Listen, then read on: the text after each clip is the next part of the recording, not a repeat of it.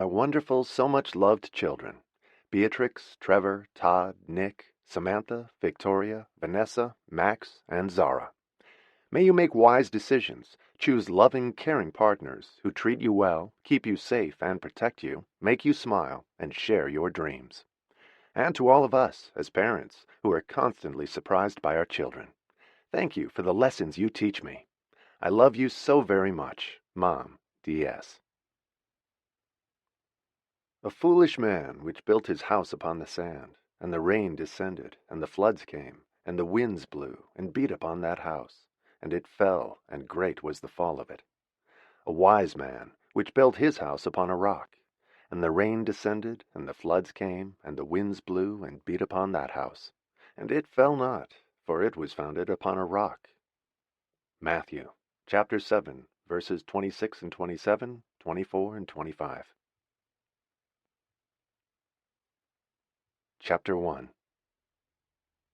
It was one of the first really warm days in early June, as Kate Morgan looked at the meticulously neat stacks of files on her desk. She liked everything to be precise around her, and an orderly life. She had lived through the unexpected shocks that can happen when her husband died 19 years before, and she'd had to make order from chaos. Her children, Tamara, Anthony, and Claire, had been 13, 10, and 7 at the time. She herself had been 35, and had never expected to be widowed at that age. Her husband, Tom Morgan, had been a beloved congressman. They'd met when she was in college and he was in law school, and married when she graduated.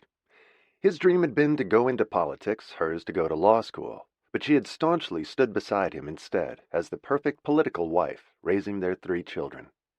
He had died in a helicopter accident in a storm while visiting a disaster area in upstate New York after a flood. The news coverage about him had made him sound like a modern-day saint. Friendly, open, accessible, he had been popular ever since his first election. Kate and the children had been devastated, and she had struggled to put meaning back into their lives without him. He had been a wonderful father and a good and loving husband for most of their marriage. Now, 19 years later, the children still revered him, and Kate had seen to it that their memories of their father were untarnished. The insurance money he had left for them had made them comfortable, though not rich by any means, and had given Kate options she hadn't considered before.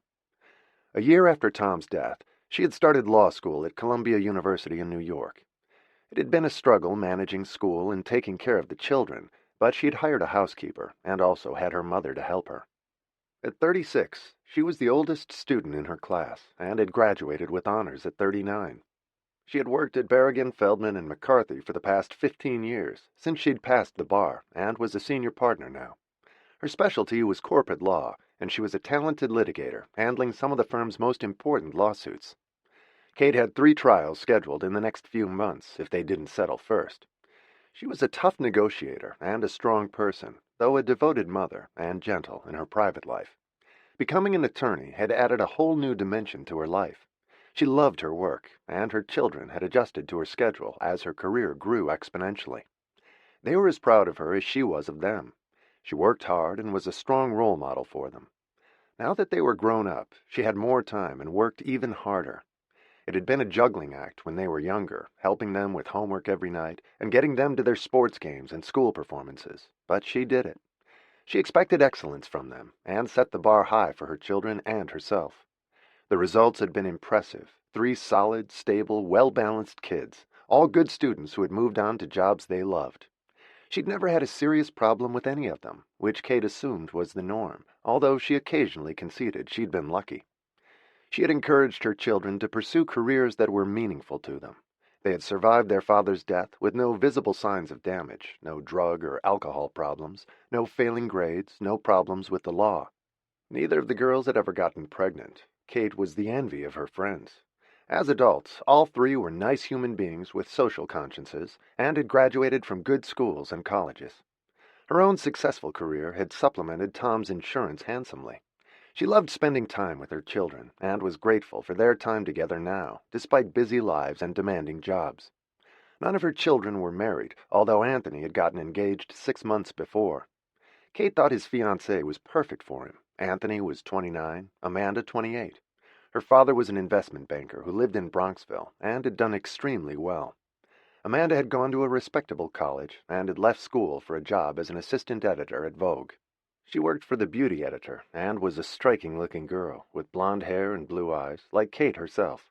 Both women were tall. Amanda could have been a model, and she had made her debut 10 years before at the Cotillion in New York. Her parents were socially prominent and very nice people. Kate loved the idea of Anthony being married to a girl like Amanda and the life they would lead together.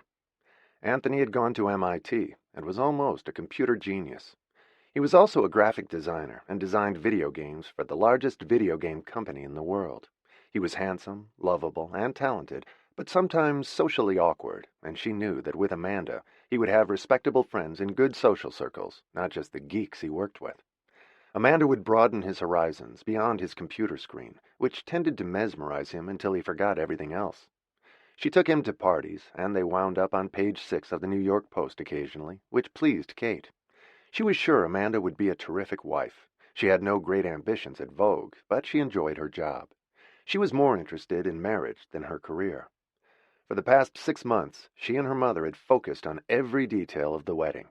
She had bought her wedding dress the week they got engaged, which Anthony's sisters thought was silly, but Kate thought was sweet. They had met at a mutual friend's wedding in Martha's Vineyard the summer before, and got engaged at Christmas. Their wedding was scheduled for December, which was only 6 months away now. Kate left her office in perfect order, taking long, graceful strides toward the elevator.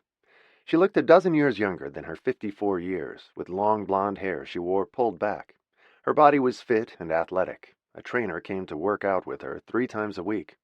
She was smiling in anticipation as she walked to the French restaurant 10 minutes from her office on Park Avenue and East 54th Street to meet her youngest daughter, Claire. She looked just like her father, with dark hair and dark eyes. She was smaller than her mother, with a casual sexiness she was unaware of. She had graduated from NYU Law School a year before and worked for a rival firm as an associate corporate attorney, following in her mother's footsteps.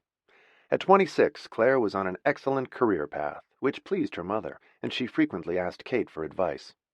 She was waiting outside the restaurant in a short black skirt and high heels, with her dark hair piled on top of her head. Kate beamed when she saw her. Claire's office was nearby, and Kate loved having lunch with her. She was bouncy and fun and young, and irrepressibly romantic. She had gone through a string of short-term boyfriends before, during, and after law school. Her relationships never lasted long, but they were intense and burned themselves out quickly, and then she would move to another one. She was never alone for long. There was no shortage of men in her life, unlike her older sister, Tammy, a senior vice president of marketing at Chanel, who never had time to date. She said relationships were something she'd think about later. Her rise in the company had been rapid, at the expense of her personal life, which she neglected, somewhat like her mother. Claire managed to do both, work hard and date, and men could never resist her. Kate kissed her, and they walked into the restaurant, and heads turned when they entered. Claire had the looks that attracted men to her, and had even as a teenager, and Kate was a beautiful woman. The maitre d' was pleased to see them both, and gave them their favorite corner table. "You look happy," Kate commented as soon as they sat down, and Claire grinned as she nodded. "They gave me 3 new cases to do discovery on, really interesting ones." She never revealed anything confidential to her mother, but loved talking shop with her and getting insights into the laws and precedents that affected the cases she was working on. "That should keep you out of trouble," Kate teased her. They both ordered lobster salad for lunch, and the conversation moved quickly as they chatted. "Have you seen your brother lately?"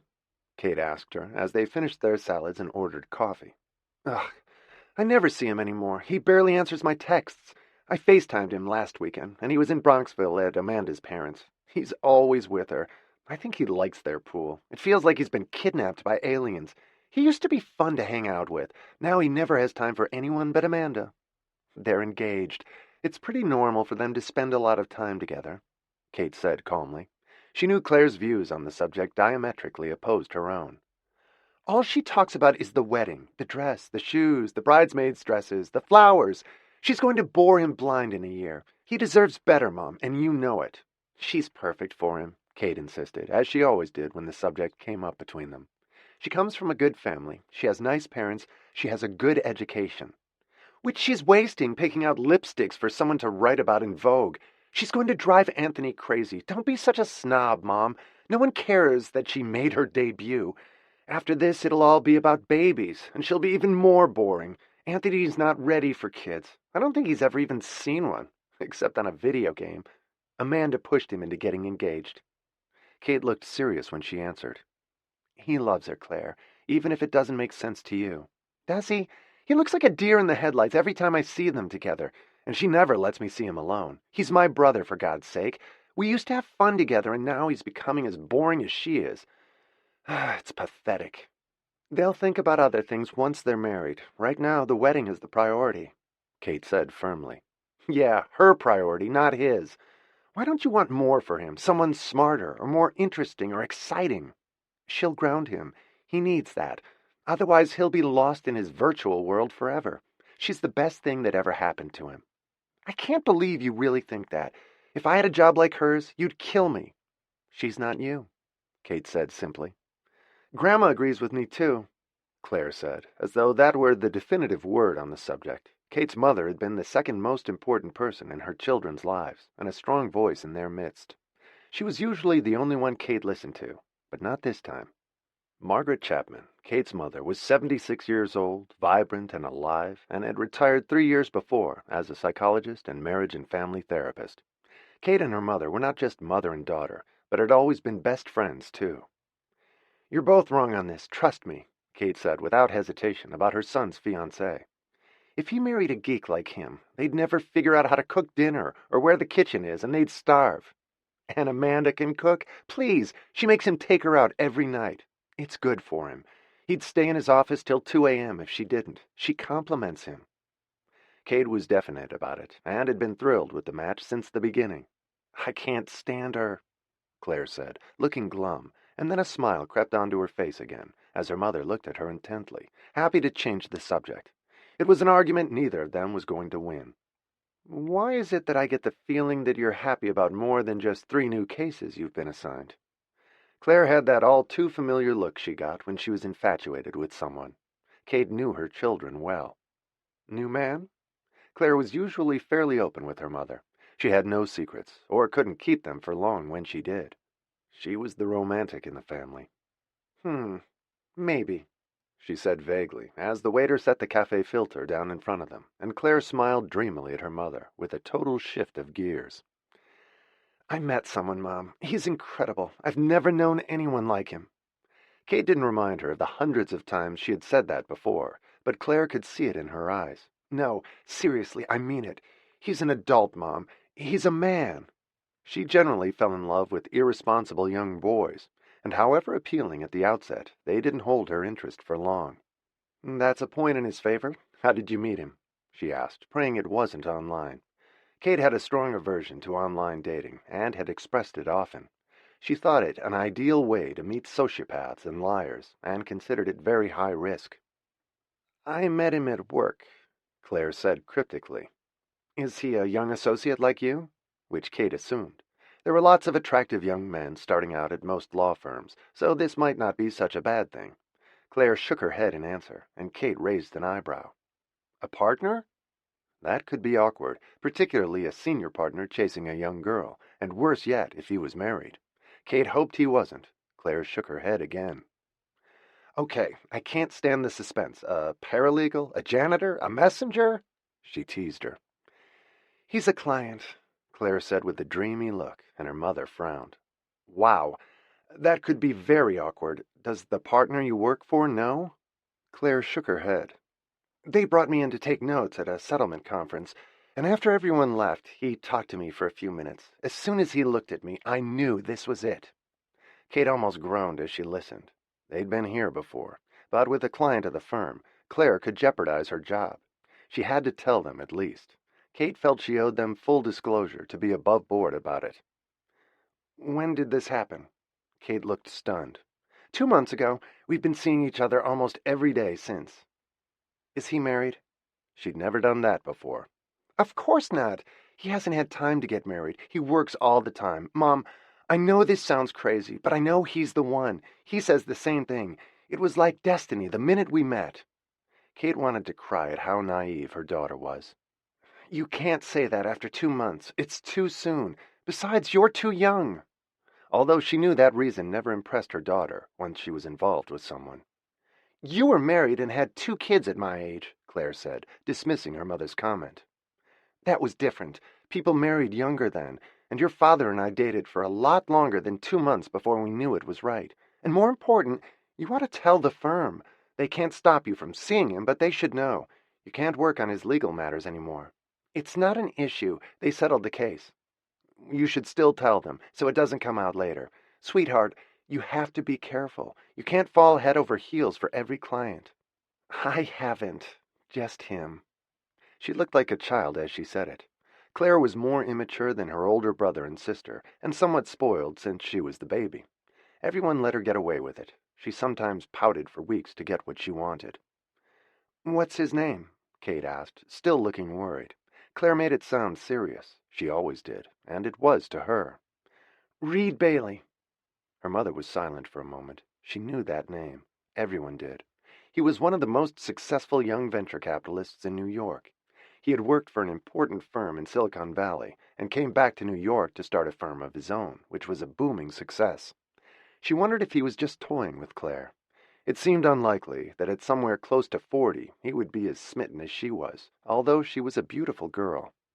Kate knew nothing about his personal reputation, only his success in business. On paper, certainly, he was an impressive guy. But Reed Bailey being the one in Claire's life seemed unlikely to her. He could have any woman he wanted, not just a young associate he picked up at a law firm. "How old is he?" 39. He's never been married. He's dying to settle down and have kids. He just hasn't had time or found the right woman." Kate knew that was the oldest excuse in the world for men who hadn't married. "And you're not ready to have kids." Claire was still a kid herself in many ways. "You're playing in the big leagues with him. He's way down the road from where you are now at your age." "I know that, Mom, but we're crazy about each other. I know this is it. He says he can see me as the mother of his children someday. He's never said that to anyone before." She was off and running at full speed. "Can you calm this down for a while? If it's real, it'll hold until you know each other better. Neither of you should be making these statements or decisions right now. It's all chemistry. You're a beautiful young woman. You're intelligent and fun to be with. You need to take your time. You both do. Forever is a long time, Claire. If it's right, it will wait." "We don't want to wait, Mom. He asked me to move in with him." Kate's heart sank at the words. It was all much too soon. Nothing good ever came from rushing. "Be smart about this. Stay with him, go out with him, get to know him. Don't give up your apartment or move in with him. You felt this way before," she reminded her, and Claire looked offended. "No, I haven't. This is different. You don't understand." "Yes, I do, but you have to be sensible. It feels perfect right now, but you really don't know him. Give it a little time." "He's the one, Mom. I know." Kate wanted to shake her, but she couldn't. All she could do was pray that Claire would slow down. But she was playing with a grown-up this time, and Kate had no way of knowing if this was a game to Reed Bailey or real. The only thing she did know was that Claire had fallen for him, head over heels, and she did not want advice from her mother. She never did.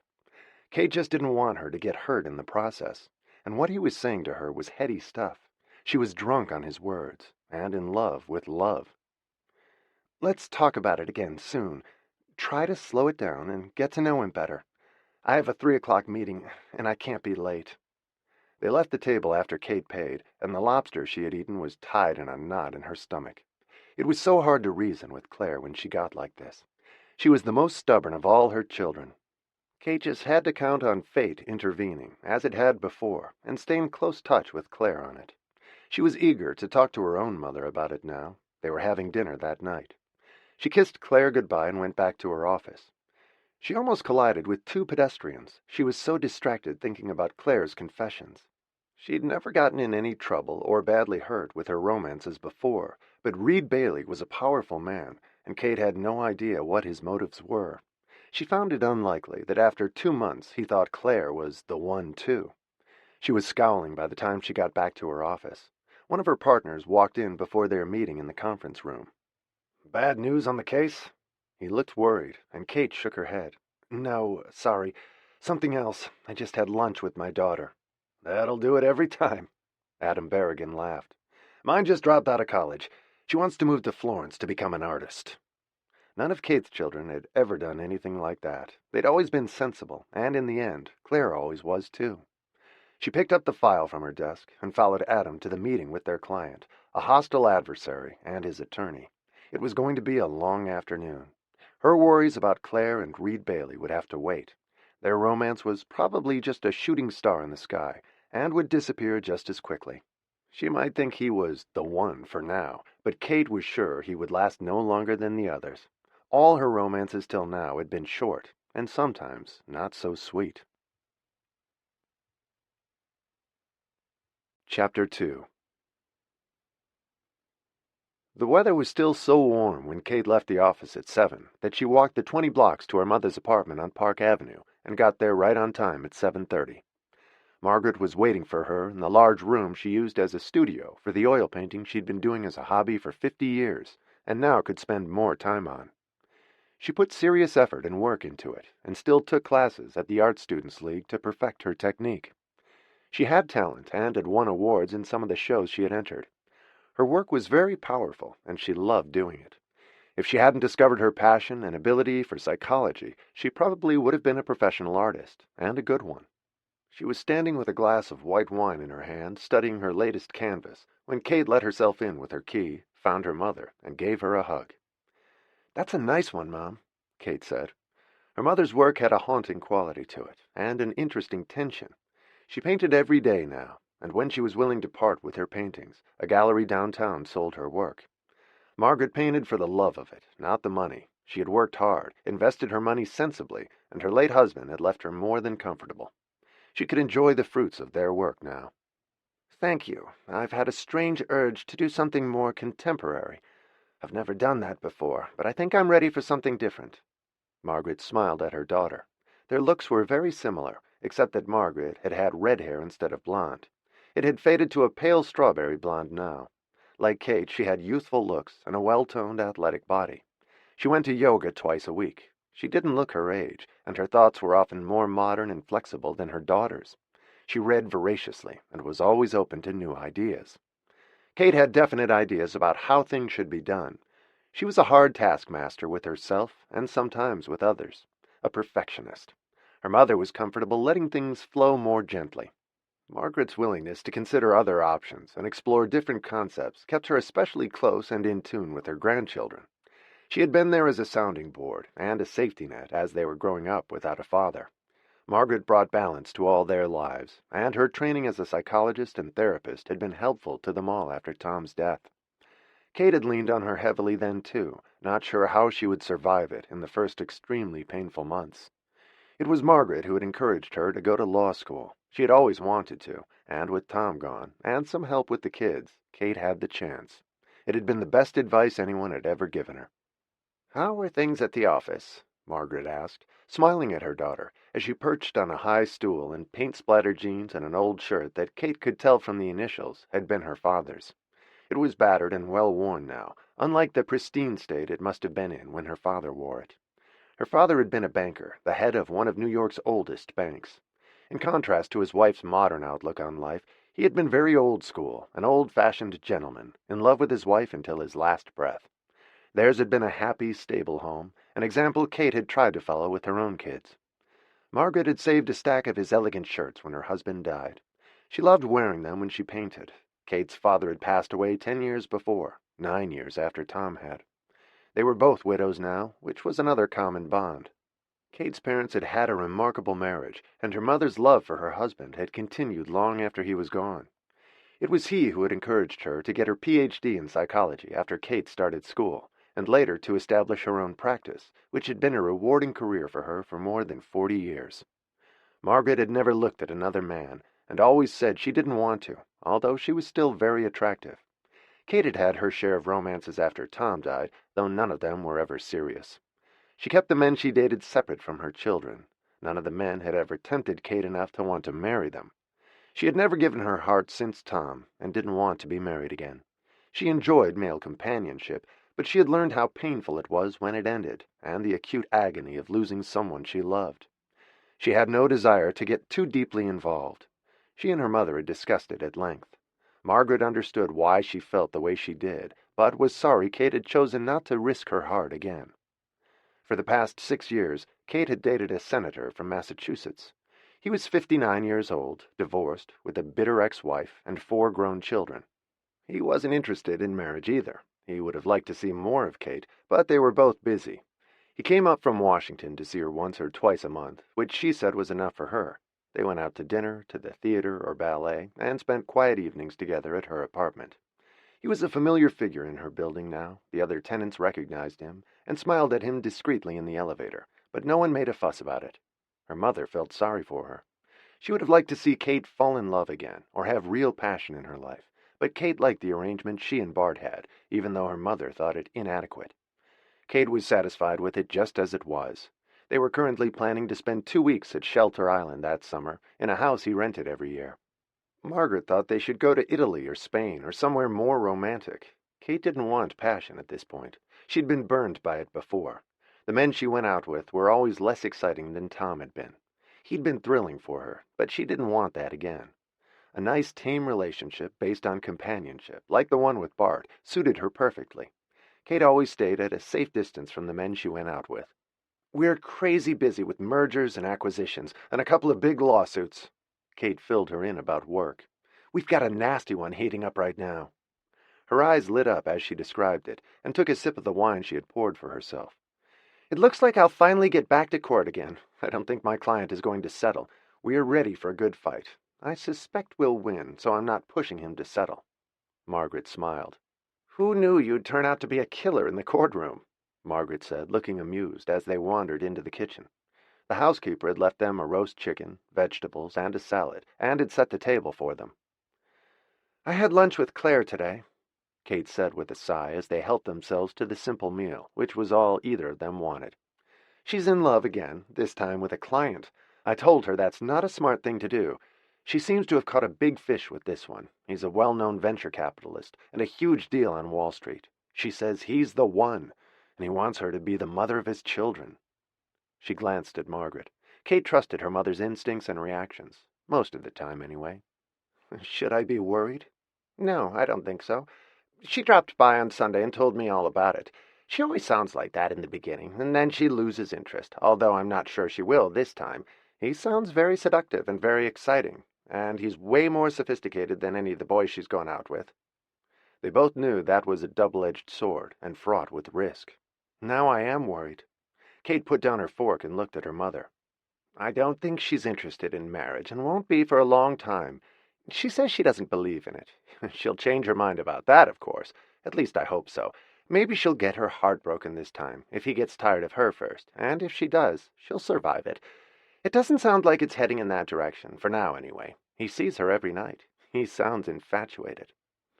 "She wants to move in with him. She's only known him for 2 months. That's not reasonable. I don't care if she sleeps with him every night. I don't want her to give up her apartment. She needs her own place in case this falls apart like all the others. And 2 months is nothing. She needs a year, at least, to get to know him." Everything Kate said made sense. "I told her that, too. She won't listen to either of us, and that's not such a bad thing. You can't expect her to do the right thing all the time. You know what I think? You set the bar too high for your children. They never screw up. No one ever got in trouble in school. They all have great jobs. They're as driven as you are, and you expect them to be perfect. That's not healthy. One of them is going to do something you don't like one of these days. You'd better brace yourself for it, and better now than when they're 40 and married with 2 kids. Maybe Claire needs to throw her heart over the wall for this guy and take some risks, instead of ending it in 3 months and moving on to the next one." "I just don't want my children to get hurt," Kate said, looking unhappy. It was an old refrain between them, and a subject she and her mother disagreed on. There weren't many. As an only child, her parents had had high hopes for her, too, especially her father. Her mother had been more lenient and expected less of her, but her childhood had been a happy one. "No, you don't want them to make mistakes. That's different. They have to. They can't be perfect all the time. If they don't make mistakes now when they're young, when are they going to make them? I worry about Tammy. She works too hard to even date, let alone have a serious relationship. At least Claire is trying to figure out what she wants by process of elimination. And I agree with Claire about Amanda, by the way. She is a mistake for Anthony. I think you like her for all the wrong reasons. She's going to shrink Anthony's world to nothing. All she cares about is getting married and having babies. Anthony deserves more than that. I've never known you to be a snob before. I think you're more in love with her than he is. He doesn't give a damn about her parents' social connections or her having been a debutante. How can you want so little for him? She bores me to extinction. Just listening to her describe her job or talk about the wedding puts me to sleep, Margaret said, and Kate looked unhappy. You and Claire are so mean about her. She'll be a good wife and a good mother, Kate said stubbornly. Is that all you want for him? He went to MIT, for heaven's sake. Have you watched his video games? They're brilliant. Margaret was proud of her grandson and all her grandchildren. Not lately. I haven't had time. If he marries a nerd like he is, he'll never be able to function in the real world. He'd rather create games than talk to people. That's not good for him either. Why does he have to get married? He's 29 years old. What's the hurry? I didn't propose to her, Kate said, looking irritated. She'd already had the same conversation with Claire about Amanda over lunch, and several other times since they got engaged. He did. He obviously thinks she suits him too. She forced him into it with an ultimatum. She wasn't going to keep dating him unless he made a commitment, so he got engaged. Why is that my fault? Kate asked her. Because he knows how much you approve of her, and he wants to please you. He'd never have thought of marrying her on his own, and he's looked bored and miserable ever since he proposed. Don't let your social ambitions for your kids run away with you, Kate. I don't think you should marry her. He'll be miserable in 6 months. It's too late. She's already bought her wedding dress. So what? She can return it. I broke 2 engagements before I married your father. Practice rounds. And in all honesty, I don't know if he'd have the guts to call it off. He's such a sweet kid. He never wants to hurt anybody. He'd rather sacrifice himself and marry the wrong girl than disappoint her. Or you. She's not the wrong girl, Kate insisted vehemently. She may be wrong for you and Claire, but she's not wrong for him. Trust me on this one. But so far, no one was convinced. Tammy said that whatever made her brother happy was fine with her, and had stayed out of the heated arguments.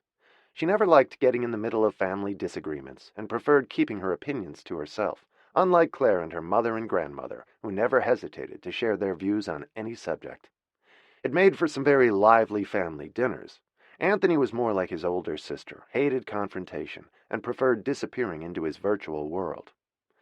I just think there's going to be trouble if he goes through with it, Margaret insisted. Maybe not immediately, but later. It's not up to me to interfere, but I think you ought to give it some serious thought, and maybe have a talk with him. This isn't just about now, it's about his future happiness. Young people forget that. Who would you rather have him marry, some bimbo or a computer geek like him? Why would that be an improvement?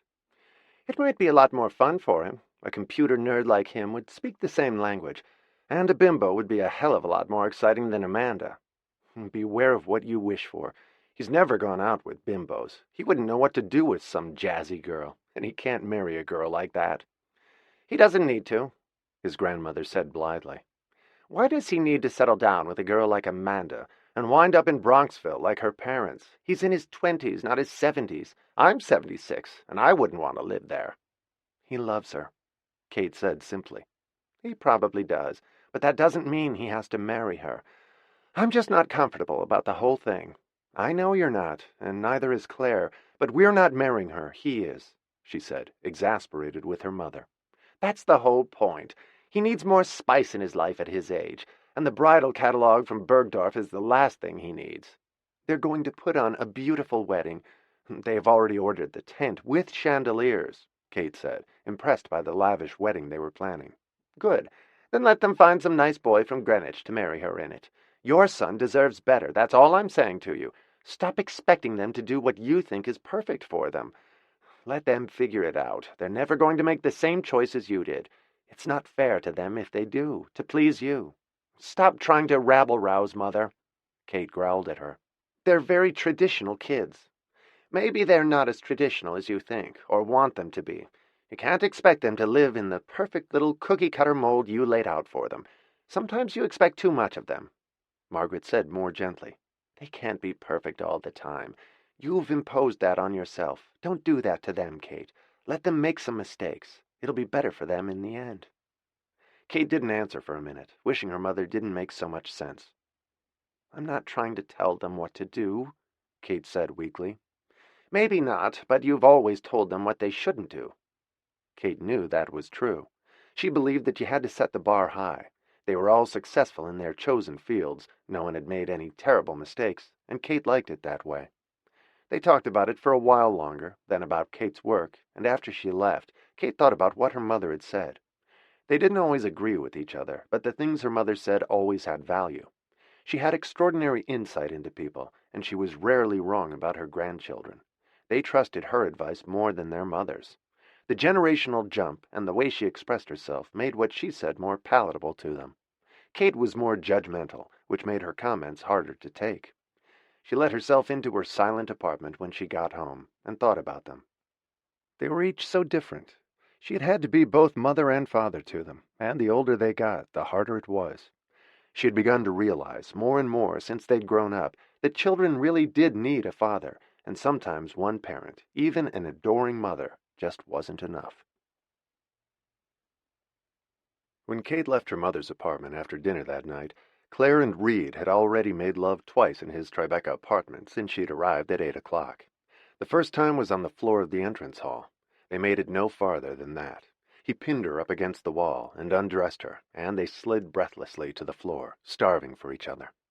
They made it to a chair in the living room after that, a big comfortable chair which engulfed them, and it was another hour before they made it to his bedroom, with a view of the Hudson River. They couldn't get enough of each other, in bed, in the shower. They were insatiable, in a frenzy of passion whenever they were together. Claire had never known anything like it. Reed was an expert lover, and they made promises to each other that Claire's mother and grandmother would have known they could never keep. But the words tumbled out of them with the same abandon as Claire's screams, and then afterward she would settle into his arms for a tender lull until they had to have each other again. No one could keep up the frenzied pace forever. They were like Jack and Jill tumbling down the hill, unable to stop their free fall of passion, helter-skelter at full speed and not wanting to.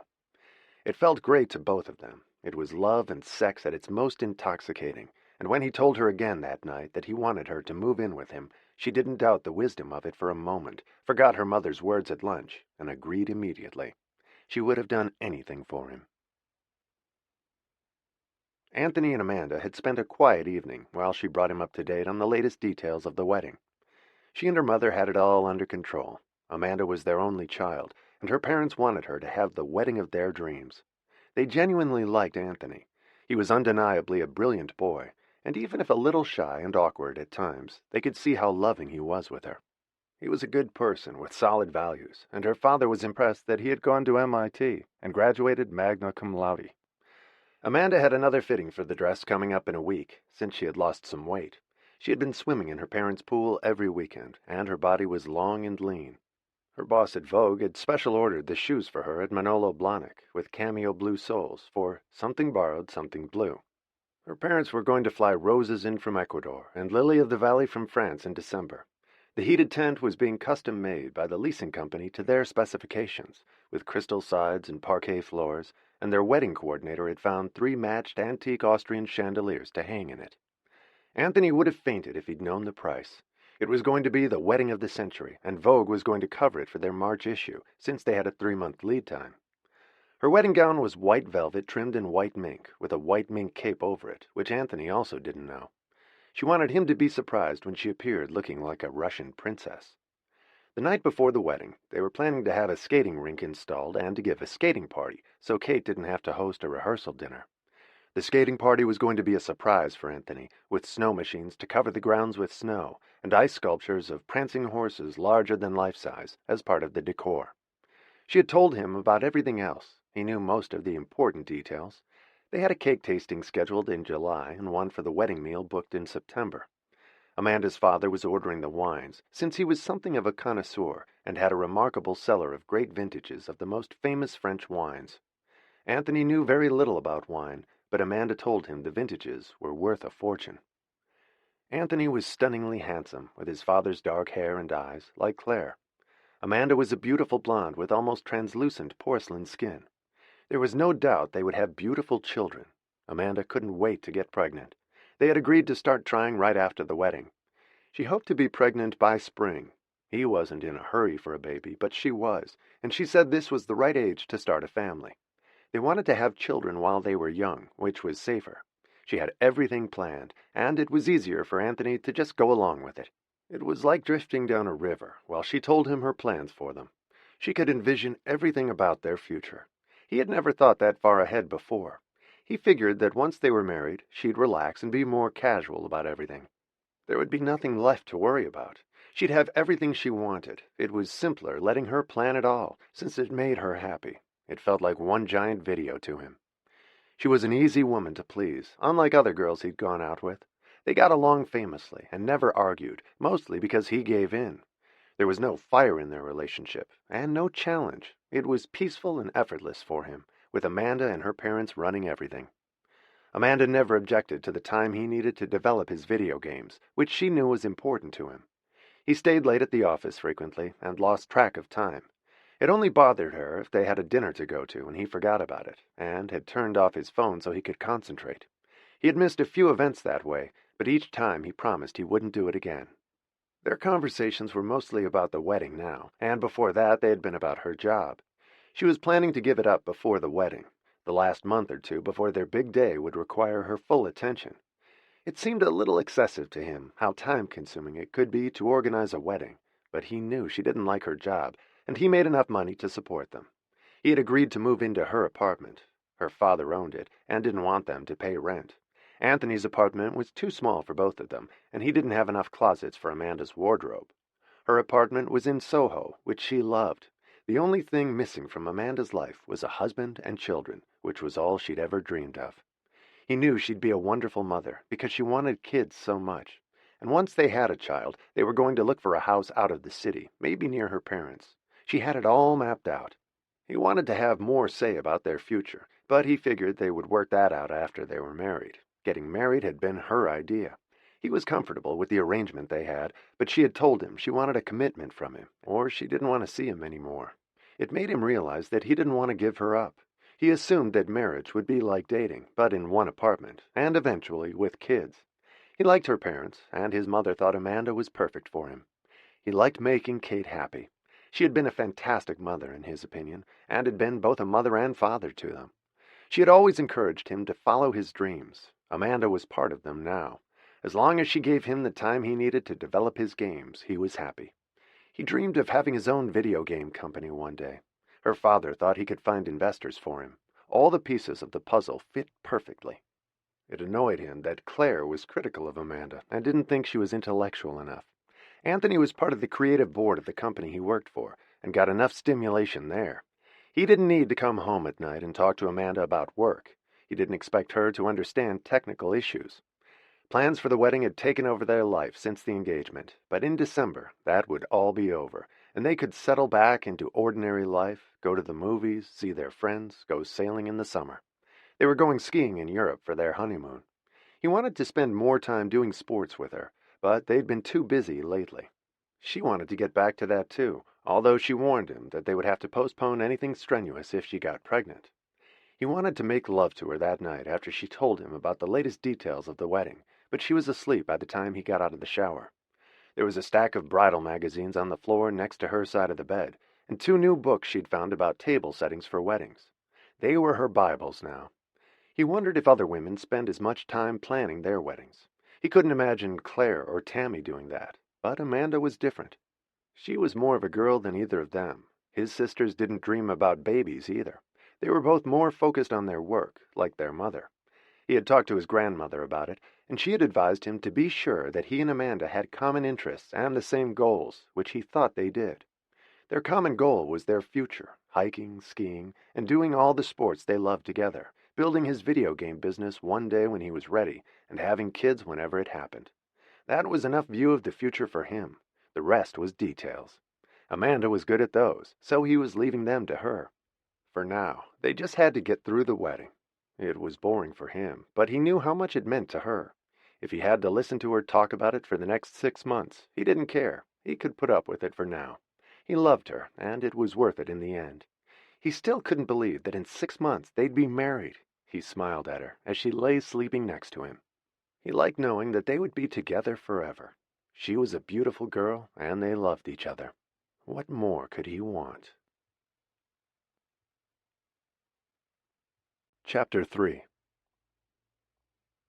As he often did on short notice, Bart called Kate midweek and told her he had time to spend the weekend with her, if she had time for him, and wasn't locked down working on a case she was preparing for court or deposition.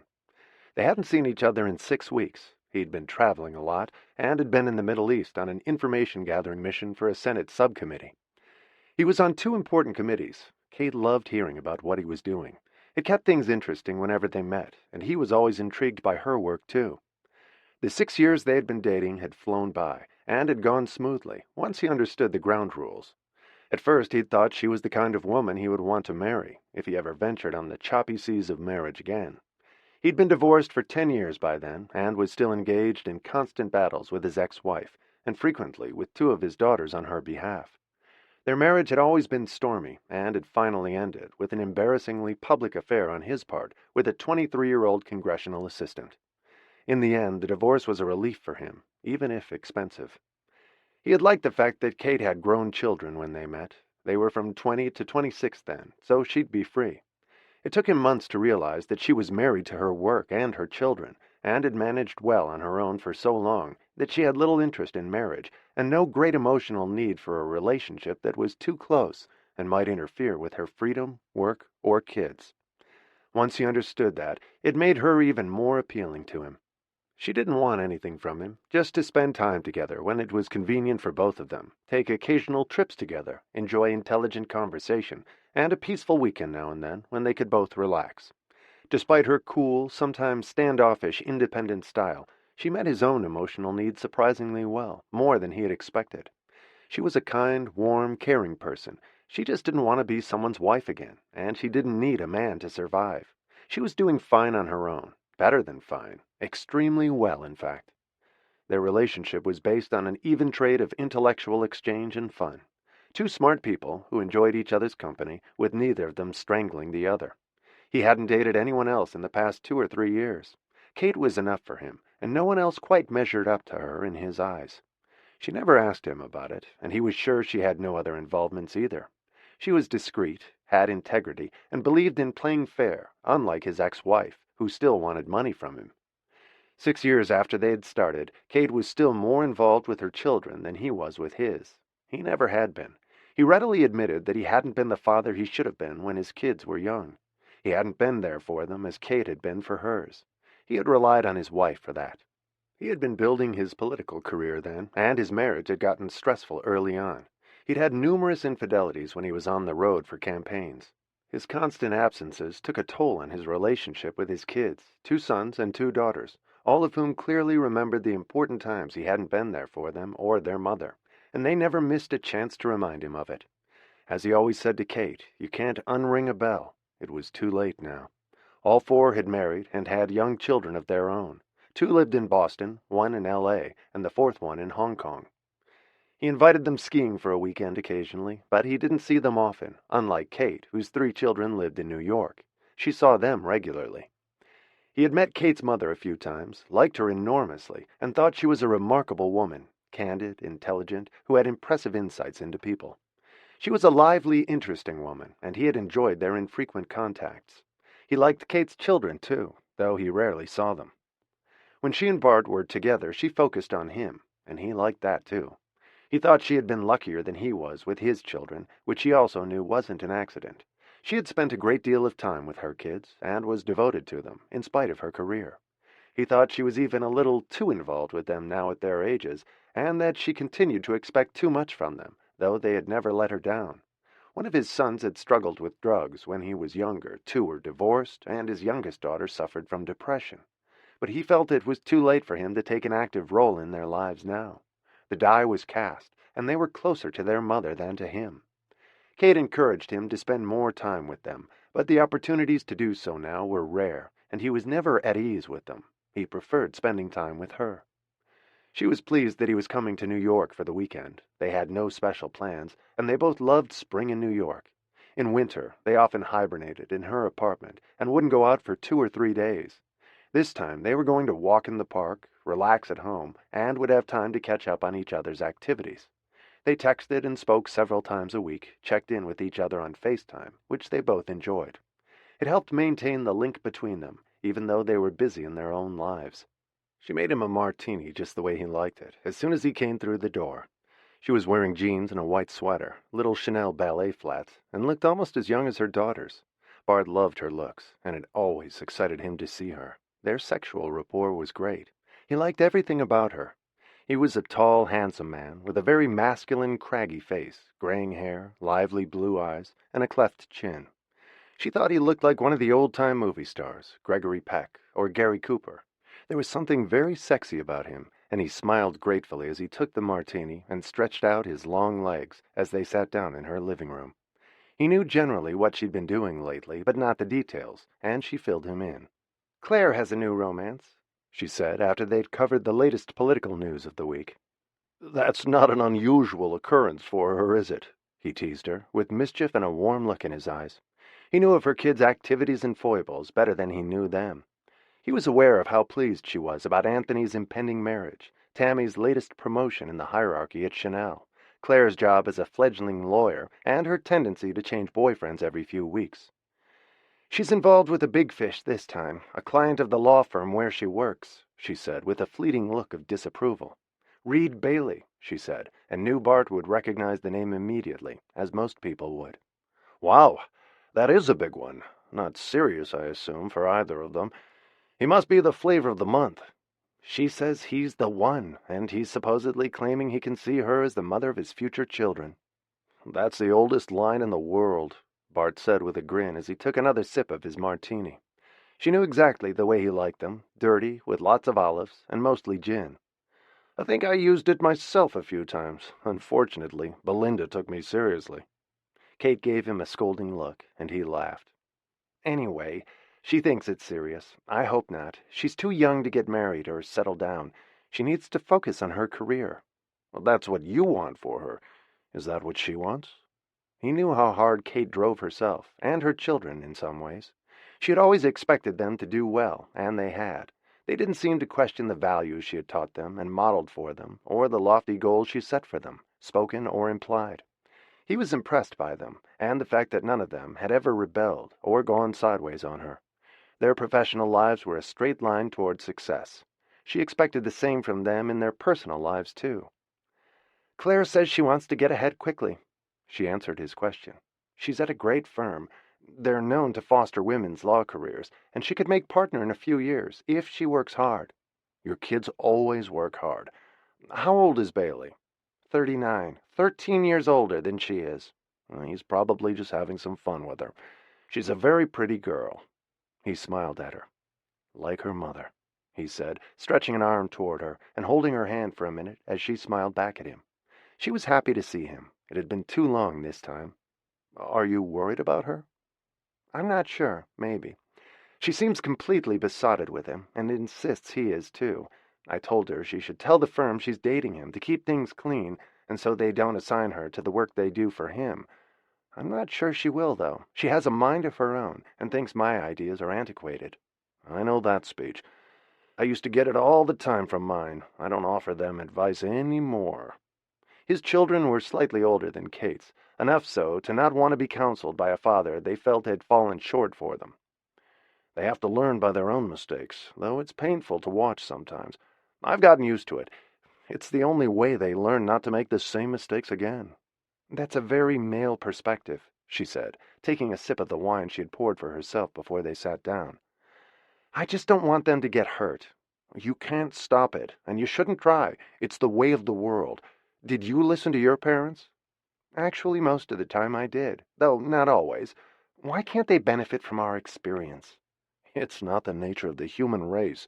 All you can do is hope they heard you early on, and that the information you want them to have is in there somewhere for them to draw on when they need it.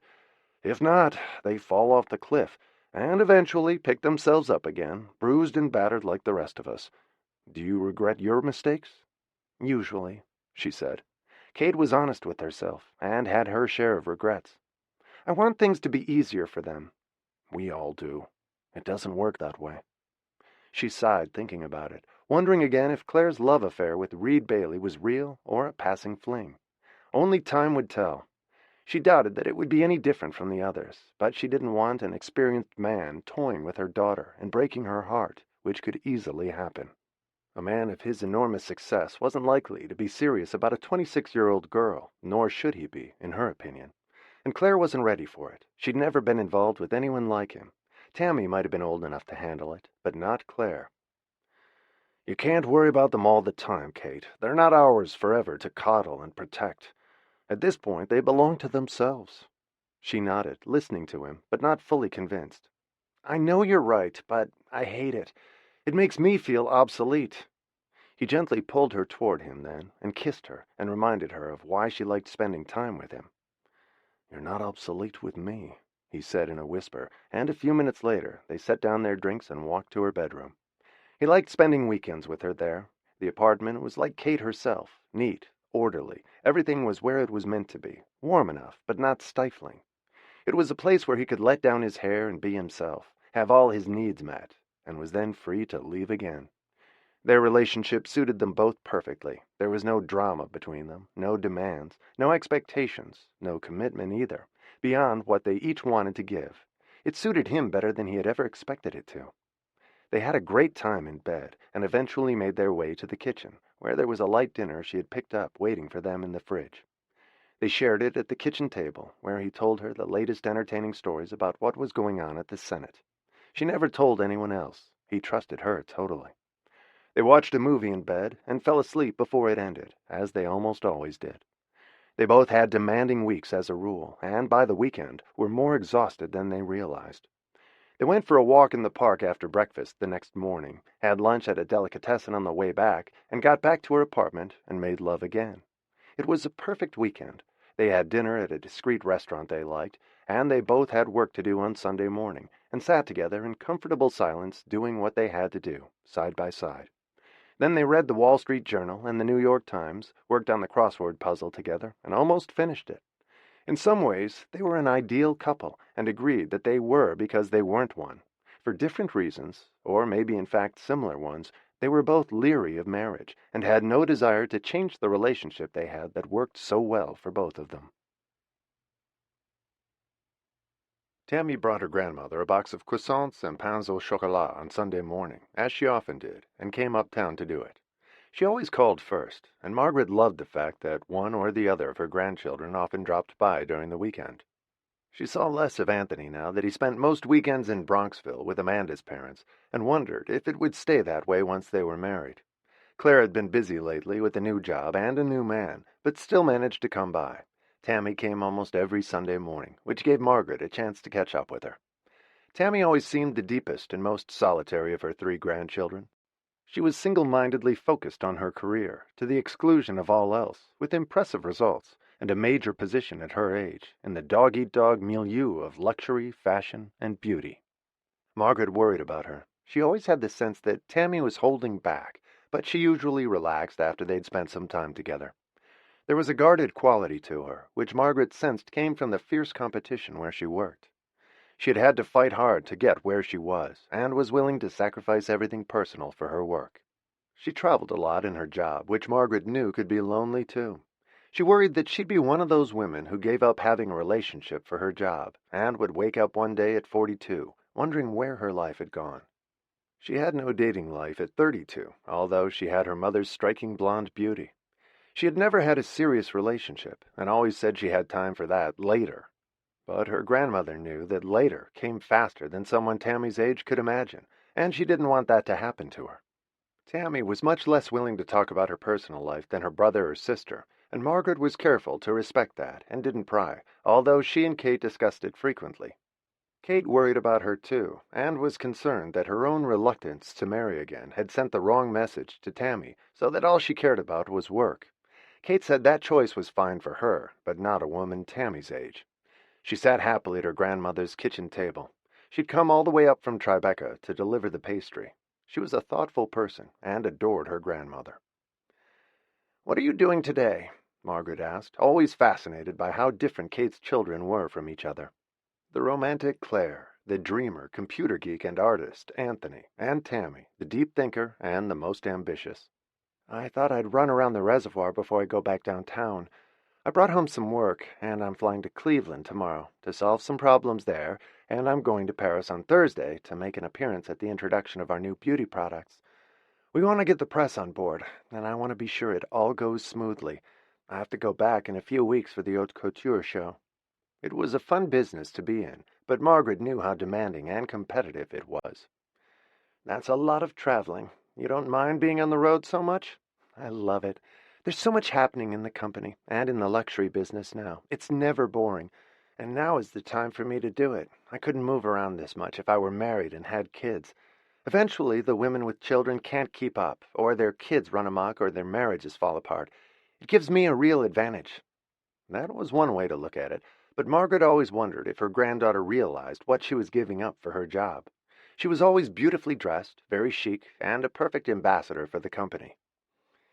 Be careful you don't give everything to your job. You can't wrap your arms around that in your old age, she warned her gently.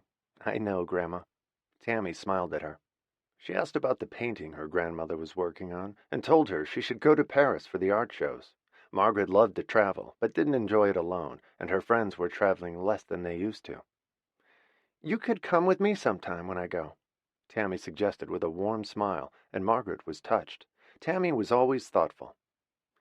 You don't need to drag me around, Margaret said, pouring them each another coffee. It was a quiet, sunny Sunday morning, and it was going to be a beautiful day. I'm not dragging you. The last time we took a trip together, you wore me out, and I could hardly keep up. They'd gone to London 2 years before, for the opening of a lavish new Chanel store. Tammy had taken 2 days off at the end of the trip, so they could go to museums together and do some shopping. You're hell on wheels in a museum, Grandma. Margaret smiled at the compliment, and knew it was somewhat true. She had always had a lot of energy, and that had changed very little. She was almost as busy and active now that she had retired as she had been when she was working. Maybe I'll come with you one of these days, she said with a hopeful look. I have this crazy idea that I want to go back to India someday, but that's a big trip. I loved it when your grandfather and I went, but that was 15 years ago. The poverty was appalling, but the colors and the light, the textiles and the people were amazing. If we ever do a show there, I'll go with you. We did a Paris-New Delhi collection 2 years ago, but I couldn't make it. We were launching a new perfume then, and I was up to my ears in that. Am I allowed to say you worked too hard? No, Tammy said with a grin. I figured. Have you seen your brother lately? No, he's working on a new video game, I think, and busy with wedding plans. Your sister and I are worried about him. I can't see him with Amanda for the long haul. What do you think? I think it's up to him, she said diplomatically. You can't tell what works for people. He seems happy with her. It was a typical answer for her. Tammy didn't like getting sucked into family gossip or passing judgment on the others. She had a strictly live and let live attitude about all of them. What do you think about her? I'm not marrying her. It works for him, or he wouldn't be marrying her. And she seems to be crazy about him. She's crazy about the wedding and the idea of marriage. I can't think of two more different people. And sometimes that works. Tammy smiled at her grandmother. They talked about the refugee situation and the violence in Europe for a while, and how it was affecting the economy in France, and ultimately the luxury business. And then Tammy hugged her and left for her run around the reservoir. Margaret was pensive after she left. She always felt as though she knew nothing more about the private side of Tammy's life than she'd known before. As gentle and kind as she was, and attentive to her grandmother, she kept her deepest thoughts to herself, and didn't share them with anyone. It made Margaret sad for her. She needed more than new products at Chanel and haute couture shows to focus her attention on. She needed someone to care about as much as she did her work. She had achieved the impressive goals that her mother aspired to for her, but it wasn't enough, and Margaret wondered if Tammy would ever let someone in behind her walls. There was no sign of it yet. She had been at Chanel for 10 years now, with a 2-year hiatus to go to business school at Wharton, which had projected her forward at an even more rapid rate. Her career was on the fast track, but she seemed to have no personal life at all. As she ran around the reservoir, Tammy wondered why she never opened up to her grandmother. She was the least judgmental and most open-minded of her entire family, but Tammy liked keeping her private life to herself. It was so much simpler that way, and she didn't want advice from any of them. She knew what she wanted, and she had most of it. The rest would come one day, In the meantime, she had an orderly life that worked perfectly for her. When Bart left Kate's apartment on Sunday night, he kissed her. They had no set plans to meet again, but hoped it would be in the next few weeks. The weekend had been just what they both wanted, a peaceful time, some meals together, great sex, and they had gone to the movies on Sunday afternoon, eaten popcorn, and held hands. It was like being kids again, without kids, which was a great relief to him, and good for her, too. From what he could tell, she had stopped talking about Claire's new romance, and didn't think about her other children once during the weekend. "I'll try to get back in a week or two," he promised, as he kissed her again, and then waved when he got in the elevator with an elderly woman with a French poodle who smiled when she recognized him. He smiled back. It had been the perfect weekend with Kate. It always was. He could count on her for a good time and an oasis of peace in their busy lives. He followed the woman with the poodle out of the building and hurried to the car and driver waiting for him at the curb. The rat race he loved was about to begin again. He couldn't wait to get back to Washington, but he smiled, thinking of Kate as the car drove away. While she hung his silk dressing gown in her closet, until the next time, Kate was smiling too. Chapter 4. Anthony got up at 5 on Monday morning, as he did every day, and left for the gym at 5:30. He was careful not to wake Amanda. He ran there in the early morning darkness and got there in 20 minutes. The run was a good warm-up for his workout. It cleared his head and always made him feel ready to face the day. Once at the gym, he got on the treadmill, followed by a bike he put on the highest setting going uphill. He was soaking wet by the time he finished and headed for the steam room. It was nearly 7 a.m. by then. After he showered at the gym, he dressed for work in jeans and a t-shirt, feeling great. He stopped at the juice bar for a protein shake. He loved his morning routine. It challenged him and calmed him and made him excited about his work again. He could hardly wait to start the day. He had tried to get Amanda to join him, but she preferred ballet class twice a week as her only form of exercise. She wasn't keen on gyms or the heavy workout he needed. "That looks evil at this hour of the day," a husky voice next to him said. His drink was mostly broccoli and kale with lime juice, and it was a wicked shade of green. "Your workout looked rugged," the woman said as he turned to see who was speaking. She was the most exotic-looking creature he had ever seen, with faintly Asian eyes and warm, pale café au lait skin.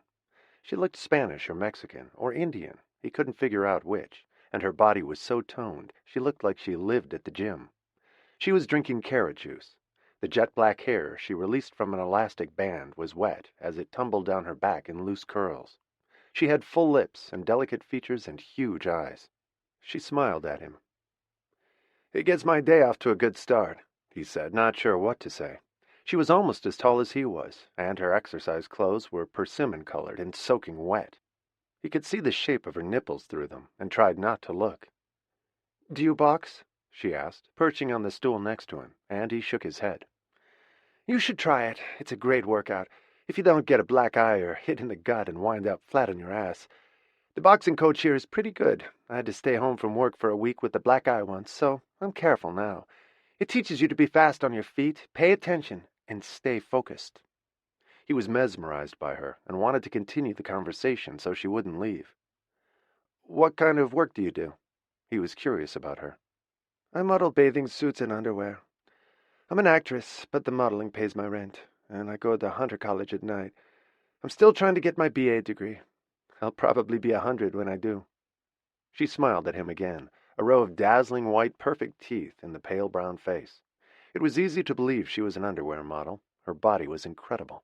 He was 6'3", and figured her for just under 6 feet. But her features were delicate and exquisite, her body perfectly toned and a little too thin, probably for the modeling. "Where are you from?"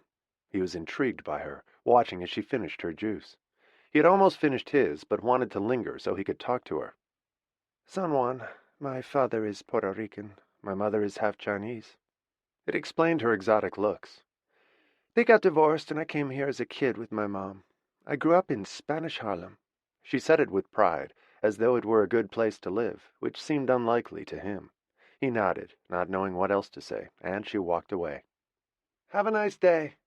He was grateful she didn't look back over her shoulder as he stared at her. He couldn't take his eyes off her. "You too," he called after her, feeling stupid. She had knocked the wind out of him even more than his grueling workout. He left a few minutes later and took the subway to work. He knew Amanda would just be getting up by then and heading for the shower. She had a beautiful body, but nothing like the girl from San Juan. There was something cocky about her that he liked too. She seemed undaunted by anything, and looked like she could take care of herself in any situation. He thought about her all day, and tried not to. The tilt of her head, the dazzling smile, the outline of her nipples in the coral t-shirt, the sound of her voice. He looked for her the next day, and was disappointed not to see her. Chiding himself for what he was doing, he stopped at the boxing ring 2 days later and saw her, with protective headgear on and boxing gloves, sparring with one of the coaches. She was lightning fast on her feet and graceful, her long legs kicking out at the trainer. Anthony stood mesmerized again, watching her for a few minutes. She glanced his way when she was finished, and smiled at him. "Come to check it out?" she asked as she walked over to him. Her movements were fluid and sexy. She had a cat-like grace about her. "You're good," he said admiringly. "I was a scrapper as a kid. I just refined it here," she said, laughing, followed him to the bikes, and got on one next to him. They didn't talk for a few minutes, intent on what they were doing. He liked being near her. She was curious about him, too. "What do you do?" she asked him. "I design video games." "Is it fun?" "I love it. You gave me an idea for a new game today, watching you box. A girls' boxing game." He wanted to make the girl look like her, but wasn't sure he could capture her beauty with a computer. She was incredible looking, like a perfectly trained tigress, ready to strike. It made him want to wrestle with her. He stopped at the juice bar with her afterward. They ordered their drinks and said nothing as they finished them, and then he headed for the men's locker room with a wave to her. "See you tomorrow?" she called out to him, and he nodded and waved again as he disappeared, then wondered what he was doing as he stood in the shower. He was in love with Amanda. They were engaged, but he wanted to see the girl from San Juan again. How was that possible? What could he say? Everything he felt was entirely visceral. He was feeling a pull to her like nothing he'd ever felt before, and got a hard-on every time he thought of her, which made him feel even guiltier. He watched her box again the next day, and wanted to get in the ring with her, just to hold her and feel the power of her limbs.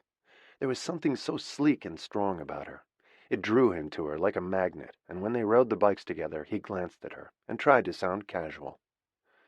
"Do you want to have a drink sometime?" he asked, forgetting Amanda for a minute. She was part of another world. "Sure, why not?" she answered, and they went on pedaling in silence, while he wondered if he should tell her he was engaged. He didn't want to. They agreed to meet the next day at a bar on 3rd Avenue. He had no idea what he was doing, but he knew he couldn't stop himself. Her name was Alicia Gomez, and she was all he could think about that night, while Amanda told him the latest details of the wedding plans. She had found the perfect party favor, heart-shaped frames to put a picture of them at each place. He felt faintly sick when she said it. The frames were from Tiffany, and they'd have to pick the photograph to go in them. Her voice blended into a blur as he was torn between guilt and desire for Alicia. He lay awake half the night and didn't see Alicia at the gym the next day. She had said she had an early shoot, and when he walked into the bar on 3rd Avenue at 6 o'clock, she was there, waiting for him. She smiled as soon as she saw him. She was wearing very little makeup, a skin-tight short black dress and high heels, and was as tall as he was when she stood up. He looked pained as he approached. What he felt for her was torture. It was physical and deep in his gut. He didn't understand it. How could he love one woman and want this one so much? "I can't stop thinking about you," he said as they sat at a table beyond the bar and ordered white wine. "That's good," she said, looking pleased by what he had said. "You'll need to start working with the boxing coach. It will relax you. I do yoga twice a week," she said as their wine came, and she took a sip while he watched her, feeling as though he was losing his mind. He could feel his life unraveling as he looked at her, and he couldn't stop it. "It's okay, Anthony. It's just a drink," she said in a soothing tone, and he felt as though she could read his mind and see the anguish there. "Are you seeing someone?" she asked, and he nodded. It was the perfect opportunity to tell her he was engaged, but he couldn't. If he did, she might not see him again, and he couldn't bear that. "Yes, I am," was all he said. He didn't tell her he was up to his neck in wedding plans, which bored him to tears. She shrugged at his answer, and didn't seem to care. She figured if the relationship was important, he would tell her, and he didn't. She was 30 years old, smart, and understood perfectly when he told her how he built his video games. She asked all the right questions. They both had 2 glasses of wine and took a cab to her place downtown in the West Village. They didn't talk on the way. His mind was whirling. He had never cheated on Amanda. He followed Alicia into her apartment, and as soon as the door closed, he peeled off the black dress that molded her incredible body and had the best sex he'd ever had in his life. As he lay next to her afterward, he knew that he wanted more of her. She laughed and teased him back to life. Then they stood in the shower and made love again. It took every ounce of willpower to leave her at 10 o'clock and go home. He wanted to run back to Alicia the minute he left her apartment. He needed her. Amanda was worried and looked up the minute he got in. She'd been sitting on the bed reading a stack of bride magazines, searching for the bridesmaid dresses she hadn't found yet. Her entire mind had been given up to the wedding. He couldn't even remember what they used to talk about before. He looked at her, and a shiver ran down his spine. He knew that Alicia Gomez owned his soul. Wanting her this badly was torture, and he knew he was in trouble, but nothing in the world could make him stop it. "Where were you?" Amanda asked him, going back to the magazine she had in her hand, to mark the page with the bridesmaid dress she had liked. It was royal blue velvet, and had a regal look to it that would go well with her dress, without grabbing too much attention. She had 11 bridesmaids and a maid of honor, and her father had promised to pay for their dresses if the one Amanda picked was too expensive. Some of the girls she'd asked from work couldn't afford the kind of gown she wanted. "We had a meeting that went late," Anthony said vaguely, turning his back to her as he took his shoes off and squeezed his eyes shut. He was lying to her, but what choice did he have? An hour before, he'd been making love to Alicia, and now he couldn't touch the woman he was going to marry. How could he? Alicia had wrung him dry. What if he tried to make love to Amanda and couldn't get it up? The thought was terrifying. "You don't look good. Are you okay? You look pale," Amanda commented as she put the magazine down and stared at him as he turned around. "I have a headache from the meeting. I'm fine. I didn't have time for lunch today." "There's some salad in the refrigerator. I didn't eat dinner." She didn't offer to get the salad for him, and he didn't want it anyway. He wanted Alicia, now, in their bed at home. He felt like he was going crazy, and only Alicia could make him sane again. He liked who he was when he was with her, strong and confident, as though they were equals, physically and mentally. He didn't have to pretend to care about the wedding he didn't give a damn about. He went to take a shower, although he had just taken one with Alicia. He felt like he needed another one before he got into bed with Amanda, to wash away his guilt. He looked apologetic when he came to bed. They hadn't made love in several days, and he started to say something awkward to her, and she looked relieved. "It's fine. I got my period today. I'm sorry I've been so wrapped up in the wedding. I just want to get everything right, and then we can coast until December." Right. Yes, coast. I know you'll make it fabulous." He kissed her cheek, switched off the light on his side of the bed, and turned his back to her, wondering what he was going to do now. He was not going to throw his whole future out the window and break Amanda's heart for a woman he barely knew, but how was he going to walk away from Alicia? He couldn't. He lay there with his eyes closed, and Amanda walked into the other room to talk to a friend on the phone. He was still awake, but pretending to be asleep when she came back an hour later. He finally fell asleep at 4:30 and woke up at 5:30 to leave for the gym. He felt like a thief, leaving Amanda's apartment, and ran faster than ever to the gym. Alicia was waiting for him. "You look like shit," she said when she saw him. "Are you sick?" "No, I couldn't sleep last night." He smiled at her. "I missed you." "Nice," she said, pleased with his answer. They started on the bikes, and he had an appointment with the boxing coach at 6:30. Alicia stood by and watched his first lesson, and it was so exciting that Anthony forgot his sleepless night and concentrated on what the coach was telling him. Anthony was fast on his feet, had good reflexes, and a natural aptitude for boxing, and Alicia smiled approval when he finished, and they headed for the juice bar together. They shared the green-eyed monster while she gave him boxing tips. "You'll be good if you work on it. Don't be afraid to hit him. He can defend himself. It took me a while to really swing at him, too. He's decked me a bunch of times." "You must have been a terror as a kid." He grinned at her. "I'm glad I didn't know you then." "I'm tougher now," she said. "And don't you forget it."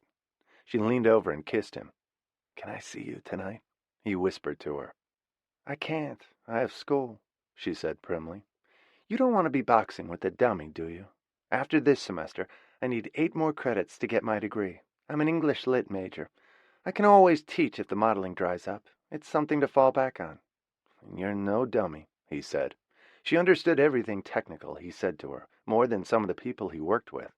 He knew that getting an education as a girl in Spanish Harlem couldn't have been easy. He admired her for it.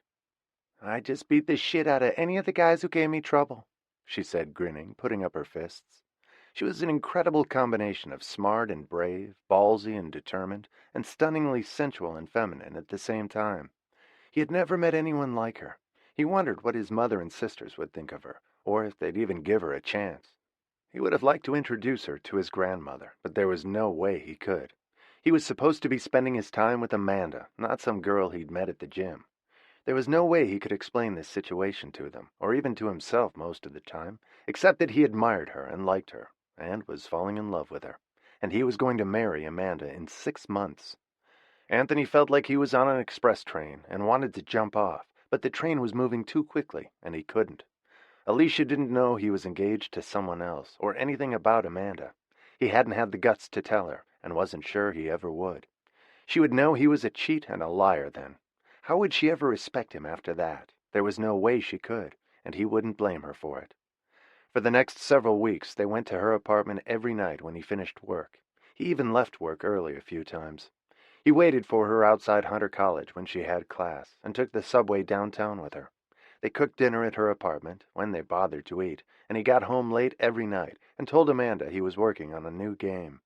He completely forgot a dinner party he was supposed to attend with her, and said he had to work that weekend, so she went to her parents for the weekend without him, and he stayed with Alicia.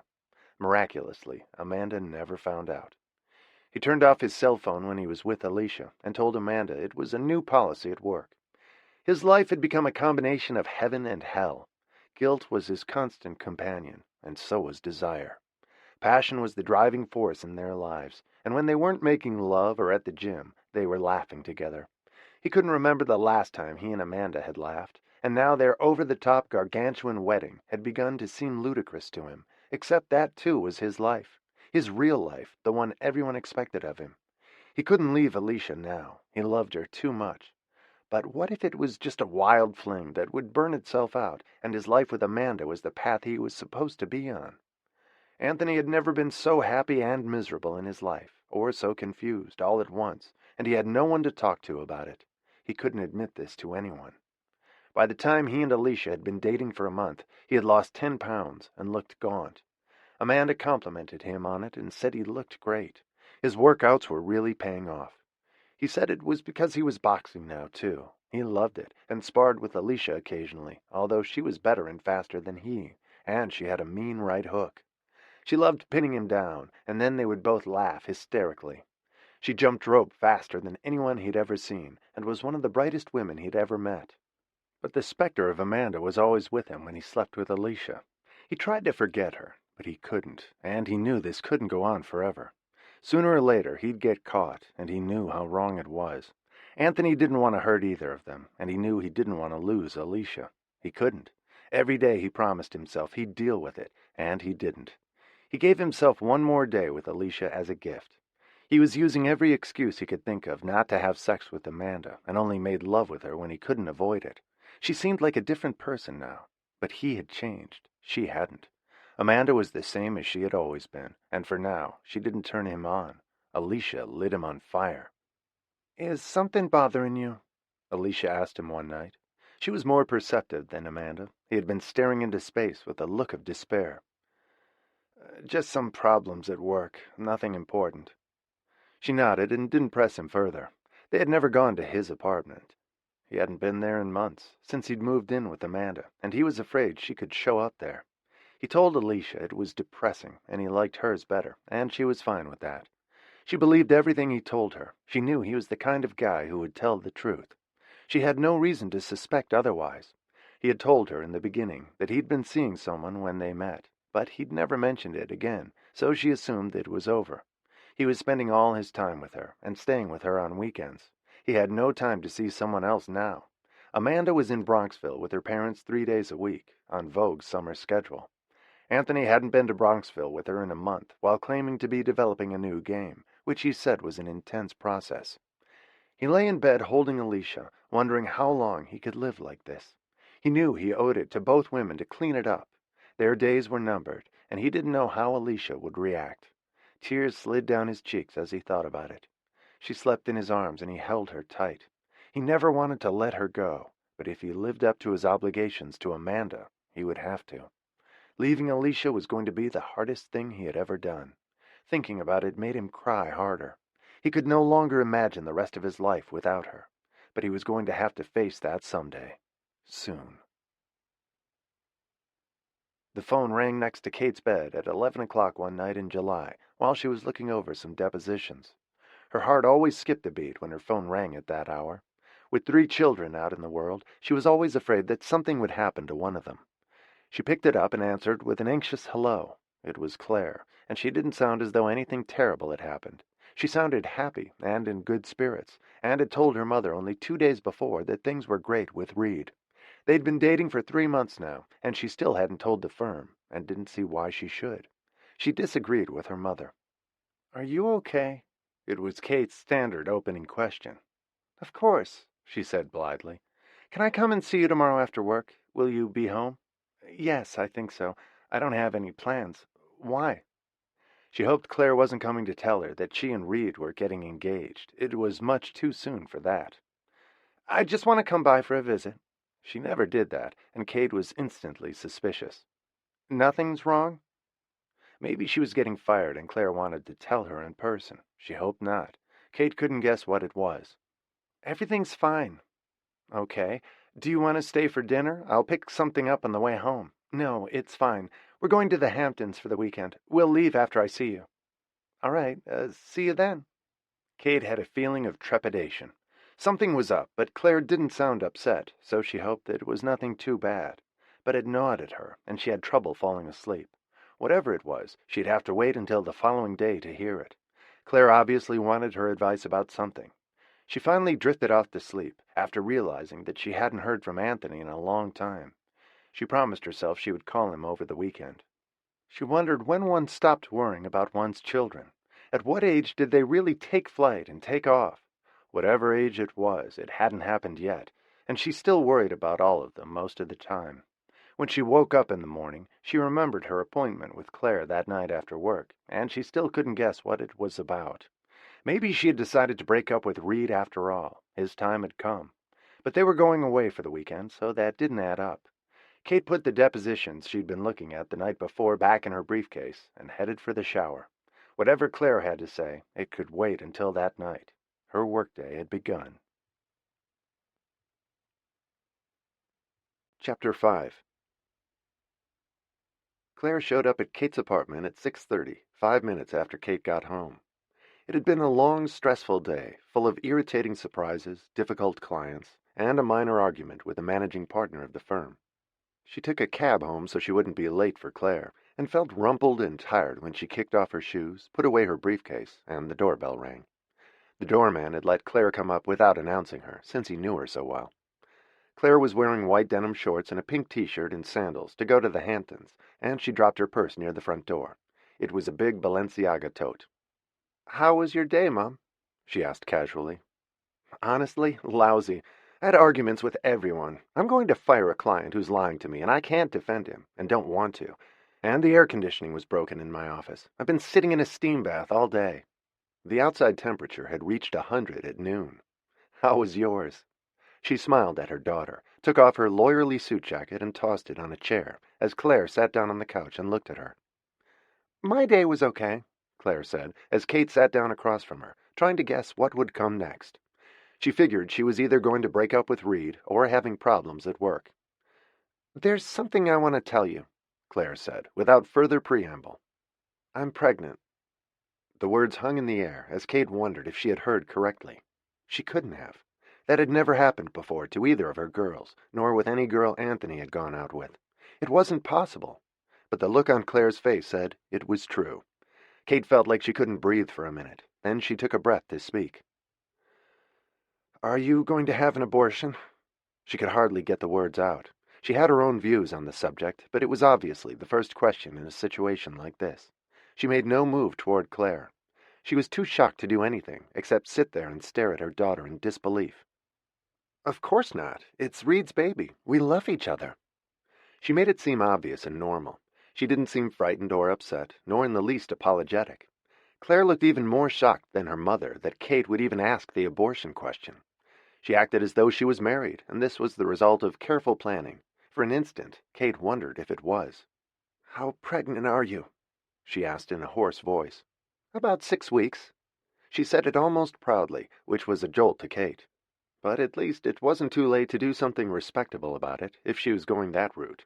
It wasn't what Kate wanted for her, but the questions had to be asked now. She wanted to know Claire's plans. "I'm having the baby, Mom," Claire said, to make it clear to her mother. Kate could feel her stomach turn over and a chill run down her spine. In her whole life, it had never occurred to her that she'd be living a scene like this with one of her girls. It was like bad reality TV. "What does Reed say about all this? Does he know yet?" "Of course," Claire said, looking deeply offended. "We did the test together. He's ecstatic." Wonderful, Kate thought to herself. "Couldn't it be a false positive? Home tests aren't always reliable," Kate said, clutching at straws. "I had a blood test, too, to confirm it. Reed said the same thing, and we wanted to be sure. I'm definitely pregnant." She said it like it was a victory, not a tragedy or defeat. Claire smiled, and Kate was fighting back tears. "Are you going to get married?" Kate said, and Claire looked her mother in the eye and shook her head. "We talked about it. Reed wants to, but I'm not ready. I love him with all my heart, but I don't feel ready for marriage and all it entails." Kate looked as though someone had slapped her. "Wait a minute. You don't feel ready for marriage, but you're ready for a child. Do you know how crazy that is? You can undo a marriage if you make a mistake. You can't undo a child. A child is forever, for the rest of your life. And you'll be tied to Reed, whether you're married to him or not, if you have a child together. If you're not ready for the commitment of marriage, how can you possibly be ready for the responsibility of a child? Explain that to me." "Marriage doesn't mean to me what it does to you, Mom. It's not this big voodoo, have-to, all-important goal in life. It's fine if it's what you want, but I don't. What I feel for Reed is much more important to me and our baby. That's all I care about. I don't need to be married to him. That's so yesterday, Mom. This is now. No one gets married anymore." She looked cocky as she said it, which made Kate angry. "Oh, yes, some people do. The usual order is marriage, then babies, not the reverse, or babies and no marriage. That's insane, and not very respectable, at least. And have you thought of your career? You work for a very conservative, old-guard law firm. They can't fire you for having a child out of wedlock in today's world, or you could sue them, but they can certainly pass you over for partner for the rest of your time there, or for a very long time. If they do, then I'll switch to another firm. They don't own me. There are plenty of more modern law firms who wouldn't consider it a problem." Kate knew that was true, but she hated what Claire was saying and wanted to do. Her children had grown up with traditional values, and now Claire wanted to be avant-garde and be an unwed mother. The thought of it broke Kate's heart. What part of her upbringing had she not understood? And why was she rejecting the most basic morality that Kate believed in profoundly and expected her children to embrace too? "So you're not getting married," she said in disbelief. "That's right." Claire looked belligerent as she said it. She knew her mother's views on the subject and didn't care. "And you feel ready to be a mother at 26? A single mother?" "I'll be 27 when the baby's born. It's due in March." "You have enough time to get married now and cover it up," Kate said desperately, "and have it look respectable." "I don't need to get married. It already is respectable. Reed and I love each other, and I won't be a single mom. He'll be with me. He said he'll marry me any time I want if I change my mind in a few years. I've always said I didn't want to get married till I was over 30. Was having an illegitimate child at 27 part of that plan?" Kate said angrily. She was furious with her and wanted to shake her. She hardly recognized the brash young woman facing her, totally oblivious to all propriety and the traditions she'd grown up with. "There's nothing illegitimate about this baby, Mom. I'm having the child of the man I love." "Whom you've known for 3 months. You don't even know each other. And he says now that he'll marry you whenever you want, but he may feel differently about it later. I don't think there's anything cool or trendy about having a baby out of wedlock. I think it's disgraceful and irresponsible. If you got pregnant and want to keep it, at least have the decency to get married. I'll give you a wedding." I don't want a wedding. I have everything I want, a man I love and his baby. I can't believe you're saying this to me, as blithe as can be. You have no idea what you're taking on. Yes, I do. I watched you with us. You did it alone. If I have to, so can I. I was married to your father when all of you were born. That was 33 years ago. It doesn't matter anymore. Hardly anyone gets married to have a kid. And I'm not going to hide it now like it was some crime we committed. We're thrilled. I'm sorry if you're not, Mom, and you think it's such a disgrace. That's sad for you. You're having a grandchild. You should be happy. Not in these circumstances. How can I be? You're doing something that goes against everything I believe in and you were brought up with. I've never pushed any of you to get married, but if you're having a baby, I think you should. It's the least you can do, out of decency and self-respect, and for the child. We owe it to the child to be good parents. No one will care if we're married. And yes, you did push us into marriage, by the way. What do you think you're doing to Anthony? Encouraging him to marry that airhead because her parents are a big deal socially and have a big house? That's not why I want him to marry her. I think she'll ground him and be a terrific wife. Well, I think you're wrong on that score. I think she'll be a lousy wife and a huge bore and dead weight for him. And I don't want to be a wife right now, just a mother. Claire's cell phone buzzed and a text came in. She glanced at it and stood up. It's Reed. He's downstairs. He went to put gas in the car and he's back. I have to go. There's going to be a lot of traffic. It's Friday night. She had been there for exactly 35 minutes, just long enough to tell her mother that she was pregnant, wanted to have the child out of wedlock, had no intention of getting married, and leave. In Kate's mind, it was like Hiroshima. She felt as though Claire had dropped a bomb on her. But there was nothing left to say. Claire had made it clear that her plans weren't open for discussion or negotiation. She had come here to announce them, not compromise. She had no intention of doing anything differently from what she wanted, and it was up to her mother to adjust to it. Kate didn't even have the luxury of being happy about a grandchild. The whole thing felt like a tragedy to her. I'm giving up my apartment and moving in with Reed. I was going to anyway, before we found out about the baby. At least he's happy about it, even if you're not. Claire managed to look both angry and disappointed. She expected her mother to be supportive and thrilled, but how could she with the way Claire was going about it? Kate wouldn't have been happy if Claire was getting married this quickly, but a baby and not married was too much for her to swallow all at once, and to expect her to be delighted on top of it was completely unreasonable. I need time to digest this, Kate said in a grim voice, and stood up too. You're expecting a lot if you want me to be happy about this the way you want to do it. Marriage is an archaic tradition, Mom. No one sensible does it anymore. Well, some do. I'm just sorry you don't want to be one of them. It may be archaic, but it's the right thing to do. In your opinion, not mine. Claire started to walk to the door as Kate followed her. She tried to put her arms around Claire to hug her, but she pushed her away. Don't bother. I know what you think of me. I'm the family disgrace now. You love all of us, as long as we do exactly what you want, get a great education, find a terrific job, work our asses off, and do everything properly, your way. You may be able to con Anthony into that, but not me. I know what I'm doing is right for me. I'm sorry you don't think so. I'm not banishing you. You're not being fair. This is a hell of a shock for me, Kate said quietly. This isn't about you, Claire said coldly. It's about me and Reed and our baby. And if you can't get on board and don't want to be part of it, that's up to you. She was being incredibly nasty and immature about it, and every word she said cut through Kate like a sword. It was the first serious problem she had ever had with one of her children, and it was a big one. Kate wondered if the wounds between them would ever heal. She couldn't even think about the baby. She was so hurt and shocked by her own daughter. I love you. I'm sorry this is hard for both of us, Kate said in a sad voice. She felt as though she had just lost her youngest child, but she couldn't be dishonest with her.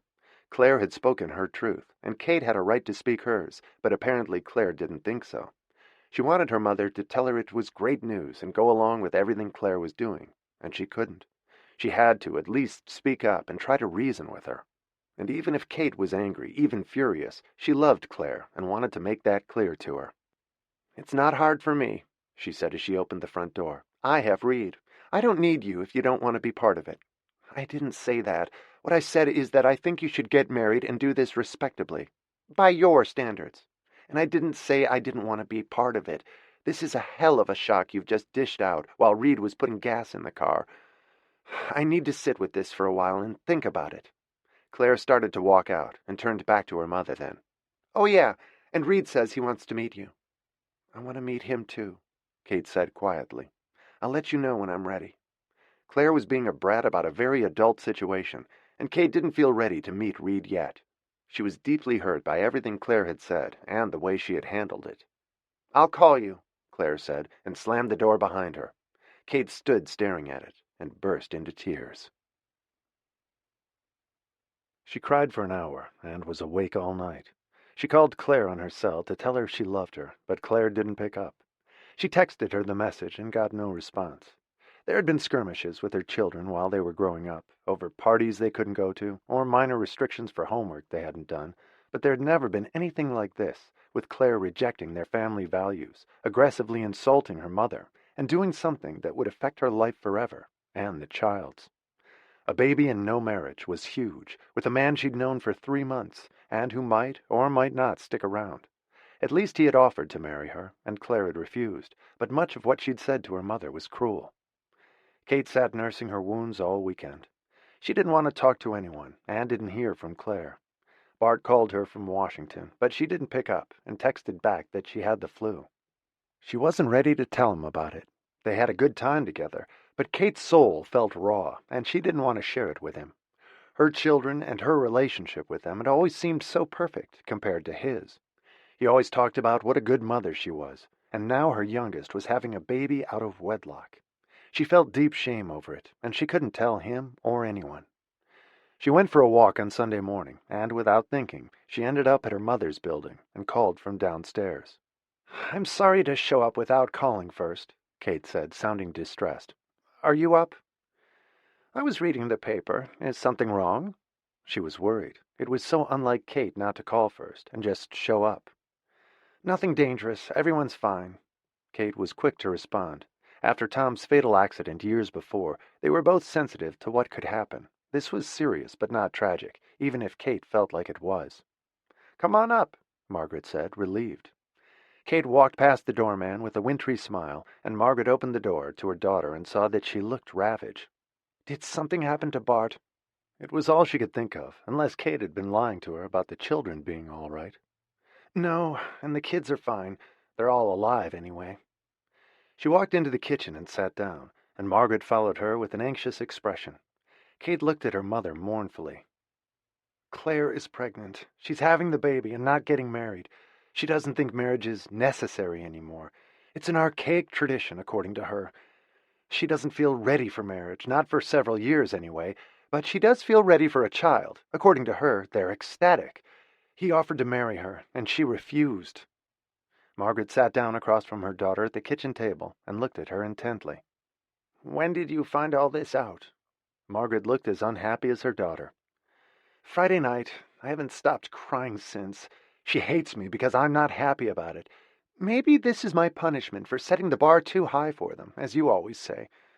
I never knew she had such an aversion to marriage. She's known Reed Bailey for 3 months. This is insane." "Did she tell you how it happened?" Margaret said thoughtfully. "The usual way, I assume," Kate said with a wry smile. "I mean, was it an accident, or did she plan this? I was so shocked it never occurred to me to ask, and I don't think she'd tell me the truth anyway. I wouldn't be surprised if it was a decision on both their parts, since he told her he wanted her to be the mother of his children. I didn't think he meant this soon." "She always gets carried away," Margaret said with a sigh, "although this is definitely extreme." Then she narrowed her eyes as she gazed at Kate. "It's not the end of the world, though. Don't let it destroy you." "It feels like it. It's so wrong." "By our standards, not hers," Margaret said, sounding like a therapist again. "She's not even embarrassed or remorseful. She was incredibly hostile with me. I'm so disappointed in her, Mom, and I know it sounds stupid, but it's embarrassing." She had a million emotions about it, and was proud of none of them, nor of her daughter, for the first time in her life. Claire was rejecting everything her family believed in, and the values she'd grown up with. "The embarrassment is irrelevant. You'll get over it. My real concern is if she's ready to mother a child, and if this man is someone she can count on, Or if she's just a passing fancy to him. We don't know him, and neither does she. She says he wants to meet me, but I'm not up to it. Kate felt as though her whole world had caved in. For the first time, one of her children had done something terrible and foolish that would impact her life forever. She was broken-hearted for Claire, who didn't understand what she had done, and in some circles her reputation would be ruined forever. The world wasn't as modern as she thought, not among the people they knew. "You should meet him," Margaret said firmly, "and see what he says. Your judgment is a lot better than hers. Tom would die if he were still alive. Well, he's not, so you'll have to figure this out for yourself." She paused for a minute then and looked at Kate. "Do they know about you? Have you ever told them?" "No, that's irrelevant. They don't need to know." "It's not irrelevant. It's about you. They're old enough to know, and it will humanize you in their eyes. It's part of your history. You should share it with them. It's not going to change anything." "You should have told them years ago," Margaret said firmly, and Kate disagreed. She spent another hour with her mother, and then walked back to her apartment, feeling a little better, but not much. She called Bart back, and he was shocked when he heard her. "You sound awful. You must be really sick." He couldn't tell the difference between tears and the flu, and she had refused to do FaceTime with him. He told her to stay warm and get well soon. She still had no intention of telling him, but sooner or later everyone would know. There was no hiding an illegitimate child. And Claire had no intention of keeping it a secret, so Kate would have to get used to it. She wondered when Claire would tell her brother and sister, and what they would say. Claire called her that night, not to apologize for any of the things she had said to her mother, but because she said Reed was insisting he wanted to see her. He had told Claire that no matter how angry she was at her mother, he wanted to meet her and at least let her know that he was an honorable man and wanted to marry her. "She'll just try to force us to get married, and I don't want to, just because it's what she wants," Claire said to Reed. "I want to get married when we're ready to and want to, not for her or because we have to. She's expected us to be perfect at everything all our lives. I'm sick of it. I don't want to be perfect anymore. I want to do what's right for me and for you," she added as an afterthought. "It might be nice for the baby, too, if we did," he said gently, but she looked like a petulant child as she shook her head. "Two of my friends have had babies without being married, and the sky didn't fall in," she insisted, and he didn't press the point. He was happy either way, as long as he had Claire and their child. Things had happened quickly, but he really loved her and wanted her family to know it too. Kate reluctantly agreed to meet them the next day at her apartment after work. It felt like a déjà vu of Friday, when Claire walked in scowling, but this time Reed was with her, and he looked kind and apologetic from the moment he came through the door. "I'm sorry this has happened so quickly, and that we've dumped it on you like this," Reed said, and sounded sincere. He was pleasant-looking, with wavy brown hair and warm brown eyes, and appeared slightly older than he was. He seemed proper and respectful in khaki pants, a freshly pressed white shirt, and well-polished shoes. He appeared to be an adult and a gentleman, and he was very sympathetic with Kate. "I can imagine how upsetting this is for you. I would love to marry Claire, when she's ready. I want to assure you that my intentions are honorable, and I intend to take good care of her. I love her very much." He smiled at Claire, and then at her mother, as tears filled Kate's eyes. He was saying the right things, but the situation still shocked her. It was everything she had hoped never to face with one of her daughters, and didn't think she would. But at least he seemed like a decent man, and he loved Claire and wanted the baby. He explained that both of his parents had died when he was young. They had been older when he was born, and very conservative, and would have been shocked by the situation too, just as Kate was. He had grown up in New York, and she could tell that he was well brought up, polite, and well educated. He wasn't a rebel like Claire had suddenly become, and he seemed like a responsible adult. "Thank you," Kate said, fumbling for words. "I'm still stunned by the whole thing, and how adamant Claire is about not getting married. I never knew she felt that way." This was the rebellion her mother had warned her of for years, because she set the bar so high for them. But with a baby on the way, now was the time for Claire to be reasonable and mature, not act like an angry teenager. It was a little late for that. "We'll get there eventually," Reed said soothingly. They didn't stay long. Kate offered him wine, but he declined, and he hugged Kate before they left, and thanked her for being so understanding, which she wasn't. He had done all he could to put oil on troubled waters, and she respected him for it. Claire was the problem more than Reed. Kate called her mother after they left and told her about it. "I think she got lucky. He sounds like a nice man." Something else had occurred to Kate when she saw them together. "He's very fatherly with her. She was only 7 when Tom died. Maybe Reed is the father she didn't have. I get the feeling he'd prefer being married now, too. Maybe he can talk her into it. Eventually, it won't matter if they're married. If he's a good man and a good father and doesn't run out on her, let's hope he sticks around. And being married isn't a guarantee he'll stay either," as they both knew. "It sounds like he will." Kate was slightly relieved after meeting him. She was glad he had insisted, but she still had the shock about the baby, her disappointment in her daughter, and the embarrassment factor to deal with. It was a lot. She decided that her mother had been right about something else. She texted Claire that night and asked her to come back to the apartment the next evening, alone this time, and she assured her it wouldn't take long. Claire looked hostile and suspicious as soon as she arrived, and somewhat mystified about why Kate wanted her there, but at least she had come. "If you got me here to try and convince me to get married, it won't work, and I'll leave now." "Actually, it's about something else. Something your grandmother thinks that I should share with you. I wasn't going to, but maybe it's good for you to know that I made my mistakes too. Please come in and sit down." They sat facing each other on opposite couches as Claire waited expectantly, and Kate didn't waste time. "I got pregnant by accident when I was young too. I was younger than you are. I was 19. He was 20. We'd been dating for a few months. I didn't know him well. I wasn't madly in love with him as you are with Reed. It was a stupid teenage mistake. I was a sophomore at Northwestern, and very innocent. I'd been pretty sheltered growing up. He was the first boy I ever slept with. His name was Ethan Henry. My father had a fit and insisted we get married. His parents agreed, and so we did. It was over the summer, so we were at home here in New York, not in school. He had a summer job at a beach club on Long Island where he lived with his parents. We were 2 dumb kids who hardly knew each other, and neither of us were ready for marriage or to have a child. We got married in June when he got back from school. I was 3 months pregnant. In August, we went out one night on Long Island. He was driving, and he'd had some beers. I was 5 months pregnant. And we got in a terrible accident. He wasn't hurt, but I broke my pelvis and lost the baby. We hit another car, and a 12-year-old passenger was killed. A little girl. My father had the marriage annulled as soon as I lost the baby. And I guess I was relieved. They told me the baby was a boy, and I felt terrible about it.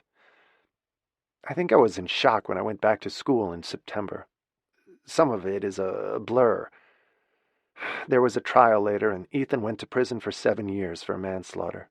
I never heard from him again, and his life must have been ruined by going to prison. We never wrote to each other, and I don't know what happened to him. I always felt bad about it. Him, the baby, the little girl, all of it. I put it all behind me, and a year later I met your father, and we got married after I graduated. And you know the rest of the story after that, but none of you knew the first part." Claire's eyes were wide as she listened. "You were married before Dad, for 2 months, because of an unwanted pregnancy. But it shows you that I did some foolish things too." "Did Dad know?" "Of course. I told him before we got married. I wouldn't have kept that a secret from him." "Why did you tell me? And why didn't you tell us before?" Claire's tone was accusatory more than sympathetic. "I never thought you needed to know. Your father and I agreed that you didn't, but your grandmother thought I owed it to you to humble myself.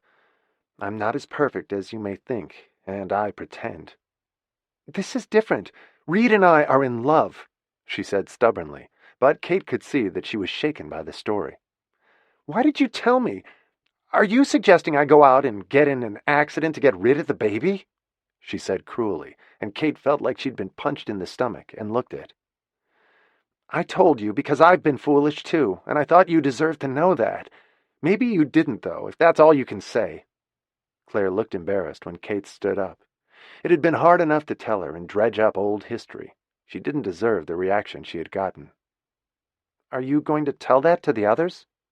"I will," she said simply, and Claire walked to the door, looking pensive, and then looked back at her mother. "I'm sorry, Mom. That must have been hard for you to go through." It was the first sign of humanity Kate had seen from Claire since the whole mess had started about her pregnancy. "It was hard," she said coolly. Claire had just disappointed her again. Their relationship had taken some hard hits in the past few days. Kate wondered if they'd ever recover from them, or if her family was starting to disintegrate. It was possible, no matter how hard she'd worked on it for years, and how much she loved them. Claire laughed, and Kate called her mother to tell her she had done it, told Claire the story of her first marriage. "How was she about it?" "Not very nice," Kate said, sounding exhausted. She hated to remember it herself. It had been a sad, painful time in her life that had forced her to grow up. "Give her some time to think about it. She's going through a lot right now, too. That was a big dose of some heavy information about you." She hesitated for a moment, and then went on. "Did you tell her about her father?" Margaret asked. "No, I didn't, and I'm not going to. Some things they don't need to know, and never will." Kate sounded tense when she answered. "It would only be fair to you if they knew." "It doesn't matter now. He's dead." "But you're not. They're adults, Kate. They need to know who you are and what you've been through. That's a heavy burden for you. They're too old for secrets now." Kate thanked her mother and got off the phone. What her mother was referring to was the one secret she intended to keep, for them and for their father. Chapter 6. As July progressed, Anthony felt as though he was being driven to the edge of sanity by his double life. All he wanted was to be with Alicia, but he had to go home to Amanda at some point every night, and he felt dizzy every time he faced her. He was waiting for one of them to find out, and finally he knew he had to do something about it. He wanted to be honest with Alicia. He genuinely loved her, and didn't want to hurt her any more than he already had. And he didn't want to hurt Amanda either. It was a warm night, and he and Alicia had taken a long, slow walk by the river to cool off. On the way back to the subway, he kissed her and realized he had never loved her more. His integrity finally took the upper hand. He stopped walking and looked at her. There was something deeply wrenching in his eyes, a bottomless sorrow she didn't understand. "I have to tell you something," he said in barely more than a whisper. "I should have told you a long time ago, but I didn't. Remember in the beginning that I said I was seeing someone? I was, and it wasn't over. I didn't have the guts to tell you, and it's not over yet. I've been trying to figure out what to do about it. I'm so in love with you, Alicia. I don't want to risk losing you, but I think I need a little time to figure this out. I can't do this anymore, sleeping with you every night. My life is becoming completely crazy, and I feel horrible about this. You're where I want to be, but there's somewhere else I'm supposed to be. I need to sort that out, Alicia, and then come back to you without a string of tin cans trailing behind me. I hope you can forgive me. I want to work it out." "Wait a minute." Alicia stopped dead in her tracks, trying to understand what he was saying to her. "Never mind about tin cans and all that crap. Who are you supposed to be with? And just how much have you still been seeing her? You mean like every day? Are you living with her?" He nodded and looked like a beaten dog when he did. "Are you married?" She shrieked at him, so loud people a block away could hear her, and he cringed. "No, of course not. I'm not that big a creep." He decided to make a clean breast of it. "I'm supposed to get married in December. I've never felt about her the way I do about you. This has been agony, lying to you. I need to figure it out, Alicia. I know it sounds like shit now, but I'm in love with you. I swear that's true." The big question was if he loved Amanda, too. He wasn't sure. "Hold on here. You're engaged to some woman you're supposed to marry in December, in 5 months, and you go home to her every night after you make love to me, and you didn't fucking tell me you're living with someone and about to get married? We've been together for almost 2 months, and you didn't fucking tell me that?" She was screaming at him, but he knew he deserved it. I don't go home to her every night. That's the whole point. I've been lying to everyone while I tried to figure it out. I need to talk to her and clean up the whole mess and come back to you, if you'll have me. I want to do this right, for everyone." "Right? Are you some kind of lunatic? You've been lying to me for 2 months, and now you want to do this right? What do? Make love to both of us every night? What kind of shithead are you? Who are you, you lying shit? Don't talk to me about doing this right. Go back to whoever she is and don't ever call me again." And after she said it, with a wild look in her eyes, she punched him so hard that he reeled backward and almost fell. Then she delivered 2 more punches to his chest and stomach. He was bent over as he looked at her. He had never been punched in the stomach before, and they both knew he'd get a black eye out of it, which was what she had intended. She hadn't broken anything, but she could have. "Alicia, don't. I'm so sorry. I wanted to tell you. I was terrified I'd lose you." "You just did." She was rubbing the knuckles of her right hand. It had cost her to hit him that hard, but she had no regrets. "And if you ever come near me again, I'll kick your ass from here to Brooklyn. Stay away from me!" She shouted at him. "You've given me a black eye." He was gingerly touching his cheek. "I meant to. I could have done a lot worse." "It's your damn right hook. I love you. I swear I'll clean up this mess." But he wasn't sure he would, and she could sense that now, too. "Tell that to your fiancé. Best of luck, asshole," she said, turned her back and walked away. He didn't see the tears running down her cheeks. All he could see from behind as he watched her was the proud set of her shoulders, the straight back, and the quick step as she disappeared, trying to get as far away from him as she could. Alicia turned the corner and then ran to the subway, sobbing. Her hand was throbbing from when she'd punched him. She couldn't believe he had done this to her. She had believed in him and trusted him, and he'd been lying to her the whole time. The worst of it was that she loved him too, but she never wanted to see him again.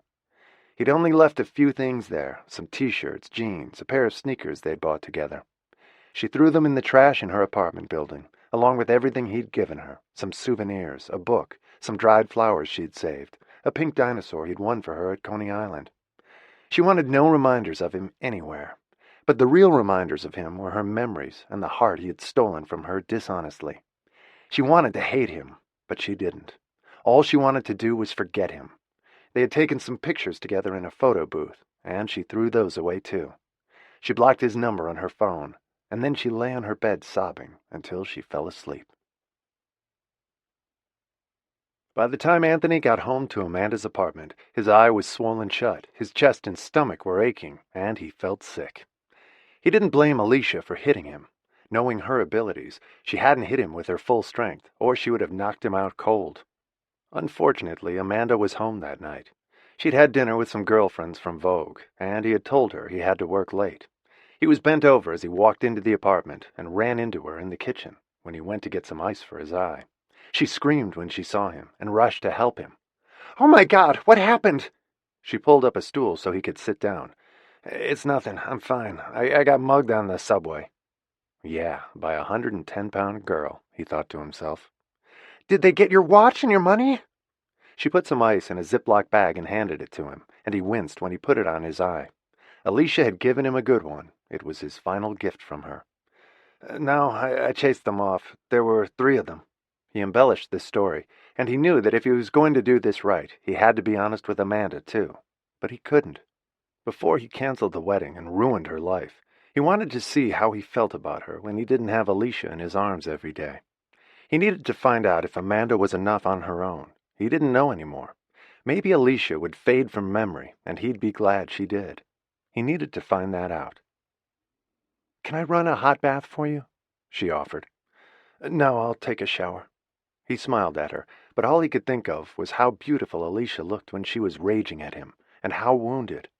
It had almost been a relief when she swung at him, no matter how much it hurt. He knew he had injured her even more. He got into the shower and let the hot water rain down on him. He realized he'd have to change gyms now. He couldn't go back there again, or to any of the places where they had been. They'd had a whole life together for almost 2 months. It had been as though there was no one else in his life. Amanda had ceased to exist whenever he was with Alicia. But Alicia had come home with him, and when Amanda droned on about the wedding, it was Alicia's voice he heard in his head, her body that he longed for. Amanda was waiting in the bedroom for him, watching TV, as he stood in the shower, crying for the woman he had just given up for her. He should have told Alicia right in the beginning, but then the last 2 months would never have happened, and they were the most precious memories he had now. He wondered if he would feel the same way about Amanda if he broke up with her. He walked into the bedroom, still bent over, and his eye was turning a nasty purple. He slid into bed next to Amanda, between clean, freshly pressed sheets, and he lay there for a minute with his eyes closed, and felt her hand on his chest, moving slowly downward. He opened his one good eye, and grabbed her wrist more harshly than he meant to. "I can't. They hit me in the chest and the stomach, and my eye is killing me." "Did they hit you there, too?" She looked worried, and he shook his head, but if Alicia had thought of it, she probably would have. "I'm sorry. I'll be okay tomorrow." But he wondered if he would ever be fully okay again. He had no idea how he was going to live without Alicia, with only Amanda to keep him company forever. Anthony waited until the following weekend to visit his grandmother, who he hadn't seen in several weeks. He felt guilty about not having seen her for so long. He had neglected everyone to be with Alicia. He hadn't heard from her in the last week, and didn't expect to. He knew how proud she was. He would never hear from her again, and he knew that his plan to go back to her if he canceled the wedding would never happen. Alicia would never let him near her again, and he didn't blame her for that. He had been an asshole, just as she said. His spectacular shiner had turned into an ordinary one by the time he visited his grandmother. It was dark blue with streaks of yellow, impressive, but nothing compared to what it had been in the beginning. "Good Lord! How did you get that?" Margaret asked him, and he stuck with the same story for everyone. "I got mugged on the subway by 3 guys. Maybe you shouldn't take it anymore. I'll be okay." He was less chatty than usual, and she asked him about what he was working on, and some details about the wedding. She thought he looked distracted and thinner than usual, which wasn't explained by the mugging. She looked at him after a while, and patted his hand gently. "Are you all right, Anthony?" He hesitated, and she waited for the answer. He confided in her sometimes, and she wondered if he would now. "I don't know, Grandma. I've been confused lately," he said, hanging his head, not looking her in the eye, and then he looked at her, and she saw the 2 pools of pain. "What kind of confused?" He lowered his voice as though afraid someone would hear him, but there was no one else in the apartment. "I met someone a couple of months ago. She's an amazing woman. I was so damn attracted to her. Even talking to her was exciting. She's very different, but Amanda is the kind of woman you marry. Sometimes I'm confused about both of them. I'm not sure what to do." She could see that he was in agony and searching for answers, and she didn't know why, but she had the oddest feeling that the black eye had something to do with it. If so, this woman certainly was very different from the women he knew. "It's not about comparing 2 women, Anthony. Don't fall into that trap. That'll only confuse you more. First of all, Amanda is the kind of woman you marry if you're in love with her, enough to spend the next 50 years with her, maybe 60 if you're lucky. If you're not that in love with her, it doesn't matter what kind of woman she is. All kinds of women get married, and probably all kinds of women would suit you. It's not about a job description. It's only about how much you love her. The second thing to think about is the fact that you were attracted to someone else. If you're crazy about Amanda, other women shouldn't be appealing. If they are, you need to look at that, because you're going to cross paths with a lot of attractive women over the next 50 years. If you're already looking at others now, it's not a good sign. First, you need to figure out if Amanda is the right woman for you, since you're engaged to her. And if she's not, then you can check out all the others. Take a good long look at what you're getting with Amanda. Make sure it's what you want. And one question, just out of curiosity, about the amazing, very different woman. She doesn't happen to be a female prize fighter, does she?" She nodded toward his eye, and Anthony laughed. His grandmother was a sharp old bird, and she didn't buy the mugging story. Everyone else had, even his mother. "She's an amateur, actually lightweight, but effective." He grinned at her. "I thought so." Margaret smiled at him. "She must be an interesting woman. She packs quite a punch." "I deserved it," he said remorsefully, and she nodded. "I suspect you did." She hugged him then, and he left a few minutes later. His grandmother never ceased to amaze him, and he knew she had given him good advice. She always did. He made love to Amanda that night for the first time in a month. He had made excuses which Amanda had been willing to accept, and he'd been out late every night, hoping Amanda would be asleep when he got home. But he was trying to feel for her now everything he had for Alicia for the 2 magical months he'd been with her.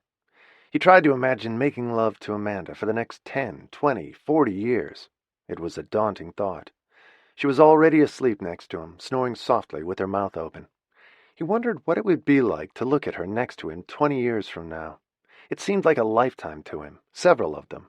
It was hard to imagine it, or what they would find to talk about after the wedding, even if they had children. There was nothing else. Chapter 7.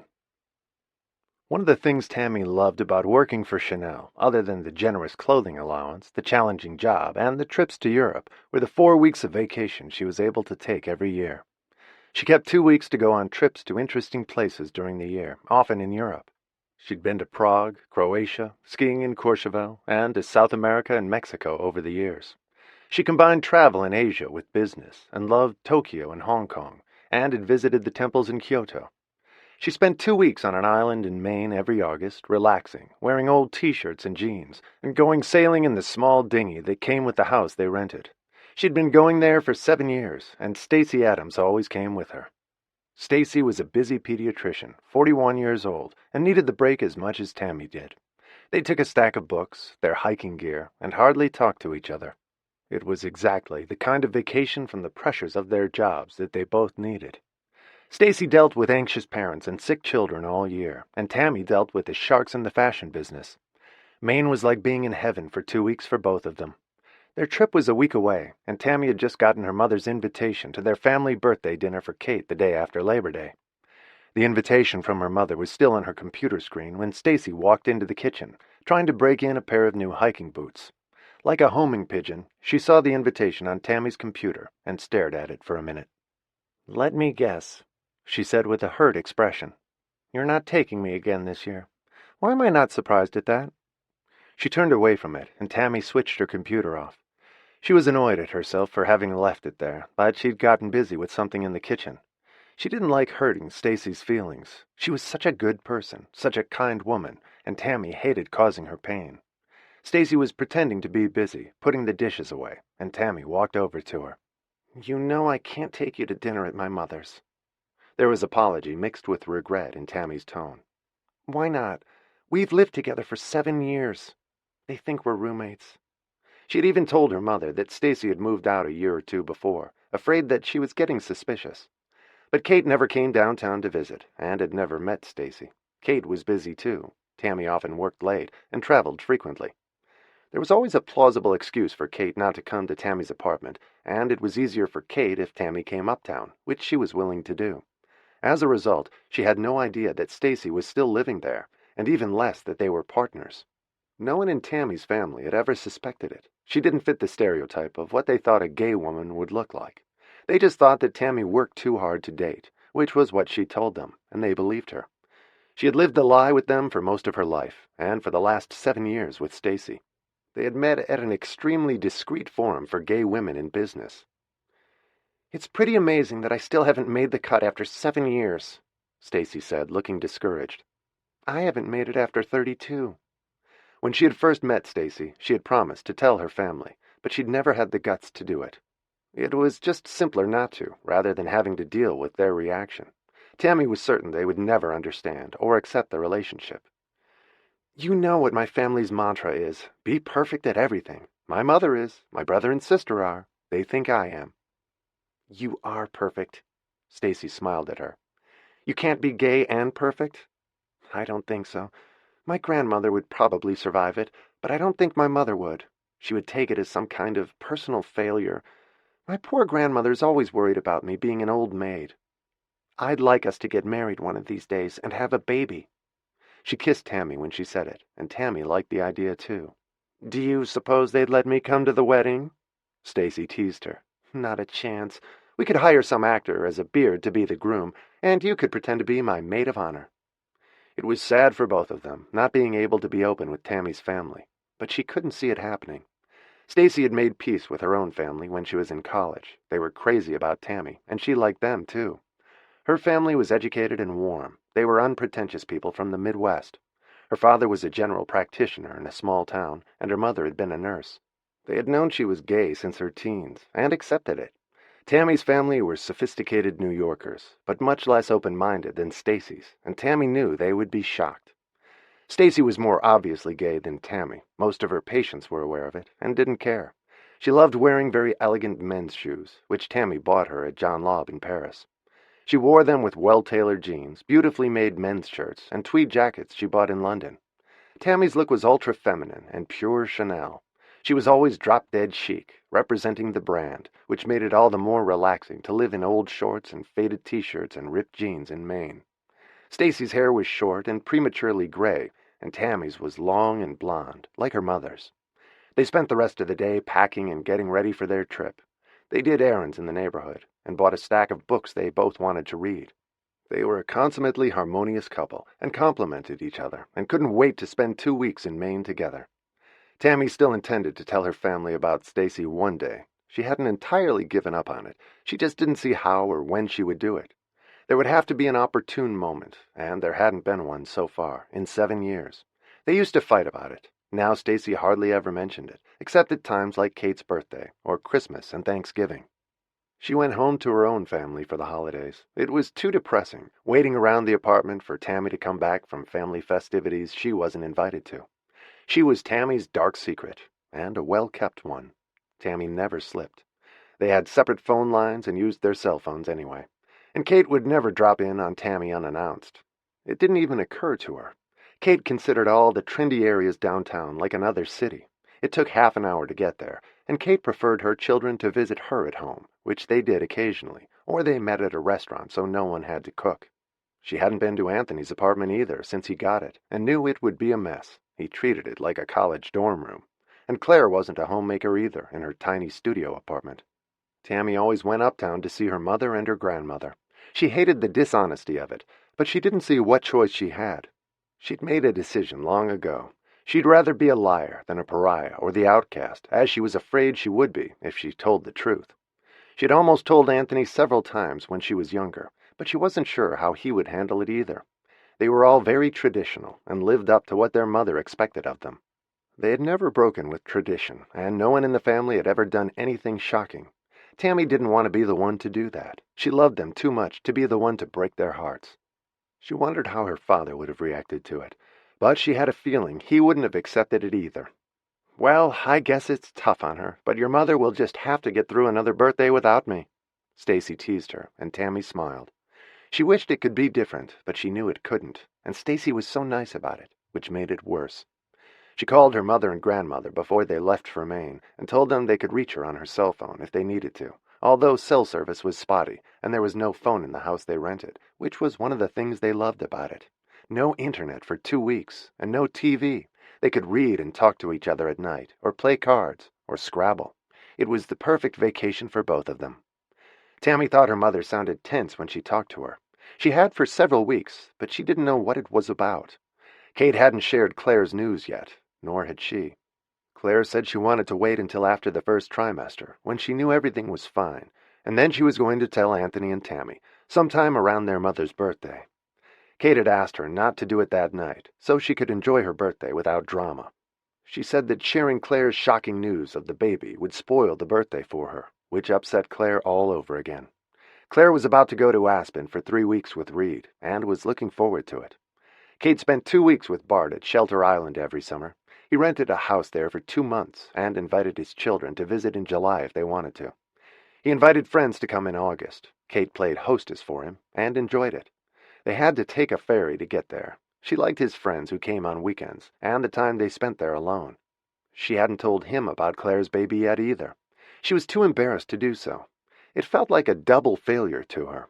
On Claire's part to fly in the face of the rules of society, on her part to have failed to teach her what the rules were. Having a baby out of wedlock was not good news to Kate, or anything she was proud of. It had taken all the pleasure out of having a first grandchild. Now it was something she dreaded and wanted to hide as long as she could, even from Anthony and Tammy. But the secret would be out soon, when the baby started to show, probably by October. Kate wished Tammy a good trip to Maine when she called, and told her to be careful. She thought it was dangerous for her to go alone. What if a bear came out of the woods, or her canoe or kayak flipped over? "I'll be fine," Tammy said cheerily. "Have fun in Shelter Island with Bart." But Kate knew there was a falseness to it this year. He had no idea what was troubling her or how upset she was, and she was too ashamed to tell him, which said a lot about their relationship. There was a basic lack of honesty there, because they weren't close enough for her to confide in him, which was their unspoken agreement, and the way they wanted it. It kept everything superficial. But they had a good time together, and she was looking forward to the 2 weeks with him, away from all her troubles in New York. Margaret wasn't going anywhere, except to a friend's in Southampton for a long weekend. She was going to visit another friend in Palm Beach in the fall, when she preferred to travel. And Anthony was back to spending weekends in Bronxville with Amanda and her parents. He found the sound of the crickets deafening and the heat oppressive. They had the cake and wine tasting for the wedding scheduled while they were there. He didn't care about either one. Amanda cried all day when he said he thought the cake tasted like toothpaste. It was from the best wedding cake baker in New York, and she couldn't believe he had said that. It was a relief for Anthony to get back to the city every Monday and go back to work. It made him think again about what his grandmother had said about living for 30 or 40 years with Amanda. It looked like a long, lonely stretch of road to him.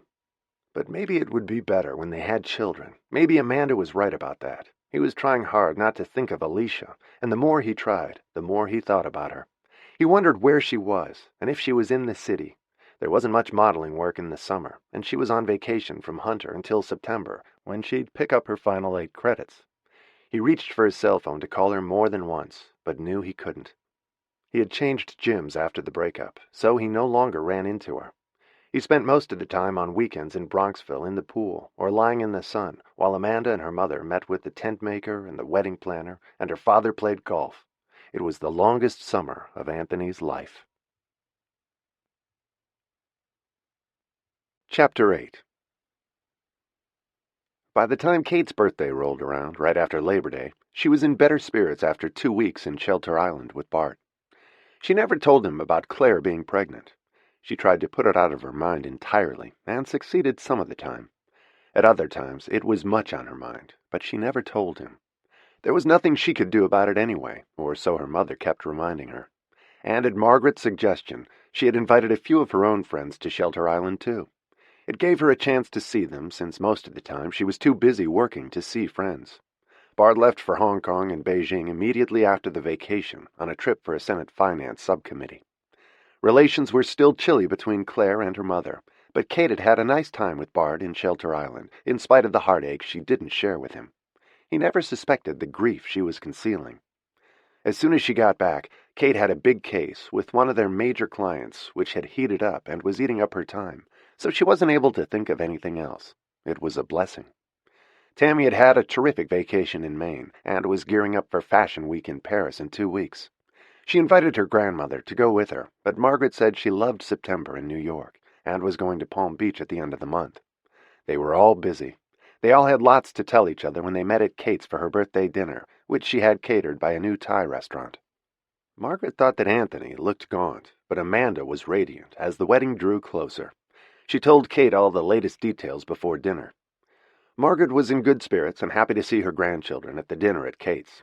Amanda commented somewhat tactlessly that Claire looked like she'd put on weight over the summer, but it suited her. Claire hadn't brought Reed with her. She had come alone, and the minute Amanda commented on her weight, Kate and Margaret exchanged pointed looks across the table, and Tammy caught it. Claire looked uncomfortable for a minute, but she had passed the 3-month mark, and had just gotten a sonogram that morning, and was told everything was fine. She then did exactly what her mother had asked her not to do. She looked straight at Amanda and smiled at her. "Well, there's a reason for it," she said happily. "I'm having a baby."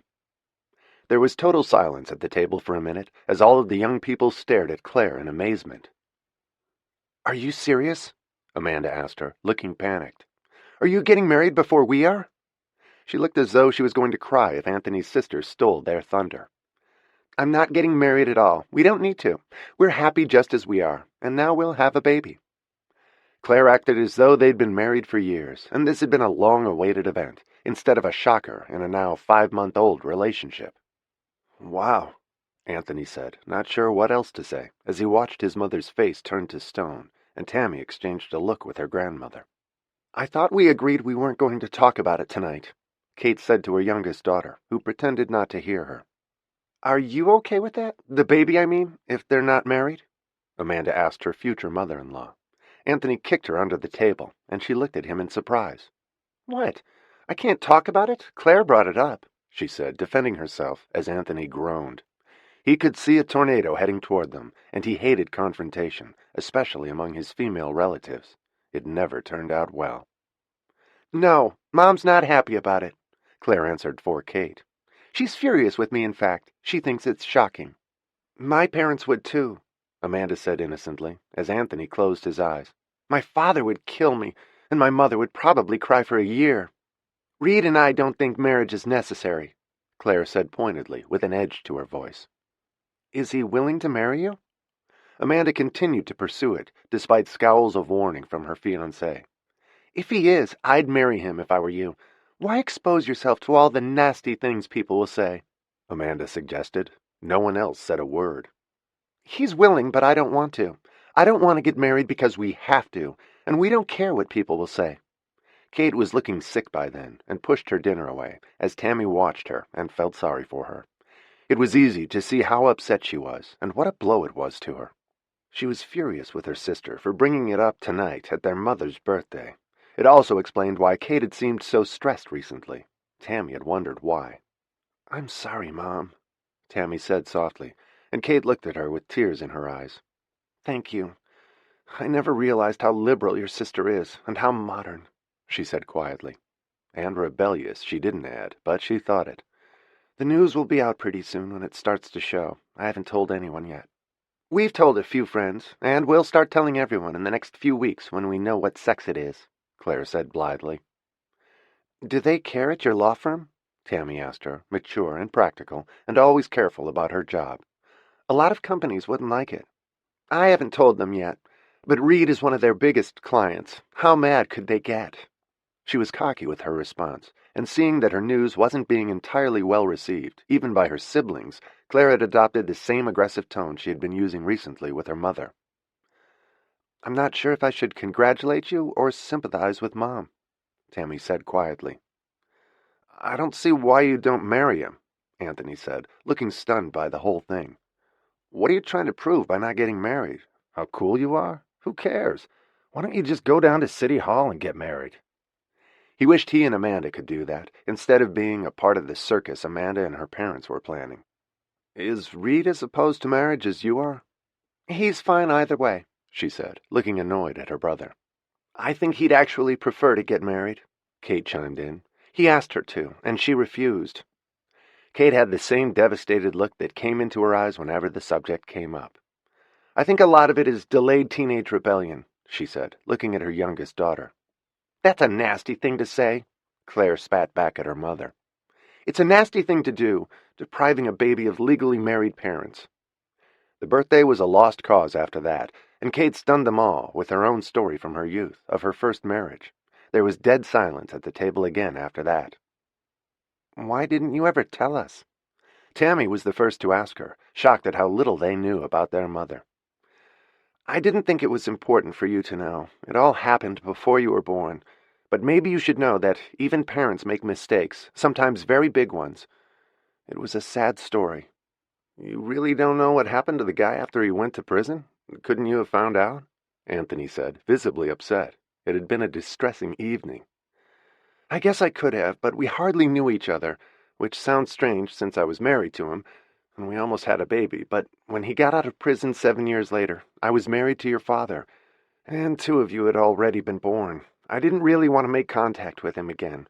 I wanted to try to forget it. A baby and a child had died, and a marriage had ended. I didn't want to revisit it. I was happy with your dad." She glanced at Margaret then, who was giving her a stern look, and Kate sighed, as she gazed around the table at her children and Amanda, who was shocked after Kate's confession. "I think we can pretty much forget about my birthday after all this, but as long as Claire has gotten us started on a night of confessions, there's something else your grandmother thinks I should tell you. She thought I should tell you about the marriage that was annulled so you'd know that I've made some mistakes too.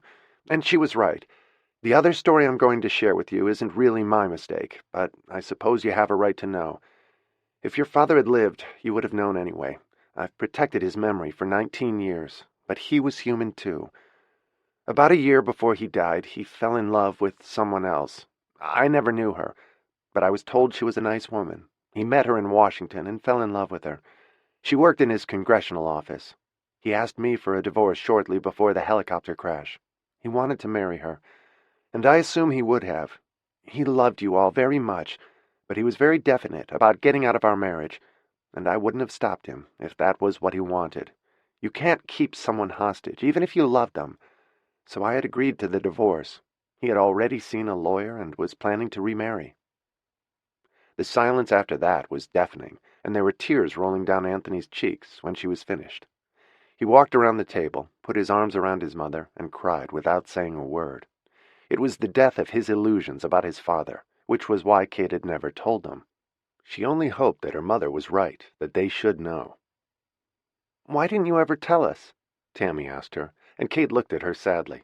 She had lost Tom twice, once when he told her he was divorcing her, and the second time a few weeks later with the crash. She was devastated both times for different reasons, and in the end, the good memories had lasted longer than the bad ones. But there was always the knowledge that he would have divorced her if he had lived, which cast a shadow on how she felt about him. "I didn't want you to think less of him. He was very nice about it, but he wanted out. It didn't matter anymore after he died. You didn't need to know, and you were young. I didn't see why I should tell you, but Grandma always thought I should once you grew up. I hope she's right." Anthony had gone back to his seat by then, looking crushed. "He was a wonderful father, and that would never have changed, and a terrific husband for 14 years, until he wanted out. Sometimes that's all you get." "But you always made him sound like a hero to us," Tammy said. Claire hadn't said a word. She didn't remember her father very clearly. But Tammy had been 13 when he died, and a divorce would have seemed like a tragedy to her, even if his new wife was nice. "He was a hero, to his country, to all of you, to me for a long time. But he was a human being. People change their minds. They fall in and out of love. Good and bad things happen to them. They make mistakes. Sometimes they hurt the people they love. It doesn't make them monsters. It makes them real. I still miss your father, and I still love him, even though we would have been divorced if he had survived. I still remember the good times, and we had a lot of them. And he gave me the three of you. I'll always be grateful to him for that." "After everything Mom's been through, you have to make an ass of yourself having a baby out of wedlock? Is that really necessary?" Anthony said angrily to Claire, and her grandmother stepped in on her behalf. "People have a right to make choices, Anthony, whether others approve or not. Maybe you'll make choices the rest of us won't like one day, and I don't agree with Claire, but she has a right to do what she believes in." "She believes in being a pain in the ass to Mom. That's what this is all about. She's not 15, for Christ's sake. Why can't she get married and have a baby like everyone else?" "She doesn't want to. She's not committing a crime. She's making a choice. There's a difference. She's not doing it to hurt anyone. She believes in what she's doing, whether we like it or not. And I think that's what your mother is telling you about your dad. He made a tough choice, wanting a divorce, but he believed in it. It doesn't make him a bad man or a bad father. It makes him human." "It would have been a rotten thing to do to Mom," Anthony said fiercely. He had been 10 when his father died, and a divorce would have had a huge impact on him, too. "True," his grandmother said to him. "But these are the chances we take when we love people. Not every story has a happy ending, and you can't always predict the way it will turn out. Sometimes there are some bad surprises in our lives." "Thank you, Grandma," Claire said softly, for coming to her defense earlier. "You've certainly given us all a lot to think about," Tammy said to her mother. "I'm not sure what the message is here. Maybe to be honest with each other and ourselves. You didn't have to cover up for Dad for all these years. You didn't owe him that. And maybe the real message is to forgive each other for our differences and our mistakes." She looked at her younger sister when she said it. "I think you and Reed should get married too, but I'll still support you if you don't. You can't get married just to please Mom, although I can't figure out how you could grow up in this house with all of us and turn out to be so unconventional." "Maybe it's because I grew up with all of you," Claire said clearly, visibly enjoying her new role as rebel. She'd never been this oppositional or outspoken before. "Everyone in this family is so perfect all the time. The best schools, the best jobs, the best father and mother. And some of that turns out to be bullshit. Mom got pregnant by mistake at 19. Dad must have cheated on her and fell in love with someone else. I don't want to do what all of you do just because I'm expected to. I'd rather kill myself than have a big wedding like Anthony and Amanda. Reed and I just want to live together, have our baby, and be happy. Half the people who get married end up divorced anyway, so why bother? Mom and Dad would have been divorced if the helicopter hadn't crashed. And then she turned to her mother. Is that why you never wanted to get married again? I always thought it was because you were so in love with Dad. That's partly true, Kate admitted. It took me a long time to get over his death. Going to law school helped, but I never wanted to lose someone again, by divorce or death. It scares me to love anyone that much again. What if they died or left me? Would you ever marry Bart? Anthony asked her. He had always wondered about it, and he liked him. I don't think so. I like him a lot, and we have a good time, but I don't love him enough. You have to love someone a lot to want to spend the rest of your life with them. I loved your dad that much, but not Bart. I've never met anyone I wanted to take that chance with again. It didn't seem worth the risk. It's not over yet, Tammy reminded her with a smile. You're still young enough to meet someone you really love. Oh, I hope not, Kate said fervently, and they all laughed. Loving someone that much is so much trouble. I'll leave that up to all of you. I don't want to do that again. Anthony was listening to her intently, and Amanda was looking miffed over what Claire had said about their big wedding. She was glad that she hadn't asked her to be a bridesmaid, if that was what she thought of it, especially now that she was unmarried and pregnant. Her parents were going to be shocked by it. She had decided she wasn't close enough to either of Anthony's sisters to have them be bridesmaids. She liked Tammy better anyway. She thought Claire was shitty to her. Her disapproval of Amanda came through her pores. Well, it hasn't been much of a birthday, Kate said ruefully, but it's been a great night with all of you, and I guess all these things needed to be aired. It seems Grandma was right. You're old enough now. Secrets never do anyone any good. The truth is always better, as long as it's delivered gently and not said to hurt people.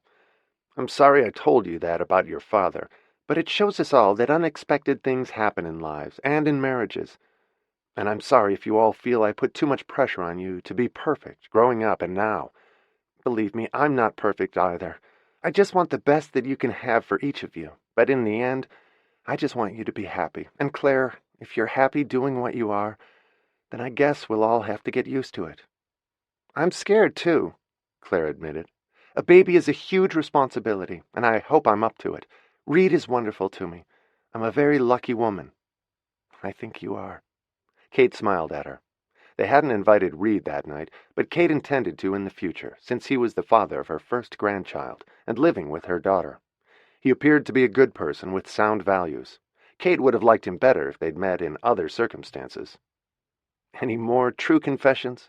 Kate said jokingly, as she looked around the table, and no one said a word. Anthony hugged Claire when they got up from dinner and told her what a little shit she was, but that he loved her anyway.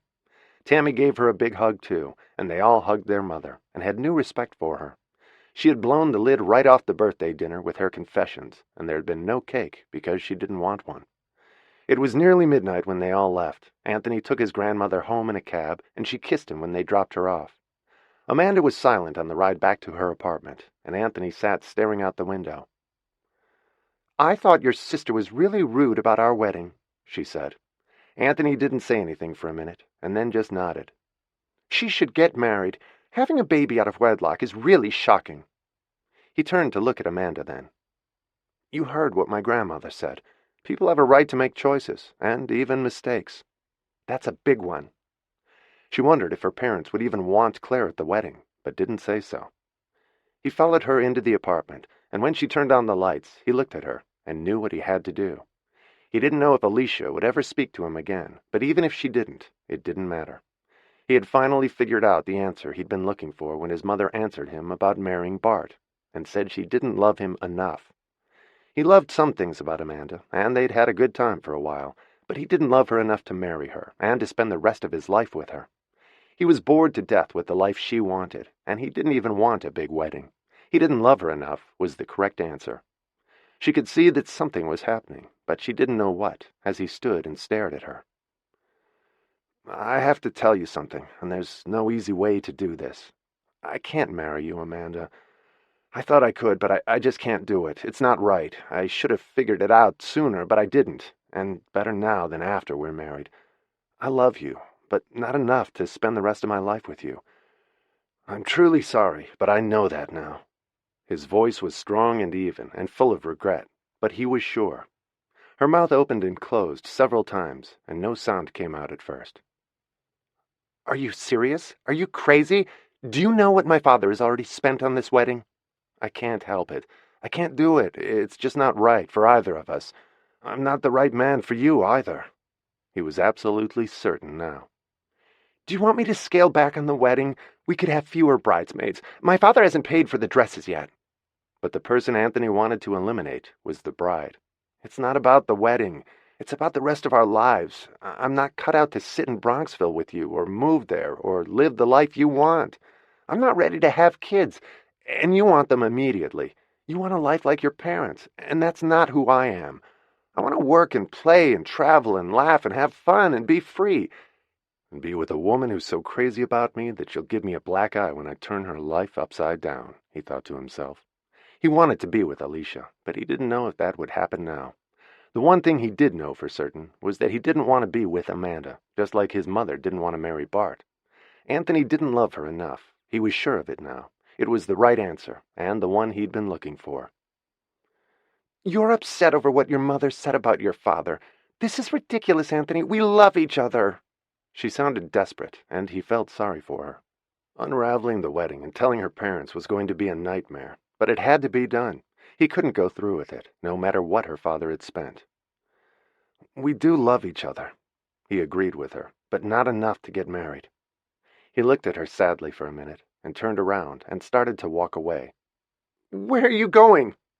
"Back to my place," he said at the door. "I'm leaving. I can't stay here anymore. It's not right." "Can't you at least spend the night?" "No, I can't. I'm sorry. I'll pick up my things this week when you're at work." She didn't say anything, as tears started to roll down her cheeks, and he felt terrible. But he knew that if he tried to comfort her, he'd get trapped again, and maybe even marry her out of pity or remorse. He had to go now. As he was leaving, she pulled off the engagement ring that had been his mother's. They had had it reset in a new mounting for her. She took 2 steps toward him and put it in his hand. He shoved it in his jacket pocket to give it back to his mother, opened the door, and walked out. He closed the door softly behind him and took a cab back to his apartment. It was empty and dusty and looked unloved, and he was lonely when he got there. But as he lay down on the bed and stared up at the ceiling, Anthony knew he had done the right thing. He was free. It was a huge relief. When Tammy got back to her apartment, Stacy was almost asleep. She'd been up with a sick patient at the hospital the night before, a 6-year-old with a hot appendix, and she had just started to drift off when Tammy sat down on their bed with a big smile. "Great news," Tammy announced as Stacy opened one eye. "Your mom wants to march in the gay pride parade with us this year?" They had never done that, and Tammy laughed at the image. "Better than that. My little sister gave us a free pass." "To what?" "Stop talking in riddles. I'm half asleep." "She's having a baby with her boyfriend and refusing to get married. My mother had a fit over it, but my grandmother said everyone has the right to make choices, no matter who likes it or not. And my sister said she's sick and tired of being perfect. So she's having the baby and not getting married. I'm going to see my mom in the next couple of days and tell her about us. I'm giving up my claim to the perfect title too, tiara and all. And my mother admitted that she got pregnant as a teenager and had to get married. And my father was about to leave her for another woman when he died. It turns out we're not so perfect after all. We're as screwed up as everyone else. So you and I get to come out of the closet. Finally! Do you think your mom can handle it?" Stacy was wide awake by then and sat up in bed. "I think she can. She's so upset at my sister. I'm not even sure she'll care." "She'll care. I'm not sure where gay ranks on the list with pregnant out of wedlock, but gay might be worse. Can't your brother do something unsuitable too?" "I have a feeling there's trouble brewing there as well. He looks miserable. Anyway, get ready to meet my crazy family." She kissed Stacy, who was beaming. It was exciting news. The time had finally come to tell the truth, after 7 years. They giggled like 2 schoolgirls when Tammy came to bed and told her all about the dinner. It had been quite an evening, and a birthday Tammy was sure her mother would never forget. Chapter 9. Kate was startled when her secretary told her at 12 o'clock that her son was waiting for her in the reception area, the day after her birthday dinner.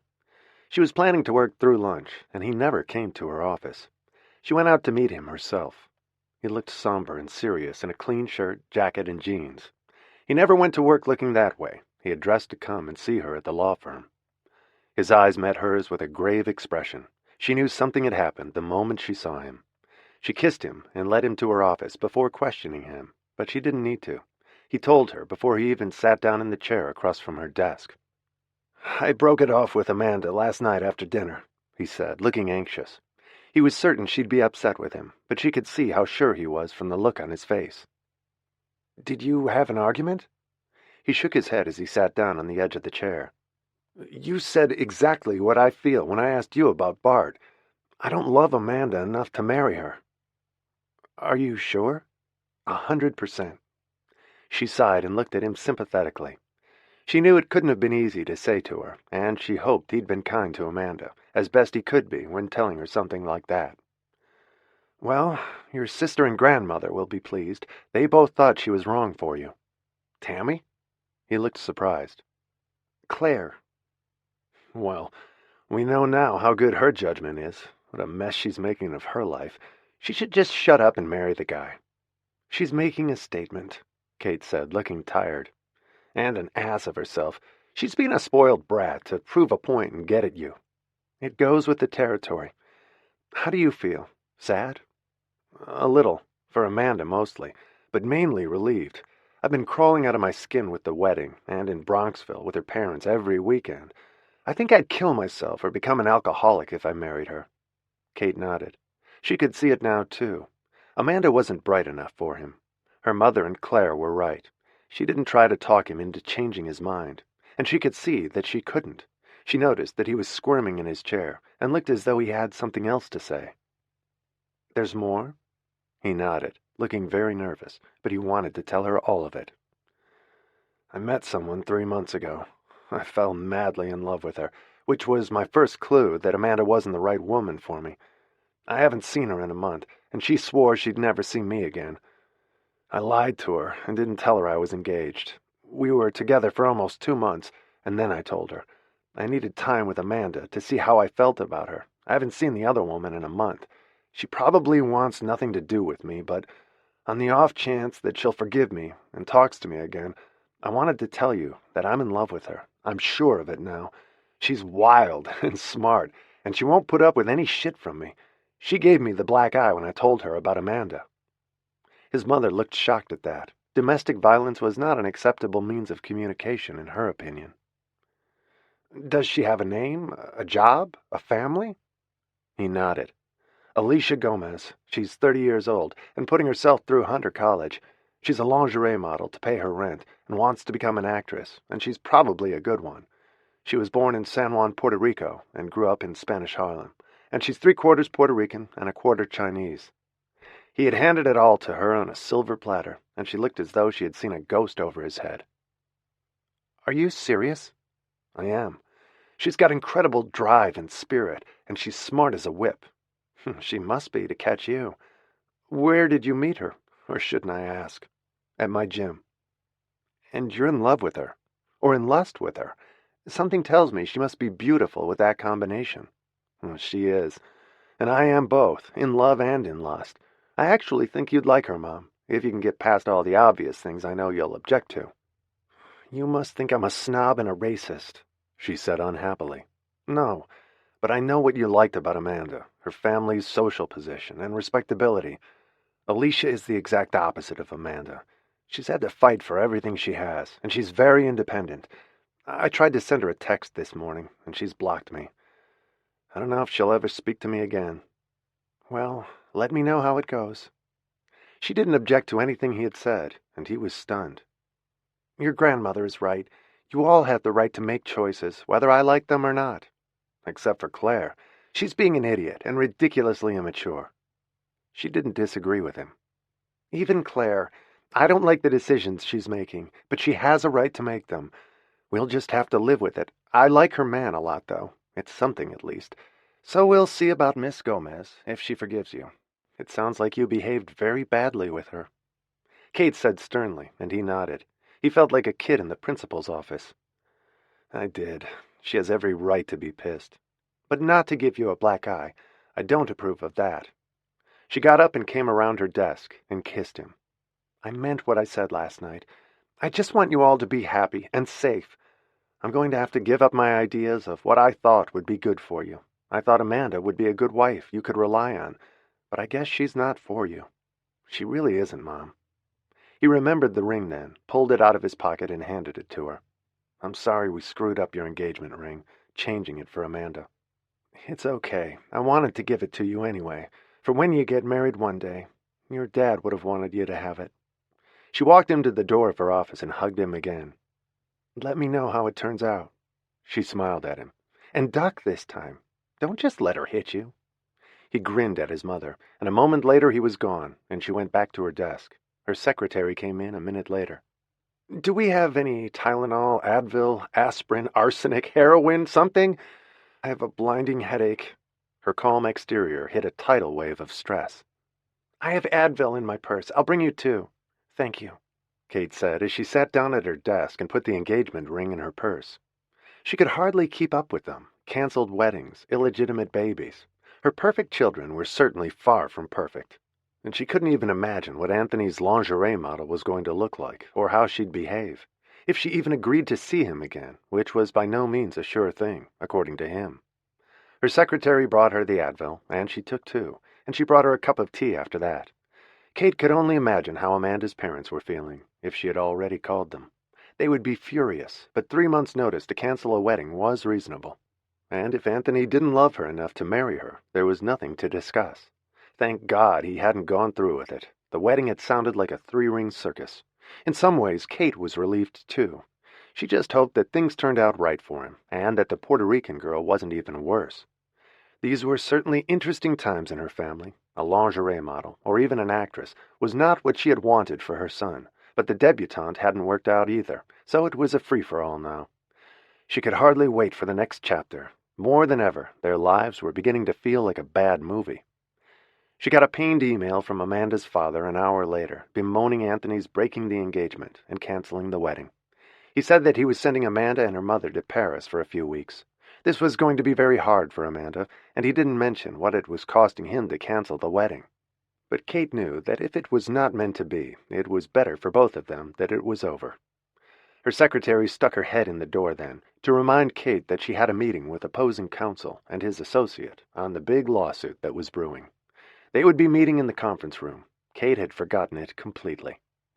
Thanks for telling me. I may need more Advil before that's over. She returned some calls and answered emails, ate half a sandwich, and at 2 o'clock she was ready for the attorneys' meeting, and took Ed Buckman, one of her associates, with her. The meeting lasted for 2 hours of ranting and raving and threats from plaintiff's counsel, and by the time it was over, she wanted to kill someone. She wasn't sure who she disliked more, the opposing counsel or his partner. From what she could see, they were both arrogant, angling for a big settlement, and had a losing case, and they knew it. They were from one of the most powerful law firms in the city, and thought they walked on water. She wanted to snarl at them when they left the room, but she waited until they were well out of earshot before telling Ed what she thought of them, and he agreed. I've known Jack Hirsch for 20 years. He's a complete asshole in the courtroom, but the new guy, his partner, Scott White, is tough as nails. He's going to give us a run for our money on this one, even though they don't have squat to work with, and their client is a bigger jerk than they are, and is lying through his teeth. We're tougher than they are, Kate said staunchly. They have a crap case and they know it. I'm not offering them a penny. I love working with you, Kate, Ed said, and smiled as he went back to his office. He loved a good fight, and Kate was one of the best.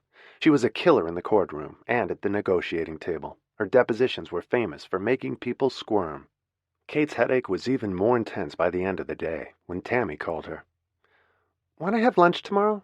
Tammy asked her. Kate checked her calendar and saw that she was free. Sure, I'd love to. That was some birthday party last night. Your brother broke up with Amanda today and canceled the wedding. I thought something was going to happen when they left. She didn't tell Tammy about the other woman. It might never happen anyway. Kate wasn't even upset about it yet. There were too many other things on her plate, at work and at home. She couldn't let herself think about it, or she'd get depressed, and she needed her wits about her for work, and to deal with Claire. She set a time and place for lunch with Tammy the next day, and left the office at 7:30, after reading the discovery files again for the new case. It was shaping up nicely, in spite of the hostile meeting with the two opposing lawyers that day. She was willing to go to the mat on this one, and wouldn't agree to a settlement easily. She thought they'd win if they went to trial, which wouldn't be for another year or two. But litigation would be expensive for her client to win the case. This was just the beginning. She was thinking about it on the way home, when her mother called her on her cell, in the cab. "Are you holding up all right?" "I think so. Anthony broke up with Amanda today," she said in a tired voice. "I know. He called me. He mentioned another woman to me a couple of months ago. I thought it was a bad sign. You were right about Amanda. She bored him to death." "Do you know anything about the other woman?" Margaret asked her. "Only that she grew up in Spanish Harlem, is a lingerie model, and gave him a black eye. She's not speaking to him, which is the best news I've had all day. I'm not even upset. My family is falling apart, Mom. You were right about that, too. Suddenly they're acting out all over the place. Tammy is the only one left standing. I'm having lunch with her tomorrow." "Well, there are no surprises there. You can rely on that," she said confidently. "She's the most solid of your children. She always has been. Oldest child syndrome. She takes care of everyone else. She's the only sane one left. Anthony and Claire seem to be losing their minds, although Anthony seemed sensible and sure of his decision. Try not to let it upset you. They'll come around and straighten up again." "I hope so. I feel like everything's upside down right now." "They're the same people they always were. They're just making different choices than you would have wanted them to make." "That's a major understatement. A baby out of wedlock and an underwear model? What's next? I'm afraid to answer my phone." "Try to get some rest. You sound exhausted." "I am. I'll call you tomorrow," Kate promised, and they hung up. By the time Kate got home, Anthony had been trying to reach Alicia all day. She had blocked both her phone and her email to him. He couldn't think of any other way to reach her, to tell her that he had broken his engagement and it was over with Amanda. He had sent Amanda a text earlier that day to see how she was. She said she was going to Paris with her mother, and he was relieved. He didn't want her to be destroyed by this. He just didn't want to marry her. It would have destroyed him. He was certain of that now. He tried Alicia's Skype account, and she didn't answer. She didn't respond to FaceTime or WhatsApp. He was dead as far as she was concerned. He had no way to reach her, and after work, he went to her apartment building, checked that her name was still on the bell, and sat on the stoop waiting for her. By 8 o'clock there was still no sign of her, and he could see that there was no light in her windows. He wondered if she was out with another man, and then he saw her, coming down the street in jeans and flat shoes, with her bag of school books in her hand. She stopped 10 feet away when she saw him. "What, are you stalking me now? Get off my front steps or I'm calling the police." Her voice was harsh, and she looked angry. She sounded like the street fighter she had been as a teenager. He remembered her promise to kick his ass if he ever came near her again, and he believed she would. "I just wanted to tell you that it's over. I ended it. I broke the engagement, if it makes any difference to you." "It doesn't. I don't care. You're a piece of shit, and you lied to me." "I know I did. It was stupid and wrong and cowardly. I was too afraid of losing you." "Well, you did. Now go away and leave me alone, or I'll get a court order against you." "Or give me another black eye?" he said, wanting to put his arms around her, but there was no way he could. She would have killed him. "You can have another one of those too if you want." "Can we just talk for a few minutes? I only wanted to tell you how sorry I am. I really mean it." "Now you've told me, so get lost." She was wearing her street fighter face and looked at him with disgust. "Alicia, please." "No. You think I'd let you do that to me again? I don't trust you. Why should I?" "Because I'm an honest man who made a really stupid mistake, and I love you." "That is the worst bullshit excuse I've ever heard. You're pathetic and a liar." "I'm not lying to you now." "Congratulations. What do you want from me?" "Another chance," he said, realizing how pathetic he sounded, but he meant it. "I'm not stupid, Anthony. Why would I do that?" "Maybe because you loved me too." "I did. Past tense. I don't give second chances. You blew it." "And what does that get you? The toughest girl of the year award? You can kick everyone's ass? Can't you be human about this?" "You weren't. What you did was disgusting." "Yes, it was. It was a shit beginning, but I'm free now. We could do it better this time if you give me a chance. If you lied to me again, I'd have to kill you, and you're not worth it. Are you seeing someone else? He felt sick as he asked her. That's none of your business. She had been crying over him for over a month, but she would have died rather than tell him, and she liked seeing him standing there next to her front stairs, begging her for forgiveness and another chance. She wasn't going to give it to him. She had too much self-respect for that, and she was too scared he'd hurt her again. No one had ever hurt her as he had. She had never loved any man as she had him. She had let her guard down, and he had burned her. The last thing she wanted was to give him the opportunity to do it again. Can we go for coffee somewhere? No, we can't. Now get out of my way. I have homework to do. He couldn't stand arguing with her anymore, and she was winning.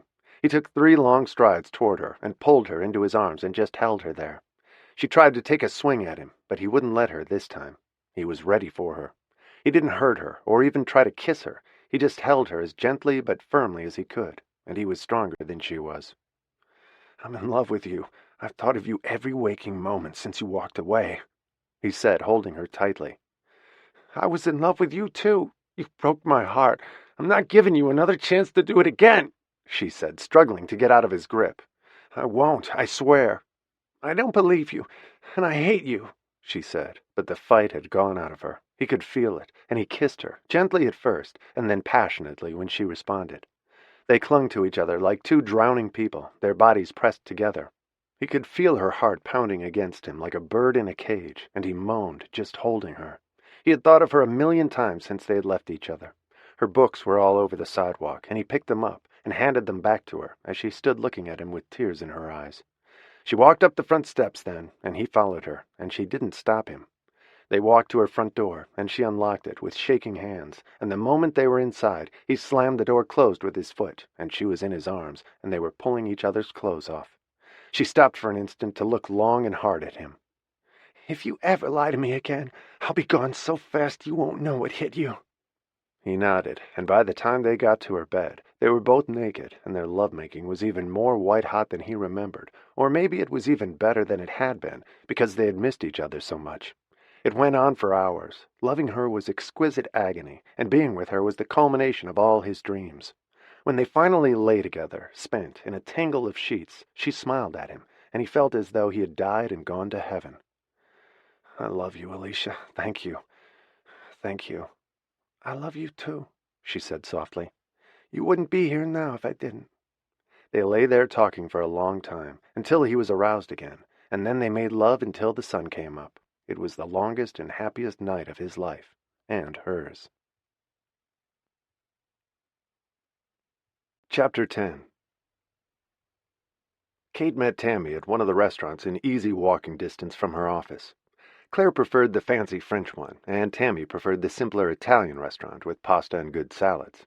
Tammy was already seated when Kate got there, out of breath, and 10 minutes late. I'm sorry I'm late. Work is out of control right now. Everyone comes back from their vacation happy and relaxed, and they all want to sue each other. Well, I'm not suing anyone. Tammy smiled at her. She looked healthy and tan after her vacation in Maine with Stacy. They'd done some sailing, kayaking, and canoeing, and a lot of hiking. It was the perfect counterpoint to their busy lives. Tammy had to leave for Paris soon for Fashion Week and the Chanel show of ready-to-wear. Thank you for making time to have lunch. That was certainly an interesting dinner the other night. I'm sorry it all happened on your birthday. I should have known it would. The opportunity was too tempting for Claire to resist. What do you think of her news? Tammy thought about it before she answered. I think it's too bad she's being so stubborn about it. I think she's going about it all the wrong way. Everyone would be happy for her if she were getting married. As it is, everyone will be shocked. What's the point of that? I don't know why she's so adamant about not getting married. Neither do I. I think Reed would rather get married, too. Girls her age seem to have babies all the time now without getting married. I don't see what it proves. How's Anthony doing after the big breakup? I haven't talked to him today, but he was very sure about his decision yesterday when he came to my office to tell me. I'm disappointed for him, but he can't marry her if he doesn't love her. He's been looking nervous and unhappy for a while. I don't think Amanda even noticed it. She was so busy planning the wedding. I think that may have been what scared him off, and apparently he met someone else a while ago, which threw him for a loop. What about you? Kate looked seriously at her oldest daughter. "Are you okay after all the revelations the other night?" Tammy nodded. "In a way, it's very freeing to realize that things weren't perfect for you and Dad either. Maybe you're telling us that gave Anthony the courage to break up with Amanda and cancel the wedding. It was liberating for me, too." She started down the slippery slope and was praying that she'd say the right things. "Actually, that's why I wanted to have lunch with you today." "Liberating in what sense?" Kate looked puzzled as their pasta came. Tammy didn't touch hers. She was too nervous to eat. "There's something I've wanted to tell you for a long time. I should have years ago." As she said it, her mother looked at her, mystified. "Mom, I'm gay," she said, without lowering her voice. She didn't want it to be a secret any more. "You mean as in happy?" Kate said, and Tammy almost laughed. "I don't think people say that these days." "No, gay as in homosexual. I'm a lesbian, Mom." If she had taken a gun out of her purse and shot her mother, she wouldn't have looked more shocked. "Are you serious? Is this a joke?"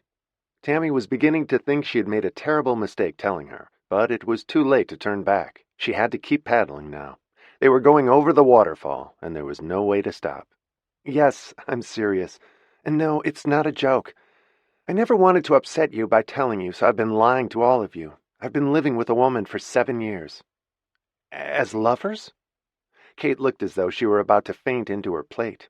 The idea that Tammy was gay was so preposterous that she looked as though she didn't understand what she was saying. "Yes, if you want to put it that way." "Were you always gay?" "I figured it out when I was about 15, maybe 16. I didn't act on it till I got to college. In high school, I was afraid someone would tell, and I knew you'd be upset. How are you now?" Tammy felt as though she should take her mother's blood pressure, and added to everything else that was happening, she was suddenly afraid it would be too much, and she'd have a heart attack. Kate didn't look angry. She looked stunned. "I think I'm all right. Why didn't you ever tell me?" She seemed hurt. "I didn't want to disappoint you. I wanted to tell you when I was in college, but I never had the guts. And then once I was working, it was easier not to say anything. When I had to, I lied. I don't want to lie about it anymore. When you told us about you and Dad the other night, I thought it was time to be honest with you about myself. I live with a wonderful woman. She deserves to know you, and be included when I am. It's been very hurtful for her that I've been hiding her for all these years." Kate nodded, trying to be gracious about it, as she tried to rewind the mental film of Tammy's life and looked for the clues she had missed. "Did you ever date men?" Kate couldn't remember any, but there was always some explanation for it. She just thought that Tammy had never fallen in love yet, and was a late bloomer. "No, I didn't. I never wanted to. Some women figure it out later than I did. A lot of them marry and have kids. I'm not attracted to men." She said it so simply that there was nothing Kate could say. She looked sad for her more than angry or disappointed, and she felt as though she was seeing her daughter for the first time, or had just been told she had a terrible illness.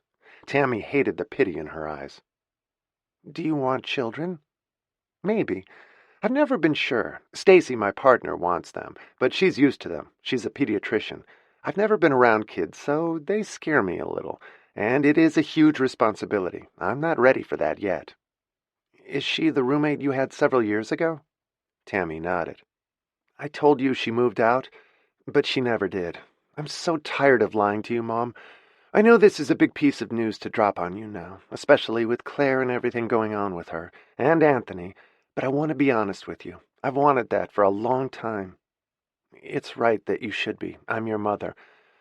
I just wonder what I was doing or thinking that I never even thought of it as a possibility.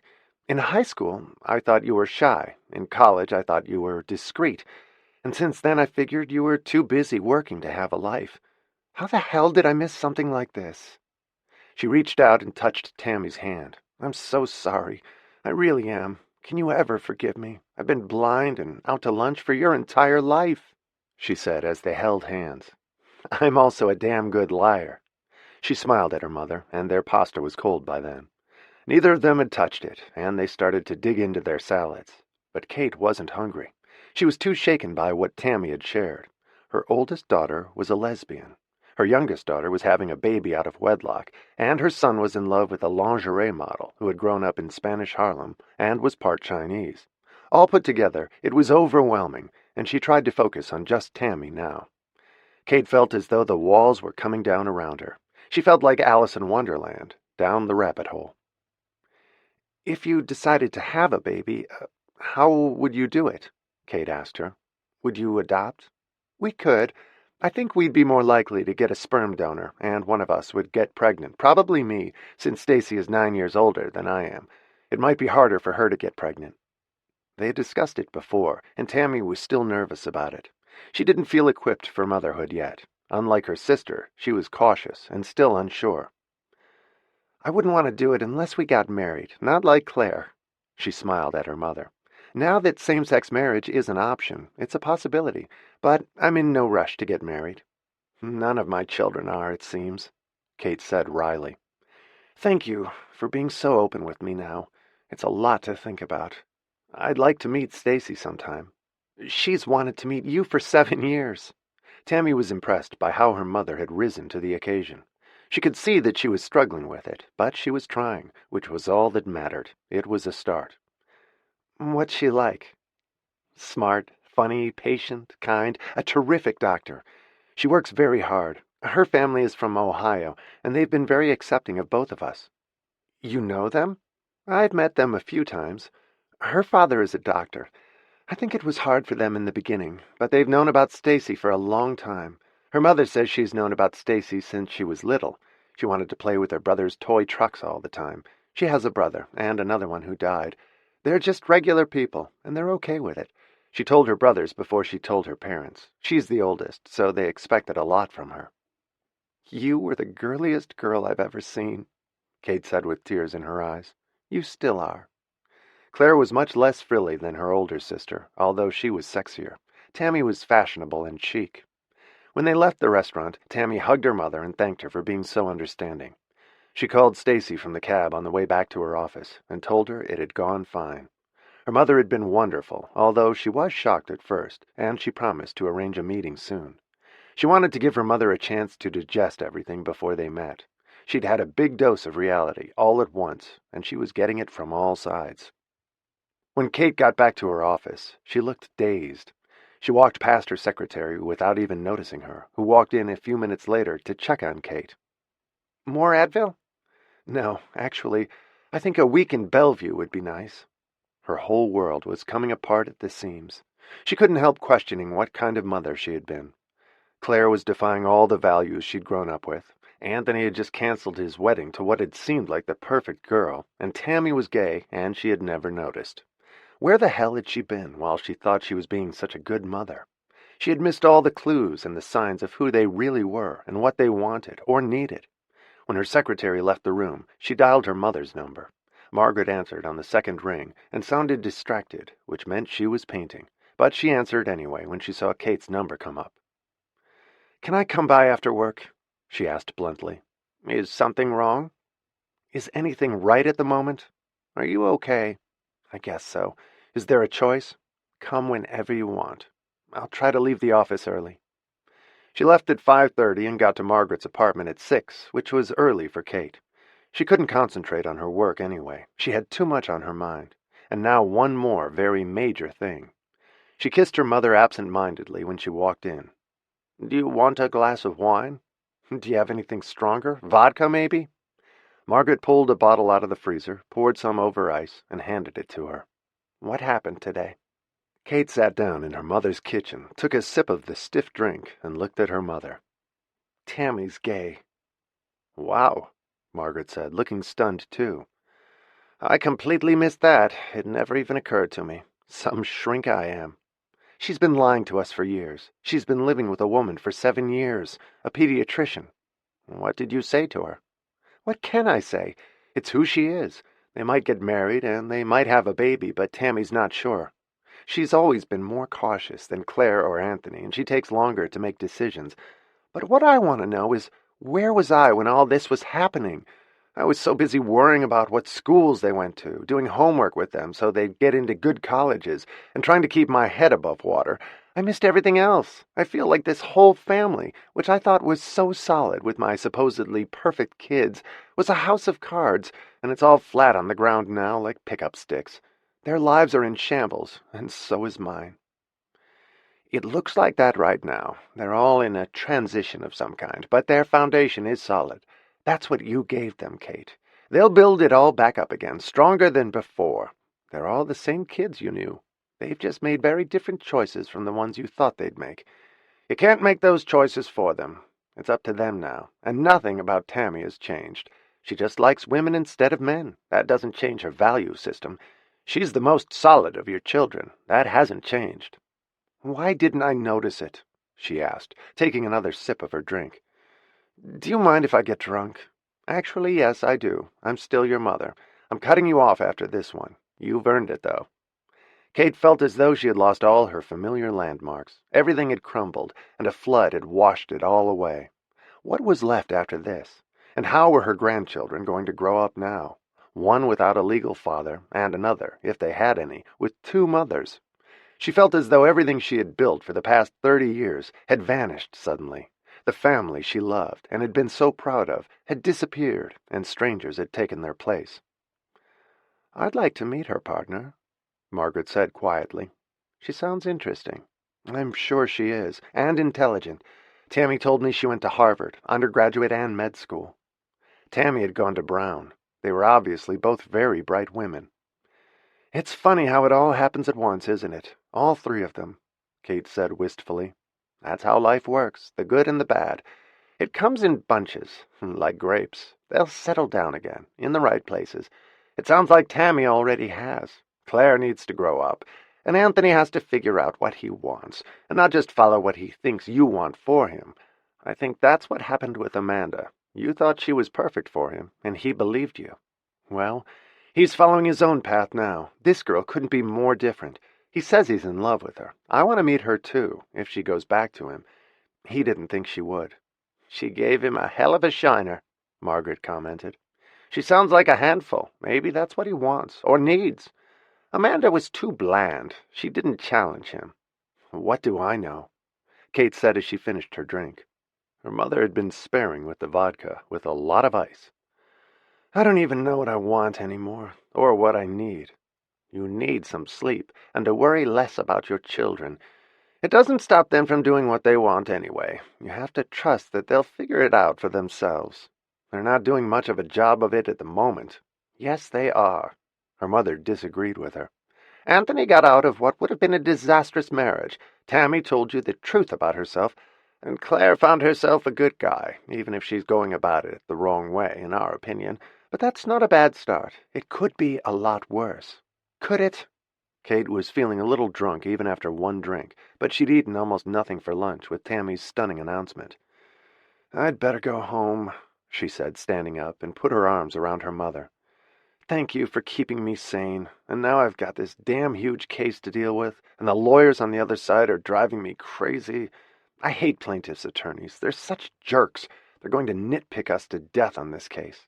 "It'll keep you busy. You need that right now," her mother said wisely, "or your children will drive you crazier." She smiled at her daughter. Kate picked up her briefcase and kissed her mother goodbye and left a minute later. She took a cab home, and as soon as she got there, she lay down on her bed and stared at the ceiling. She was still lying there when the doorman buzzed her 5 minutes later and said there was a delivery for her. She walked to the door, and a delivery man handed her an enormous arrangement of flowers. She couldn't imagine who would send them to her. Bart had sent her flowers earlier in the week for her birthday. He always sent her red roses, and this was a spectacular arrangement of pastel-colored flowers. It looked like a painting. She set it down on the hall table, tipped the delivery man, and opened the card after he left. "Thank you. We can't wait to see you. Love, Tammy and Stacy." She stood staring at it for a long time and smiled. Maybe the world wasn't coming to an end after all. The flowers were beautiful, and Tammy hadn't changed. She was as elegant and gracious and thoughtful as ever. And she was a loving daughter. Kate was still smiling when she lay down on her bed again, fully dressed, and fell sound asleep. Chapter 11. As soon as Tammy had broken the news to her mother about her sexuality, Stacy was consumed with anxiety about whether or not Kate would like her. She was sure she wouldn't. Her hair was too short and too gray. Her clothes were too masculine. She hadn't worn high heels since her high school graduation at 18. but maybe she should buy some. She looked in the mirror, stared into her closet in despair, borrowed a dress from Tammy, and looked like a man in drag in it, or a kid on Halloween, and burst into tears. She was driving Tammy insane with 1,000 questions, and her fears about Kate's reaction to her. Tammy decided that the only way to deal with her anxiety was to get it over quickly. She called her mother and asked if they could come for a drink in the next few days. She didn't think that Stacy would survive a meal without hyperventilating. Her normally calm, confident, level-headed partner, her tower of stability, was collapsing, as though her entire life depended on the meeting with Kate. "Of course," Kate said, surprised to hear from Tammy so quickly. She knew how busy she was, constantly in meetings at Chanel and working late. She assumed that that part of her life was true, even if the stories about her personal life hadn't been. "Thank you for the flowers, by the way. I've never seen anything so beautiful. I'm going to try your florist." "I'm happy you like them." Tammy sounded pleased. "It was Stacy's idea. She sent me some, too, after I told you about us. She's waited 7 years for this, and she's going to have a nervous breakdown if she doesn't meet you soon. I want to put her out of her misery before she gets a facelift, starts having Botox shots, and buys a whole new wardrobe. She's driving me nuts. She's afraid you won't think she's good enough for me. She's a lot smarter than I am, and a wonderful person." "So are you," her mother said lovingly. "I really hope you like her, Mom. It's important to both of us." Kate could hear the love in her voice for the woman she lived with. She had waited 16 years to tell her mother, 7 of them hiding her partner from her, and now she wanted Kate's stamp of approval on her life. It had been a long, painful wait for both of them. "Are you free tomorrow, around 5 o'clock?" Kate offered. It was Saturday. "That's perfect. Stacy sees patients on Saturday until 4 o'clock. It gives us time for her to change and for us to get uptown." "I'm looking forward to it. Tell her not to worry. I'm on board now. All you had to do was tell me," she said calmly, as both of them wondered silently if Claire and Anthony simultaneously going off the deep end had made it easier. Tammy hadn't done anything dramatic. She had just told the truth, which was dramatic enough in her case. Her siblings had made life-changing alterations and changed directions completely. Tammy was still quietly and sanely on her familiar path, and Stacy was a sensible, intelligent woman. She was sure her mother would see it the minute they met. She told Stacy about the meeting when she got home from work that night. She was instantly panicked. "Oh, God. Oh, no. So fast? Maybe we should wait. Maybe I should take a Xanax when we go out there, or have a drink before we go." "Oh, great. If you walk in like a zombie or show up drunk, I know she'll love you. Just be yourself. I told her how terrific you are. She knows I love you. All you have to do is meet her now, and we can relax after that."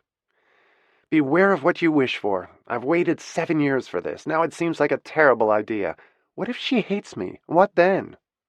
"Then I dump you and find someone else she'll like better. Or maybe I stop being gay," Tammy suggested, and Stacy laughed. "Okay, okay. But should I try to wear one of your dresses?" "Only if you want her to fall down laughing when we come through the door. I don't know how you do it, but you can take a Chanel dress and make it look ridiculous. Just wear jeans. My mom probably will. I'm not getting dressed up." "Well, she knows you. You don't have to prove anything," she said miserably. "Neither do you. You've already got everything it takes to impress her. We're on your side." "You don't understand. This is like meeting your future mother-in-law, only much, much worse. What if she thinks I'm gay?" Stacy said, starting to relax, with Tammy's encouragement. "She won't. She never thought I was. Why would she think that about you? Are you, by the way?" Tammy was laughing, and Stacy grinned in spite of herself. "Of course not. I'm straight all the way. Why would you say something like that? Just a rumor I heard. Something about your shoes. Will she think I'm weird for wearing men's shoes?" She stared at her feet, and then at Tammy. "Let me clue you in. She knows you're gay. You can go dressed as G.I. Joe if you want. One of my 5-year-old patients asked me the other day if I was wearing my daddy's shoes." She smiled, and Tammy laughed. "Smart kid. Very strong gaydar for a 5-year-old. I wonder how my brother is doing. I haven't heard from him since Mom's birthday dinner. I sent him a couple of texts today, saying I hope he's okay, and I haven't heard back. He's probably hiding out somewhere," Stacy suggested. "My mother said something about his meeting someone a while ago, and it threw him. I wonder if he's with her. That would be pretty fast, but you never know. Maybe that's what gave him the courage to break up with his fiancée." "He needs time to figure out what happened," Tammy said thoughtfully, "and how he got so far down the road with the wrong woman." That's easy to do sometimes. Tammy knew Stacy had spent 10 years with a sociopath before leaving her and meeting Tammy. She was a doctor too, and totally insane. And then Stacy met Tammy 6 months after they broke up. Some relationships are so right on paper that you talk yourself into them. I did that with Mercedes. 2 doctors. How perfect. Only one of us was nuts. Amanda's not nuts, but she and my brother had nothing in common. My grandmother and sister were right on that. My mom got caught up in all the fancy social bullshit and thought it would be good for him and civilize him. My brother's a sweet guy, but he's always going to be a geek and an artist at heart. I hope the next woman is the right one for him. He deserves it. At least I don't have to worry about what to wear to the wedding. We could have worn matching tuxedos. We have a great one at Chanel this season. Tammy laughed. I wouldn't have been invited, Stacy said. You will be from now on, Tammy said gently. I'm not going out without you any more. That's over. Stacy looked touched. You get a pass for fashion events, though. I couldn't handle it. She rolled her eyes and Tammy laughed. It was a whole new day for them. As it turned out, the next day Stacy had an emergency in the office. A 1-year-old who had rolled off the changing table and needed to have her forehead stitched up. Stacy had no time to change properly when she got home. She put on loafers instead of running shoes, changed her shirt, and they were out the door to go uptown to meet Tammy's mother. Before they arrived, Kate stood looking around her apartment, waiting for them. Tammy had texted that Stacy had had an emergency, and they'd be 10 minutes late. She tried to guess what Stacy would be like. It was like meeting a daughter-in-law 7 years after the wedding. It was a done deal by then. Everything about the situation was new to her, and Tammy was the bridge between them. She straightened the books on the coffee table again. The flowers they'd sent her were on a table in front of the window and looked beautiful. Kate had changed 3 times and finally settled on white jeans and a pink shirt. She didn't want to overdress. They were 15 minutes late when they rang the bell. Kate nearly jumped out of her skin and ran to open it.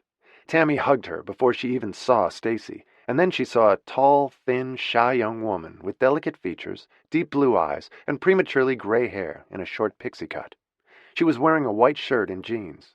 Tammy introduced them, and without hesitating, Kate reached out and hugged her. Stacy started to cry. 2 minutes later, they were all hugging and crying, and Kate felt as though she were adopting a child. I've waited so long to meet you, Stacy said in a choked voice. Me too. I just didn't know it, Kate said in a voice filled with emotion. She hadn't expected Stacy to be so simple and human and warm, but it shouldn't have surprised her, knowing Tammy. God, you two are such sissies. Man up, Stacy said as Tammy handed out tissues for all of them, and they laughed. Would you like a drink? Kate offered, and wondered if she should have had food for them, but none of them could have eaten. It was too emotional. Water would be fine. I'm on call this weekend. I'm sorry we were late. I had to stitch up a 1-year-old. Kate could see her easily in that role, and being great with kids. She had eyes filled with compassion, and a gentle style, with laugh lines near her eyes. They sat down in the living room, and she brought out some of the albums of Tammy as a little girl. Stacy loved it, and they laughed at some of the pictures. Tammy looked angelic in most of the pictures, and she was always carrying her favorite doll. You sure were a girly girl, Stacy commented with a loving look. I looked like Dennis the Menace as a kid. I carried a toolkit for about 2 years, and took my parents' TV apart and nearly electrocuted myself. I set fire to a Brillo pad stuck in an outlet to get a spark to light a cigarette in my room when I was 15. I don't think anyone was surprised by how I turned out. They're just surprised I didn't wind up in jail. I stole my father's car and drove to Cincinnati from Columbus when I was 14. My younger brothers were scared to death of me. Tammy knew that one of Stacy's brothers had been gay too, and had died of AIDS. Stacy had had her share of heartbreak. It was what had made her decide to go to medical school. She'd spent a year with Doctors Without Borders, working in an AIDS clinic in Africa. They talked about it briefly with Kate, who was vastly impressed by Stacy. She was a very impressive woman, and the bond between her and Tammy was obvious. The time sped by as they talked, and at 7 o'clock, Stacy got a text from her answering service. She had an 11-year-old boy in the emergency room with a broken arm, and she looked apologetically at Tammy and her mother. I have to go to work, but this has been so wonderful. She turned to Kate then. Would you come to dinner at our place sometime? I'm a terrible cook, but I buy great pizza and spaghetti and meatballs, or sushi.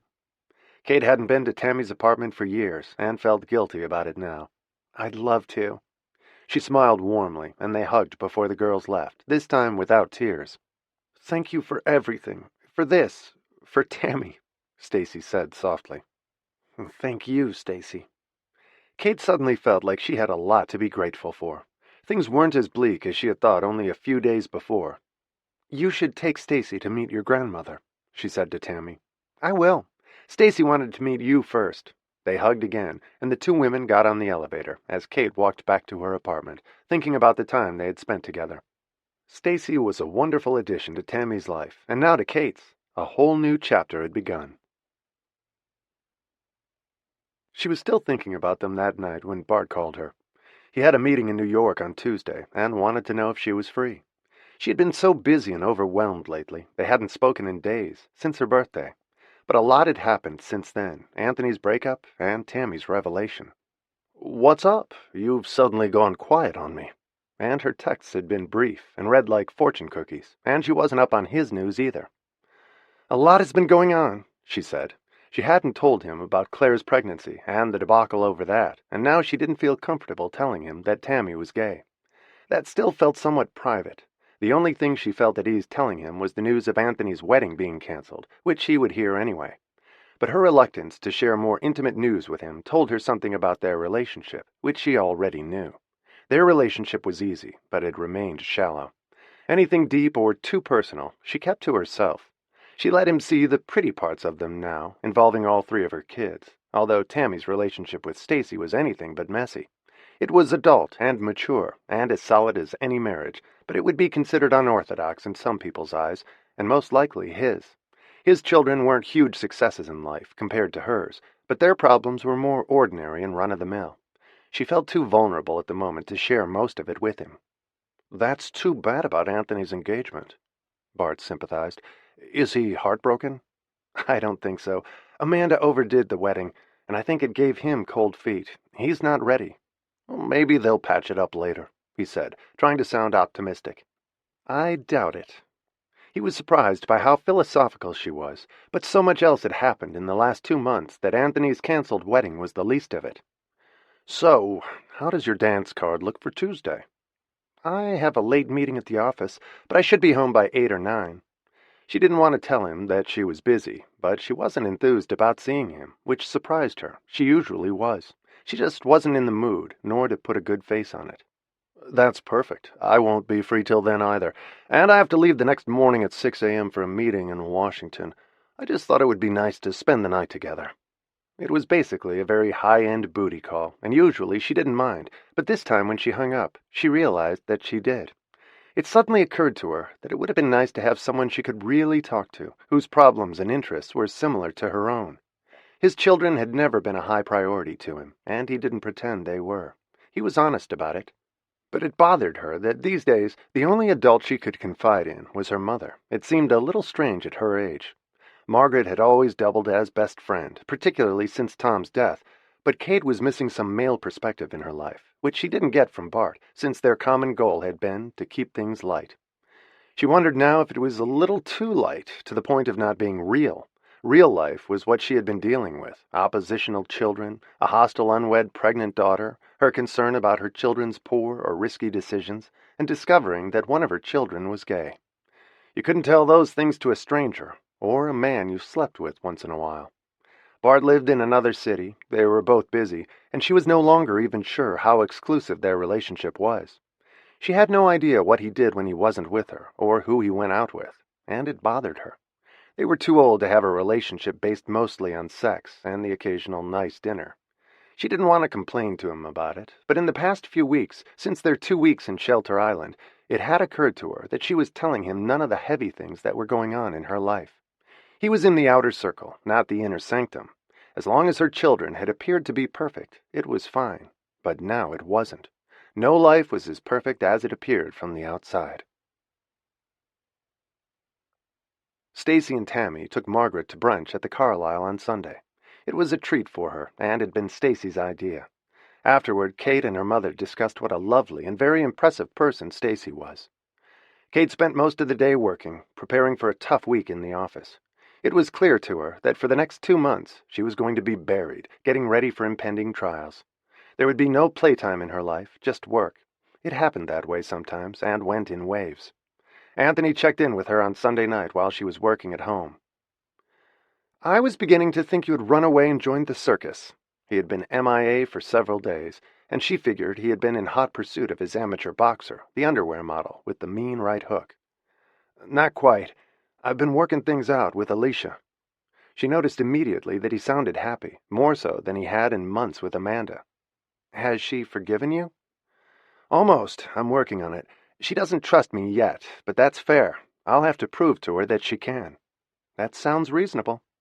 It appeared that she was the kind of woman who wasn't willing to be treated badly by anyone, which Kate approved of. She was that way herself, ever since Tom.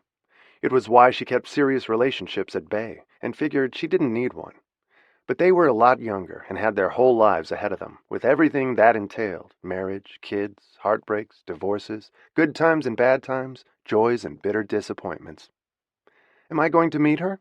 "You will," he said vaguely. "It's too soon now." "Have you heard from Amanda?" "We texted a couple of times. She sounds okay. She's in Paris with her mom. Maybe this is a relief for her, too. The wedding got to be overwhelming. If I ever do get married, I'm going to City Hall. I don't need or want all that fanfare and pretentiousness. Her father was going to spend $1 million on it." "At least," Kate agreed with him. "That's sick. I'd rather have the money to start a company." I think she liked it, and he wanted to indulge her. "I guess," he said, sounding baffled. "I just wanted to let you know I'm alive." "I'm happy to know it," she said. A few minutes later they hung up and she went back to work. Kate wasn't hearing much from Claire these days either. She was giving her mother the cold shoulder. She could live with it, although she was sorry not to be more supportive of the pregnancy. But Claire wouldn't let her. She was still proving a point, and Kate didn't want to cater to it, and didn't have time to do so. She had sent her 6 helpful books on pregnancy, as a loving gesture, and Claire hadn't even thanked her. Monday at the office was as stressful and hectic as she'd expected. Tuesday was worse. She had another meeting on their big case with Jack Hirsch and Scott White as opposing counsel.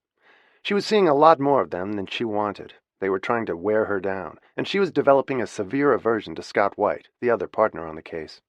She thought he was good-looking and arrogant, and too cocky for his own good. His comments to and about her client were sometimes downright rude. She didn't like her client much either, but she had to be professional about it. She noticed that White stared at her a lot to unnerve her. She had a strong urge to tell him to get over himself and behave. He thought he was God's gift to the legal profession. He was a few years younger than she was. He fit the bill as tall, dark, and handsome, and looked a little like Tom, but she was impervious to him. Good-looking men didn't impress her, and she considered him a huge pain in the ass. Most of their meetings so far had been time-wasters. It wasn't working. It just made her angrier and tougher. She had 6 other big cases on her desk, not just theirs. She was sitting at her desk reading discovery files at home when Bart showed up on Tuesday night, as planned. She hadn't dressed for him. She hadn't had time. She was in work mode, only got home from the office half an hour before he arrived, and hadn't had time for dinner. She realized that in the beginning of their relationship, she would have used the half hour to dress for him and do her hair and look relaxed when he arrived. But she had too much work right now. She looked distracted when he finally showed up, half an hour late himself, but ready for playtime. She had hours of work left in her briefcase. "You look busy," Bart said jovially when he saw the files spread out on her desk. She poured him a Johnny Walker Blue Label on the rocks. She was out of gin and couldn't shake him a martini. "This month is a nightmare," she confessed, sitting down next to him on the couch. "And next month will be too. I hate these damn frivolous cases." "So do I. We need to change the laws governing that in this country. Anybody can sue anybody here, and it costs them nothing. With contingency lawyers and the plaintiffs don't have to pay legal fees, they should. Amen to that. So do something about it, Senator," she teased him. "I have a few other things on my plate right now, too," he said, stretching his legs out in front of him. He always relaxed when he was with her. They never talked about their problems. He was there for pleasure. That was the farthest thing from her mind tonight. She hadn't even had time to brush her hair before he got there, and he realized his timing wasn't ideal showing up midweek. "Ready to take a night off?" he whispered as he leaned over and kissed her. She wasn't. She was still stressed from the office, but she didn't want to say it to him. She was thinking of getting out of bed to go back to work after he fell asleep. She didn't know what else to do in order to finish her work. But she was definitely not in the mood for playtime. That was the trouble with hit-and-run sex and romance. Sometimes it was the wrong time, and if she wanted that kind of relationship, you had to take it when you could get it, convenient or not, and be ready to act like a geisha who had nothing else to do. "Kids okay?" he asked her, as she poured him a second drink, and tried not to look at her watch as she did, but he saw her do it. "Perfect," she said by rote. That was definitely not the truth, but she knew it was a courtesy question, not a real one. Anthony and Claire were somewhat precarious at the moment, but she didn't want to get into it, and she didn't want to tell him she had met Tammy's female partner of 7 years, which finally explained why she hadn't been dating. Her lack of apparent dating life wasn't about work, it was about sexual orientation, and a secret Kate had no intention of sharing with him. She had a feeling he'd disapprove. He was very old school about some things, and Catholic, and was opposed to same-sex marriage. Kate had been too, and now her view had changed overnight, with Tammy and Stacy. "What have you been up to?" he asked pleasantly. "Just work." She smiled at him. He kissed her again, and half an hour later she followed him to her bedroom, and for the first time with him, she felt like a hooker. In real life, if they lived together or dated seriously, she would have told him that she had too much work to do to think about sex at the moment. But he only had 9 hours to spend with her, and she couldn't be picky, and didn't want to let him down or refuse him. She took a quick shower, put on a pink satin dressing gown with nothing under it, and slid into bed beside him, knowing how he expected the evening to end. It was why he stayed with her. He kept condoms in her bedside table, which always made her wonder if he was sleeping with other people. She wasn't. He was the only partner she'd had for 6 years, and the sex had always been very good. Not earth-shattering, but good, and satisfying for both of them. He pulled the tie of her satin dressing gown loose once she got into bed. He had already been there when she slid in beside him, and he dropped the pink satin gown on the floor and felt the silk of her body as he kissed her, and slowly convinced her this wasn't such a bad idea after all. Their lovemaking was quick that night, and he'd been drinking before he got there. It didn't affect his performance, but he was sound asleep and snoring seconds after rolling off of her. She looked at him lying there next to her. He was a handsome man, but he suddenly felt like a stranger, and she felt like a trick. They had talked for half an hour at most, had sex for 10 minutes, and at 6 a.m. he'd be leaving to catch his plane back to Washington. It was a total of 40 minutes of interaction. She wondered how much hookers charged for that, or if they had a minimum if he spent the night. She never used to think of that with him, but now she did. Something was missing. The fire had gone out of it for her, and maybe for him too.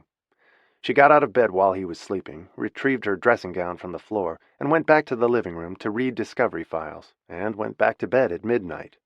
He woke her when he got up the next morning at 5. He showered and shaved, and she had coffee and toast waiting for him in the kitchen when he was dressed.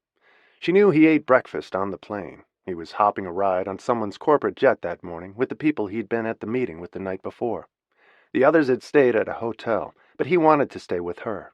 And in previous years, she had enjoyed it, but not now. She wasn't sure why, whether it was him or her, or time had just caught up with them. Shelter Island had been fun when she wasn't working, but this wasn't, when she had so many cases to deal with. "Is something wrong?" he asked her as he sipped his coffee. "I feel like we're missing something. We were both tired last night," he said, and she nodded. "Are we played out?" he asked, wanting her take on it, and she wasn't sure either. "I don't know. I have a lot of work right now, and family problems galore," she thought to herself. "Relationships like ours have a shelf life, you know," he said calmly. "We may have hit our expiration date. I'm getting that feeling. 6 years is a good run, if that's where we are now." He didn't seem sad or emotional about it. He just wanted to know, in case he needed to change his route and make other arrangements for his free time. "I don't know. Maybe we have hit our expiration date," she said, surprised to hear herself say it. But the sex didn't feel right anymore. It was sex, and nothing more. It had never been love, but it had been real affection for a while. She had felt something change that summer in Shelter Island, too, and tried to ignore it. And she'd been upset about Claire. But it wasn't getting better. If anything, it was worse, with the pressures of their real lives. It didn't feel cozy between them now, just mechanical and a little cold, which wasn't what she wanted. She didn't just need to get laid. She wanted to feel somewhat loved, even at her age and in her circumstances. At 55, she wasn't totally ready to give up on tender feelings for a man she slept with, and he seemed to have none for her. Just respect and companionship and appreciation of her body, which was all he had to give. It had never been different, only a little warmer and more fun. But lately, with her family falling apart, she needed more emotional support. He didn't even know about it, and she wasn't inclined to tell him. "I think we've kind of done it, Kate," he said as he finished his coffee. He hadn't had time to eat the toast. "I'm going to miss spending time with you, but I hate dragging things out once they reach this point. We should quit while we're ahead and still like each other." She nodded agreement and was startled by how quickly he was willing to shed an alliance they had shared for 6 years. He was ready to toss it in the trash like a used condom, and she didn't stop him, which startled her too. 2 minutes later, he stood in the doorway, his overnight bag in his hand, smiling down at her, and kissed her. "Thank you, Kate," he said, which was meant to encompass 6 years of sex, weekends, nights, conversation, and a few vacations. "You're a great woman. Stay in touch. It was fabulous," he said with a wave and a smile, and got on the elevator, and that was the end of Bart Mackenzie. She wasn't even sure how she felt about it, sad or nothing. It had ended within a matter of minutes. At the first hint of autumn in the air, he had shut it down and moved on. It told her how little she had meant to him, but she had never really let him into her life either. This was all it was ever meant to be, a casual affair with a handsome senator who lived in another city. There was no real substance there, and never had been. She closed the door behind him and went back to her desk. She had 2 hours to spend on the work she'd brought home from the office. She wondered if she'd ever hear from him again, and decided she probably wouldn't. They would be friendly when they met by coincidence somewhere. She had seen lots of women do that with him, and now she was one of them. She was a woman he had slept with for a while. He had taught her one thing, that if she slept with another man one day, which was never a sure thing at her age, she wanted it to be someone she loved, and who loved her. Sleeping with a man she didn't love, even in a comfortable arrangement like hers with Bart, just made her feel cheap. It was funny how, at every age, in the end, love always mattered. It was the only thing that did. The rest was just smoke and mirrors. Chapter 12. September and October were every bit as busy and hard as she had expected them to be, and sometimes more so. Trials to prepare, depositions to do, discovery to study, witnesses to do research on, new cases, old cases, conferences, meetings, her partners to consult. Work rained on her like a hailstorm. She loved it, but she had no time for anything else, and even worked on the weekends. It gave her no free moments to think about Bart Mackenzie, and after a few weeks, she realized she didn't care. He hadn't called, and she'd thought he wouldn't. She was part of his archives now, no longer active. She barely had time to talk to her children, although they all seemed to be fine. Stacy's being introduced to the family had deepened their relationship, according to Tammy. Stacy still had to meet Tammy's siblings, but she had met her mother and grandmother, which was the most important. Claire's pregnancy was advancing, and she said it was beginning to show in October. Kate made a point of calling her regularly, to demonstrate some interest, and Claire was still being cool and bratty.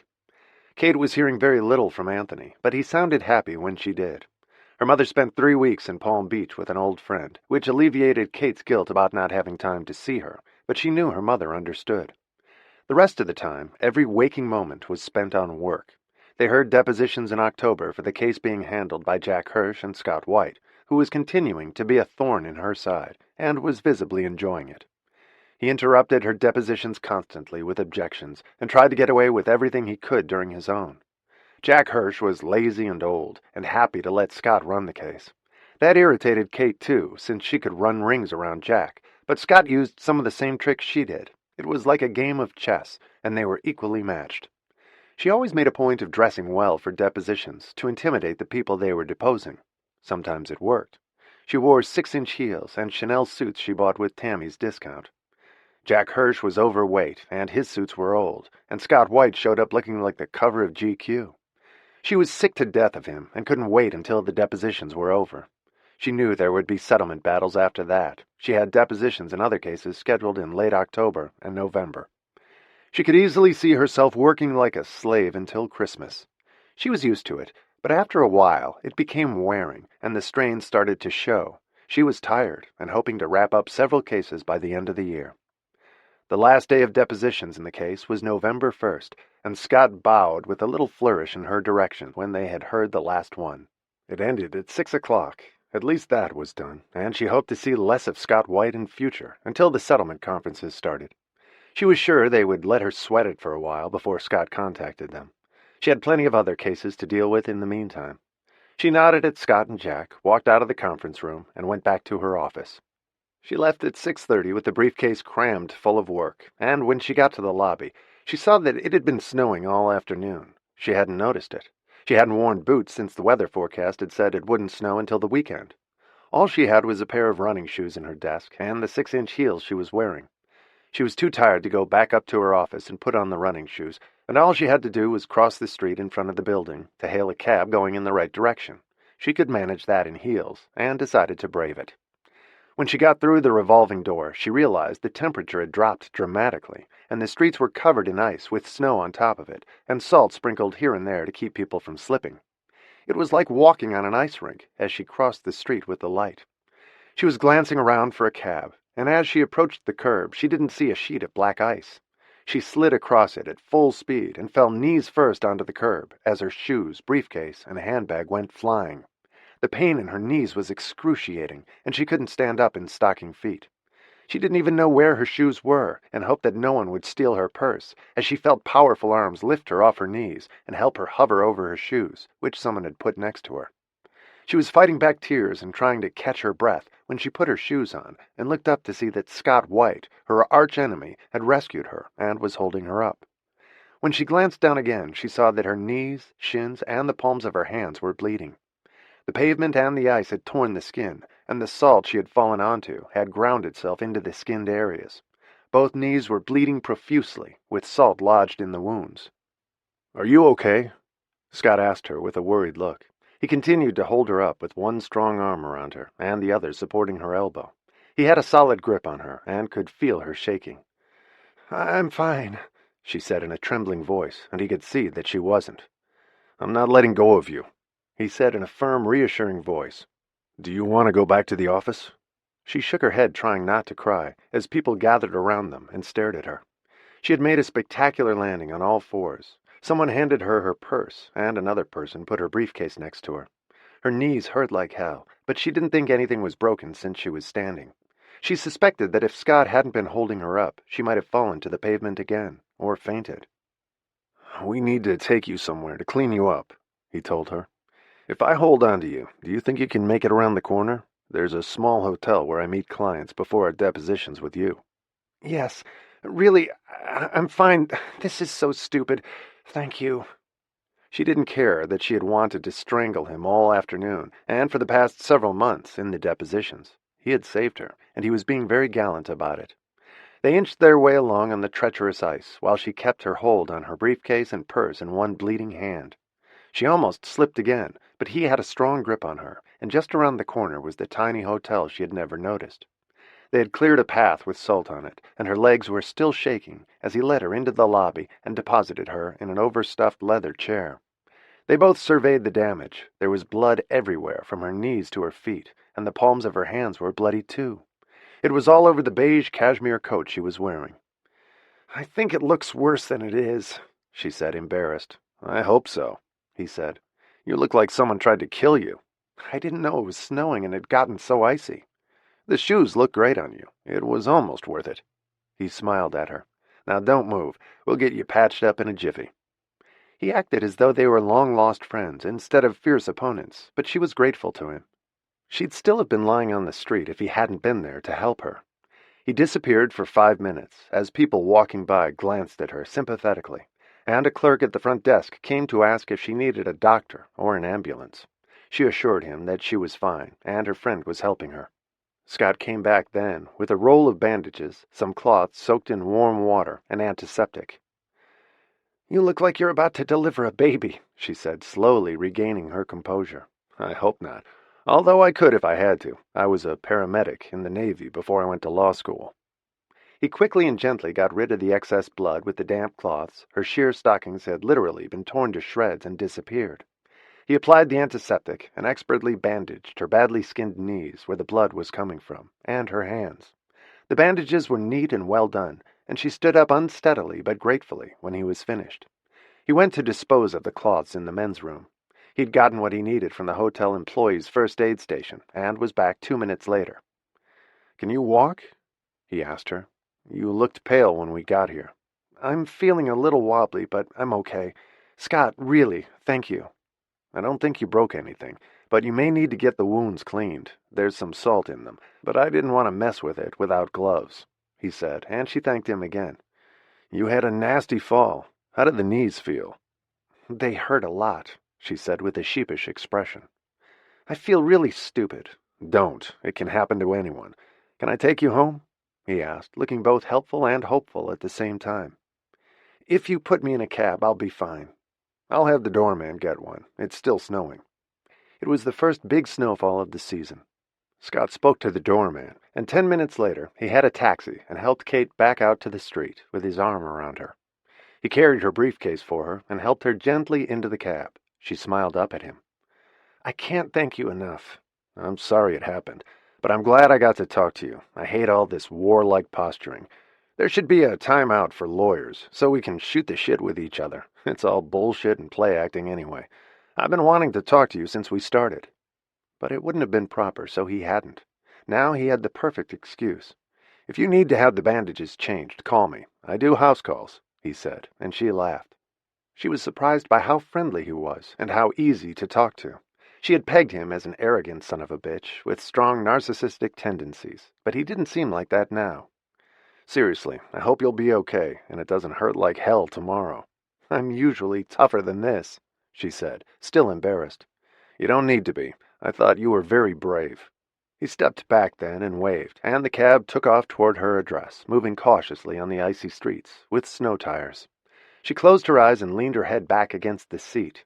She felt slightly sick, but a lot better than she had when she was on her knees on the pavement. She was still thinking of Scott White and how nice he had been. She was even more surprised when he called her the next morning. It was Saturday, and she was hobbling around the house with her bandages. Her knees and hands still hurt a lot.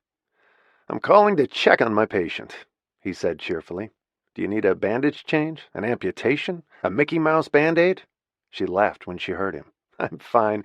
It hurts like crazy, but it's okay. I'm going to take a hot bath and soak my wounds. I went straight to bed last night. I was still kind of shaken up when I got home." "I'll bet you were. You had a nasty fall. You're lucky you didn't break an arm or a wrist. It was nice having a chance to talk to you, like human beings. You're a noble opponent, counselor." And a beautiful woman, he didn't add. He'd been admiring her since he first saw her. "Would you have a drink with me sometime?" He went straight to the point, and she hesitated. She felt as though she owed him a debt now, and he was much nicer than she would have expected, but he was still the opposing counsel in a lawsuit. "I don't think we should. We don't want either of our clients accusing us of a conflict of interest. How about a rain check for when it's all over?" She tried to sound natural about it. "I'll hold you to it," he said seriously. "I hope it's over soon. Our client is such an asshole. At least yours is a better guy. I hate cases like this. They waste everybody's time. It's all about ego and greed, vengeance and showing off. It's a waste of our collective talents." And he thought hers were considerable.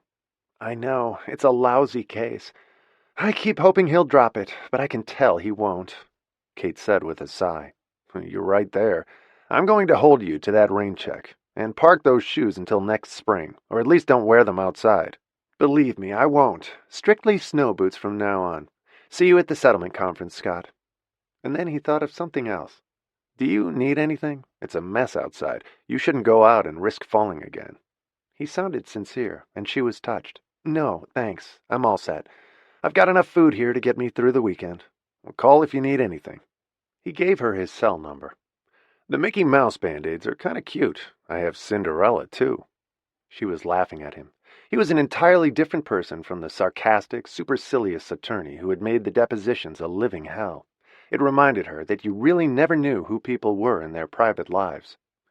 "You can show me the Cinderella ones at the first settlement conference." They both laughed at the thought. "Our clients would love it, especially mine. He eats children for breakfast. See you soon." They hung up, and Kate smiled, thinking about him for a minute.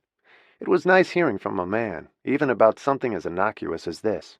It had been well over a month since she and Bart had parted ways. It was for the best, and he was right. It had played out, but she missed him occasionally, and a little male attention. Although Scott White certainly wasn't an option. He was a rival attorney in an active suit and younger than she was. But he had been an efficient rescuer, and it had dissolved some of the animosity and tension surrounding the case. He was human after all, though she was sure he would still be a fierce and aggravating opponent when they met again with their clients. It was his style. But hers wasn't warm and fuzzy either. It was all posturing, as he'd said. She stayed in bed for most of the weekend, and came up with an idea. She'd hardly seen her children for the past 2 months, and she wanted to have them come for dinner. They were all leaving town for Thanksgiving. Reed was taking Claire to the Turks and Caicos for some sun. Tammy had promised to go visit Stacy's family in Ohio, and Anthony was going to San Juan with Alicia to meet her father and assorted other relatives. Kate still hadn't met her, and hoped to soon. A small dinner in the next couple of weeks would get them all together and give Kate a chance to meet Alicia. She texted all of them, asking for dates that worked for them, and by the end of the weekend, they had agreed on a date. She was going to serve sushi and Mexican food, which they all loved. There would be 8 of them, her children, their significant others, Kate, and their grandmother. It sounded like fun, and distracted her from the ache and burning of her hands and knees. Claire had called her when she got her mother's text, wanting to know what the dinner was about. "Do you have more confessions for us?" she said with an edge to her voice. "Not at all. It's just dinner, since you're all going to be away for Thanksgiving." Claire relaxed after that. Reed was coming too. Anthony called her late that night, nervous about it. "Is this so everyone can meet Alicia?" "It's a nice sidebar, and we all want to meet her, but the only purpose is to be together and enjoy each other's company." "Oh." He sounded surprised. "What should she wear? She's worried about it." "Whatever she wants. Jeans, whatever. It's just the family for dinner, Anthony. There's nothing behind it." He sounded relieved, and the conversation was brief. Kate was looking forward to it. It was going to be interesting to see how the group blended, with 3 new partners in their midst. Her family was changing. Margaret was curious too, and they only had 10 days to wait. Chapter 13. The day of the dinner with her children, Kate bought flowers, put them all around the apartment, and enjoyed arranging them herself. She put an embroidered tablecloth on the table, brightly colored napkins, and a set of red plates she used once in a while. It looked festive, and she put a chocolate turkey at each place, just as she had when the children were little. She had champagne for those who wanted it, and good French wine for dinner. By the time they all arrived, it felt like a party. Tammy and Stacy got there first, and thought the table looked lovely. "I can never do that and make everything match," Stacy said. "It looks like Martha Stewart did it," she said admiringly. The candles matched the decor, too. Tammy was used to her mother doing beautiful table settings when she entertained, and even for the family when she had time, but it was new to Stacy. "Tammy's good with things like that, too," Kate said, smiling at both of them. "And you can cure a sick child. You can't do everything. We all have our talents." She was happy to see Stacy again. She had done the seating carefully, and had used place cards to seat them, trying to guess who would get along best with whom. She had gone all out, and had bought a fabulous cake for dessert, and a huge box of chocolates. Reed and Claire were the next to arrive. The baby was showing now. She was 5 months pregnant, and she could feel it move. She put her sister's hand on her belly several times to feel a kick, but didn't invite her mother to. She still had an attitude with Kate, because she had been critical of her getting pregnant and their not getting married. Claire could hold a grudge forever, and apparently intended to, but she was pleasant with everyone else. Margaret said something to her about it before dinner, when Kate was out of the room tending to something in the kitchen. "What you're doing to your mother isn't fair. She wants the best for you, and she had a right to be upset by your news." "I have a right to be upset by her attitude, and by her being judgmental about me," Claire said coldly. She was being intentionally petulant with her mother, which seemed very wrong to Margaret, and childish, since she was about to become a mother herself. "You don't need to abuse her, Claire. You've been very rude to her since July. Why do you want to hurt her?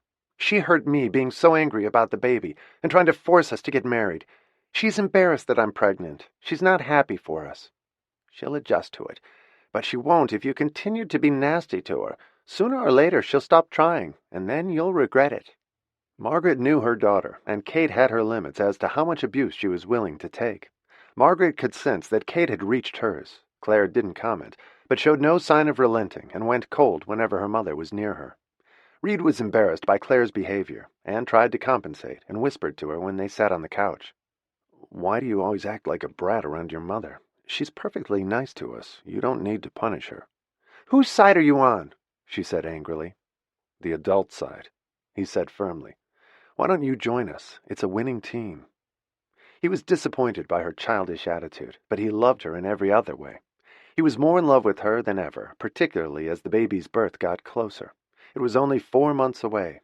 Claire had already started decorating the nursery. It was a boy, which made Reed even happier.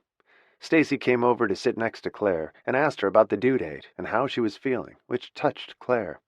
She warmed to Stacy immediately, although she had been shocked when Tammy had called her and said she was gay after she had told Kate. Claire was meeting Stacy for the first time that night. They chatted while Tammy and Reed talked business.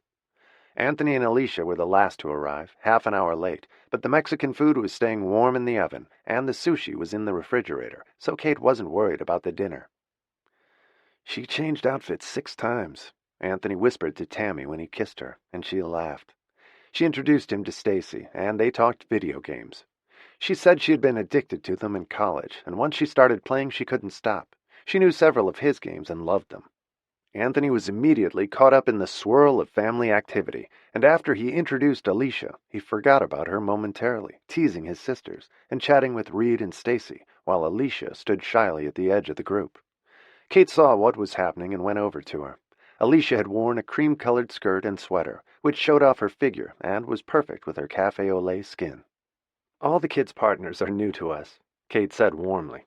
"So you're not the new girl at school. They all are. Don't feel like the Lone Ranger. I met Stacy 2 months ago for the first time, and Reed this summer. I've heard a lot about you."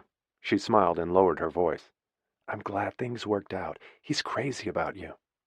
Alicia beamed when she said that, and was relieved to see that Kate had worn a skirt, and so had Tammy, so she had guessed right about her outfit. As she glanced at Kate's skirt, she noticed her legs and gasped. "Oh my God, what happened to you?"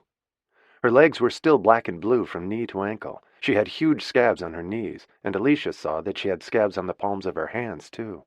"I fell on the ice when it snowed 2 weeks ago. I felt really stupid. I was wearing 6-inch heels." None of her children had noticed her legs, but they saw Alicia's expression and looked down. Stacy was horrified. "Why didn't you call me? Did you see a doctor?" "No, nothing's broken, just bruised and scraped. The opposing counsel in a deposition I just finished bandaged me up. He's a former Navy paramedic." "That must have hurt, Mom," Tammy said sympathetically. Claire said nothing, yet again to prove a point. It was getting old, and Anthony told her to shape up and be nice to Mom. He was happy to see his mother talking to Alicia. She had been terrified to meet her. And Margaret was quick to join the group and chat with Alicia too. By the time they sat down to dinner, Alicia felt totally at ease and was talking animatedly with all of them. At dinner she was very funny about where she went to school and Hunter College now in her final semester. They were impressed that she was determined to get her degree, even at 30. She was obviously smart and persevering and hard-working. "Where did you go to college?" she asked Stacy, who looked instantly embarrassed. "Don't ask her," Tammy intervened. "I feel stupid every time someone asks her. She went to Harvard and graduated summa. She's obviously some kind of alien. Normal humans can't do that." "Holy shit, really?" Stacy nodded, and Alicia looked profoundly impressed, but Stacy was modest and unassuming about her achievements. Kate smiled, watching the interactions at the table, and was pleased that everyone got along. They gobbled up the food, the conversations got louder and louder, and the wine flowed. Margaret was happily part of it, and Kate had Anthony and Reed opening more wine. "Nice group," Kate whispered to her mother. "I told you the family hadn't fallen apart. It just looked that way for a while. It's different, that's all," Margaret responded. "You have to admit, it's a little unorthodox," Kate reminded her. "That's what families are about. No family is normal these days. There is no such thing, even in Disney cartoons." Kate patted her mother's shoulder and handed Anthony another bottle of wine to open. Alicia looked comfortable in their midst. She had an incredible body, and Tammy asked her how she kept it that way. She said she did kickboxing and had gotten Anthony into it. She said she had taken lessons from a pro at a gym as a kid. "I could kick any boy's ass in the neighborhood, which came in handy where I lived." Anthony handed his phone around with a video of her boxing on it, and everyone was impressed. They were all different, from different backgrounds, with a variety of talents, but the mesh worked well. The only disappointing member of the group was Claire, who was quiet a lot of the time, and only wanted to talk about her pregnancy. She was totally self-involved. "Can't you talk about anything else?" Her brother finally scolded her. "You're not the first woman on the planet to have a kid. How's your job?" "Fine," she said, looking sullen. "I can't wait for my maternity leave. I'm taking 3 months off." "I'm fascinated," he said, and rolled his eyes. Kate thought it was good for her to be back in the fold of her family, and not pampered by Reed all the time. He treated her like spun glass, and hung on her every word, and felt her belly for every kick. Stacy asked her if she was signing up for Lamaze classes, and Claire said they sounded boring, and she didn't need them since she wanted drugs at the delivery anyway. Stacy said she might find the classes helpful, and Claire brushed her off. Tammy asked Alicia about her modeling, and she explained that she did it to pay the rent, but was trying to be an actress, without much success so far, but she was determined. "She's a genius with computers," Anthony said proudly. "She understands all my games." "I'm glad somebody does," Tammy said. "I do," Stacy piped up. "I have a lot of them. They're brilliant." The teasing and talking went on for many hours. They demolished the cake, and Cade ran out of wine. They switched to champagne, and Anthony and Reed drank tequila shots after dinner, and Alicia had one too. They were a lively group, and finally left at 1:30 in the morning. The living room was a mess, and Kate was delighted. The evening had been a huge success, and they all liked each other, which was a major coup. Reed made a date with Anthony and Alicia to try their gym. He had been extremely congenial, and with no family of his own, he really enjoyed Claire's, in fact, more than she did. Margaret had gone home earlier and slipped away quietly, and Kate disappeared to the kitchen after a while to clean up and not intrude on the young people, who were showing each other videos and photographs on Instagram, and all spoke the same language. Alicia talked to everyone. Claire finally warmed up and stopped talking about her baby. They were better than ever, and one happy family again, with partners who got along.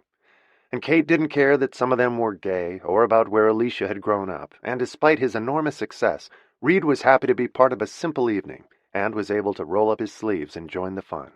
There was nothing pretentious about him. It was Claire who was getting too big for her britches, and overly impressed with herself. Her brother tried to put her in her place whenever she did. She talked about Reed's plane, and everyone at the table booed and hissed at her, and Reed said it belonged to his company, and he didn't own it. It was good for Claire to be back among real people who didn't care what she had now, or how spoiled she was becoming. It wasn't attractive. "Wow, Amanda would never have survived with this lot," Kate commented to Tammy when she came out to the kitchen to check on her mother and help. "I really like Alicia," Tammy said admiringly. "She's a live wire, and she's good for Anthony. She doesn't take any shit from him, and she gets his geek side.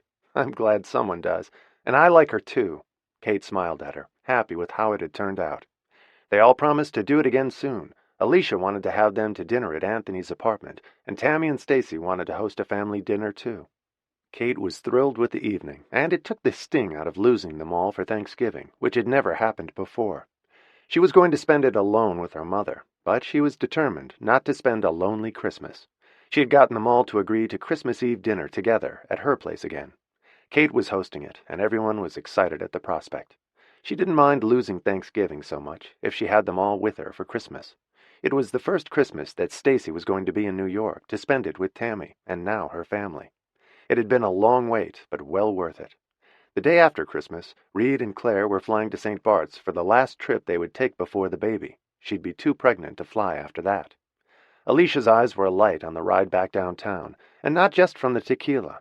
She could drink most of the men under the table, as well as kick their asses, and was proud of it.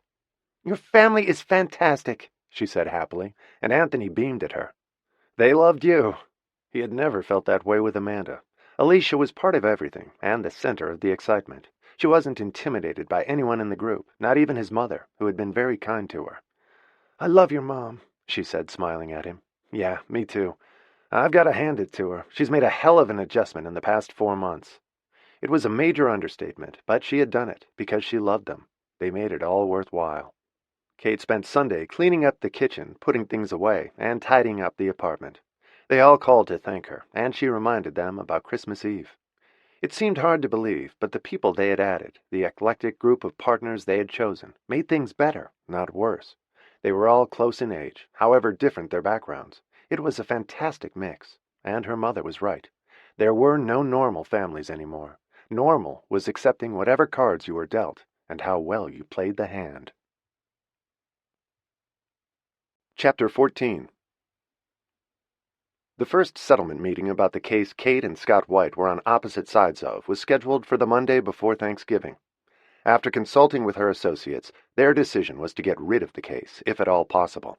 It was taking up too much time. A trial would take months of preparation, would cost a fortune, and juries were unpredictable. She and her partners set a ceiling for the amount they were willing to throw at the unworthy opposition, and Kate hoped that Scott and Jack Hirsch would be able to convince their unpleasant client to settle for that amount. She was counting on Scott now that she knew there was another side to him, after he had rescued her when she fell. She wore slightly lower heels to the meeting. She saw Scott lean down and check discreetly and give her an almost invisible thumbs up, and she laughed. They didn't talk to each other before the meeting. She didn't want to do anything to jeopardize the settlement of the case or be accused of improprieties later that might overturn whatever decision had been reached. The meeting got underway quickly. Both the plaintiff and defendant were there. Kate's client was being pleasant and polite and non-inflammatory. Scott was invariably rude and insulting, calling people names so that he had to be reprimanded frequently. It was tedious dealing with him. The meeting droned on for 4 hours, the opposition offering fresh accusations of malfeasance to strengthen their argument, which Kate knew meant nothing, and was only done to try to increase the settlement. The defendant's side finally made their offer and left the conference room, so the plaintiff and his team could discuss it. It was all about a business deal which had gone sour. Money invested had been lost, and the plaintiff was trying to recoup his losses inappropriately by accusing Kate's client of everything under the sun, most of it lies. She didn't think a jury would buy it, but it could take years to resolve if they went to court. The logic of doing so made no sense, and Scott had tried to convince his client of that also, to no avail. His client was a street fighter who had nothing better to do, was bitter about the failed deal, and had billions, so money wasn't the issue. In reality, the settlement, whatever it was, made no difference to him. It was more symbolic. He wanted his legal costs paid for, too. And his lawyers were charging him a fortune. Scott came out of the conference room a couple of times to go to the men's room, but Kate could read nothing on his face. They were called in at last, and Kate was feeling optimistic, since it had taken them so long to discuss the offer, and she expected to hear that their offer had been accepted. Instead, Scott addressed her, standing in front of her the moment she sat down. "Miss Morgan," he began, looking pompous again, which was his official persona when representing his client. "Or is it Mrs.? What exactly is your marital status?" he asked haughtily, and she almost laughed. "It's Mrs. I'm a widow. I don't see what that has to do with this case." His client had said, "Rake them over the coals." He hadn't added details, so Scott had thrown that in, allegedly to embarrass her, but he was actually curious himself. "Mrs. Morgan," he emphasized, "do you have any idea how insulting your offer is to my client? Do you and your colleagues not understand the suffering and humiliation he experienced when the deal failed? Are you not cognizant of how sloppy your client's practices are, how fully responsible he is for the money my client lost? Are you not mortified by making us an offer like this? So paltry, so pathetic, so completely without merit. You should be ashamed of yourselves." His glance took in her partners seated in the room. All the big guns were there. It was a ridiculous speech, an affront, and highly offensive, but she knew it was what his client expected from him. She would have hated Scott if he hadn't knelt at her feet, bandaging her knees 2 weeks before. It was the only way she knew he was a real human being, and not the total horse's ass he'd been hired to be for his client. His insulting speech went on for half an hour, while her client looked unhappy and started to lose patience, and her partners looked furious. It was all a long-winded way of his client saying no and refusing the settlement. They had to go back to the drawing board, but neither her partners nor their client were willing to offer more. She managed to say quickly that if the offer was refused, they would go to trial, which no one wanted to do. "Is it war, then?" Scott asked her, sounding theatrical. "If you want to call it that, it's a trial, Mr. White. If we can't make a deal, and we've made our best offer today, then we'll go to trial, as I just said. We will leave our offer on the table for 72 hours for your client to reconsider. After that, our offer will be withdrawn." "I understand," Scott said for the benefit of the court reporter typing a transcript of the proceedings, so they couldn't say later that they didn't know the deal would be off the table in 72 hours. It was a tedious business, and Scott looked as fed up as she was. Kate and her partners waited for opposing counsel to leave with their client. They took their time. As Scott marched past her stone-faced, he whispered, almost inaudibly, "I'm sorry." No one heard him but Kate. She showed no reaction other than a barely perceptible nod. As soon as they'd left, her partners exploded. Their client looked discouraged. It was an incredible waste of time and money. They'd probably go to trial on it in a year, maybe two. They were prepared to. The heat might have gone out of it by then. Sometimes litigation like this was settled on the courthouse steps the night before the trial, or the morning of it. But in the meantime, they had to prepare for a trial. She didn't hear from Scott afterward. It would have been inappropriate, and there was nothing left to say. It was all in his client's hands. The following day, Kate had dinner with all three of her children at Le Bernardin, one of the best restaurants in New York, before they left for their respective trips on Wednesday, either to see their de facto in-laws, or in Claire's case, to get some sun. Since Reed's parents were both deceased, and he had no siblings, he liked going away for holidays, and was thrilled to have Claire to spend them with now. He was looking forward to Christmas Eve at Kate's. He seemed hungry for family connection. Anthony was looking forward to going to Puerto Rico with Alicia. He had met her mother, who lived in the Bronx now, in a tiny apartment. He could see where Alicia got her looks. Now he was going to meet her father and his second family in San Juan. She had 5 half-brothers and sisters, all younger than she was, in their early to mid-20s. And Tammy was going to Columbus, Ohio with Stacy, where her parents and brother and his family lived. She had met them all before and enjoyed them. Then they were going to Sun Valley, Idaho on Friday for the weekend to ski. Anthony and Tammy felt guilty leaving their mother, and Claire didn't say anything. She was quiet and sullen through most of dinner, which Anthony told her had become really boring. None of them had brought their partners along. It was family only, so they could speak more freely, and Anthony called Claire a spoiled brat several times. He finally had enough and snapped at her at the end of dinner. "I don't see why you need to be a bitch to Mom. She doesn't like you having a baby out of wedlock and showing off about it and not getting married. She's entitled to her opinion.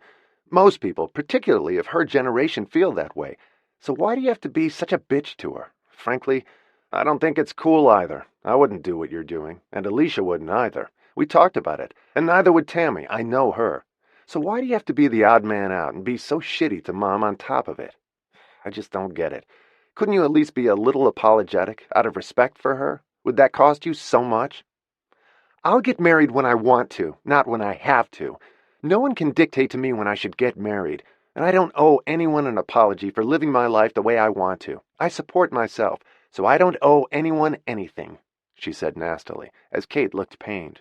"No, you don't," Anthony corrected her. "Reed supports you, and you're damn lucky he does. You're living like the Queen of Sheba and being snotty to Mom on someone else's dime." Claire's face turned red.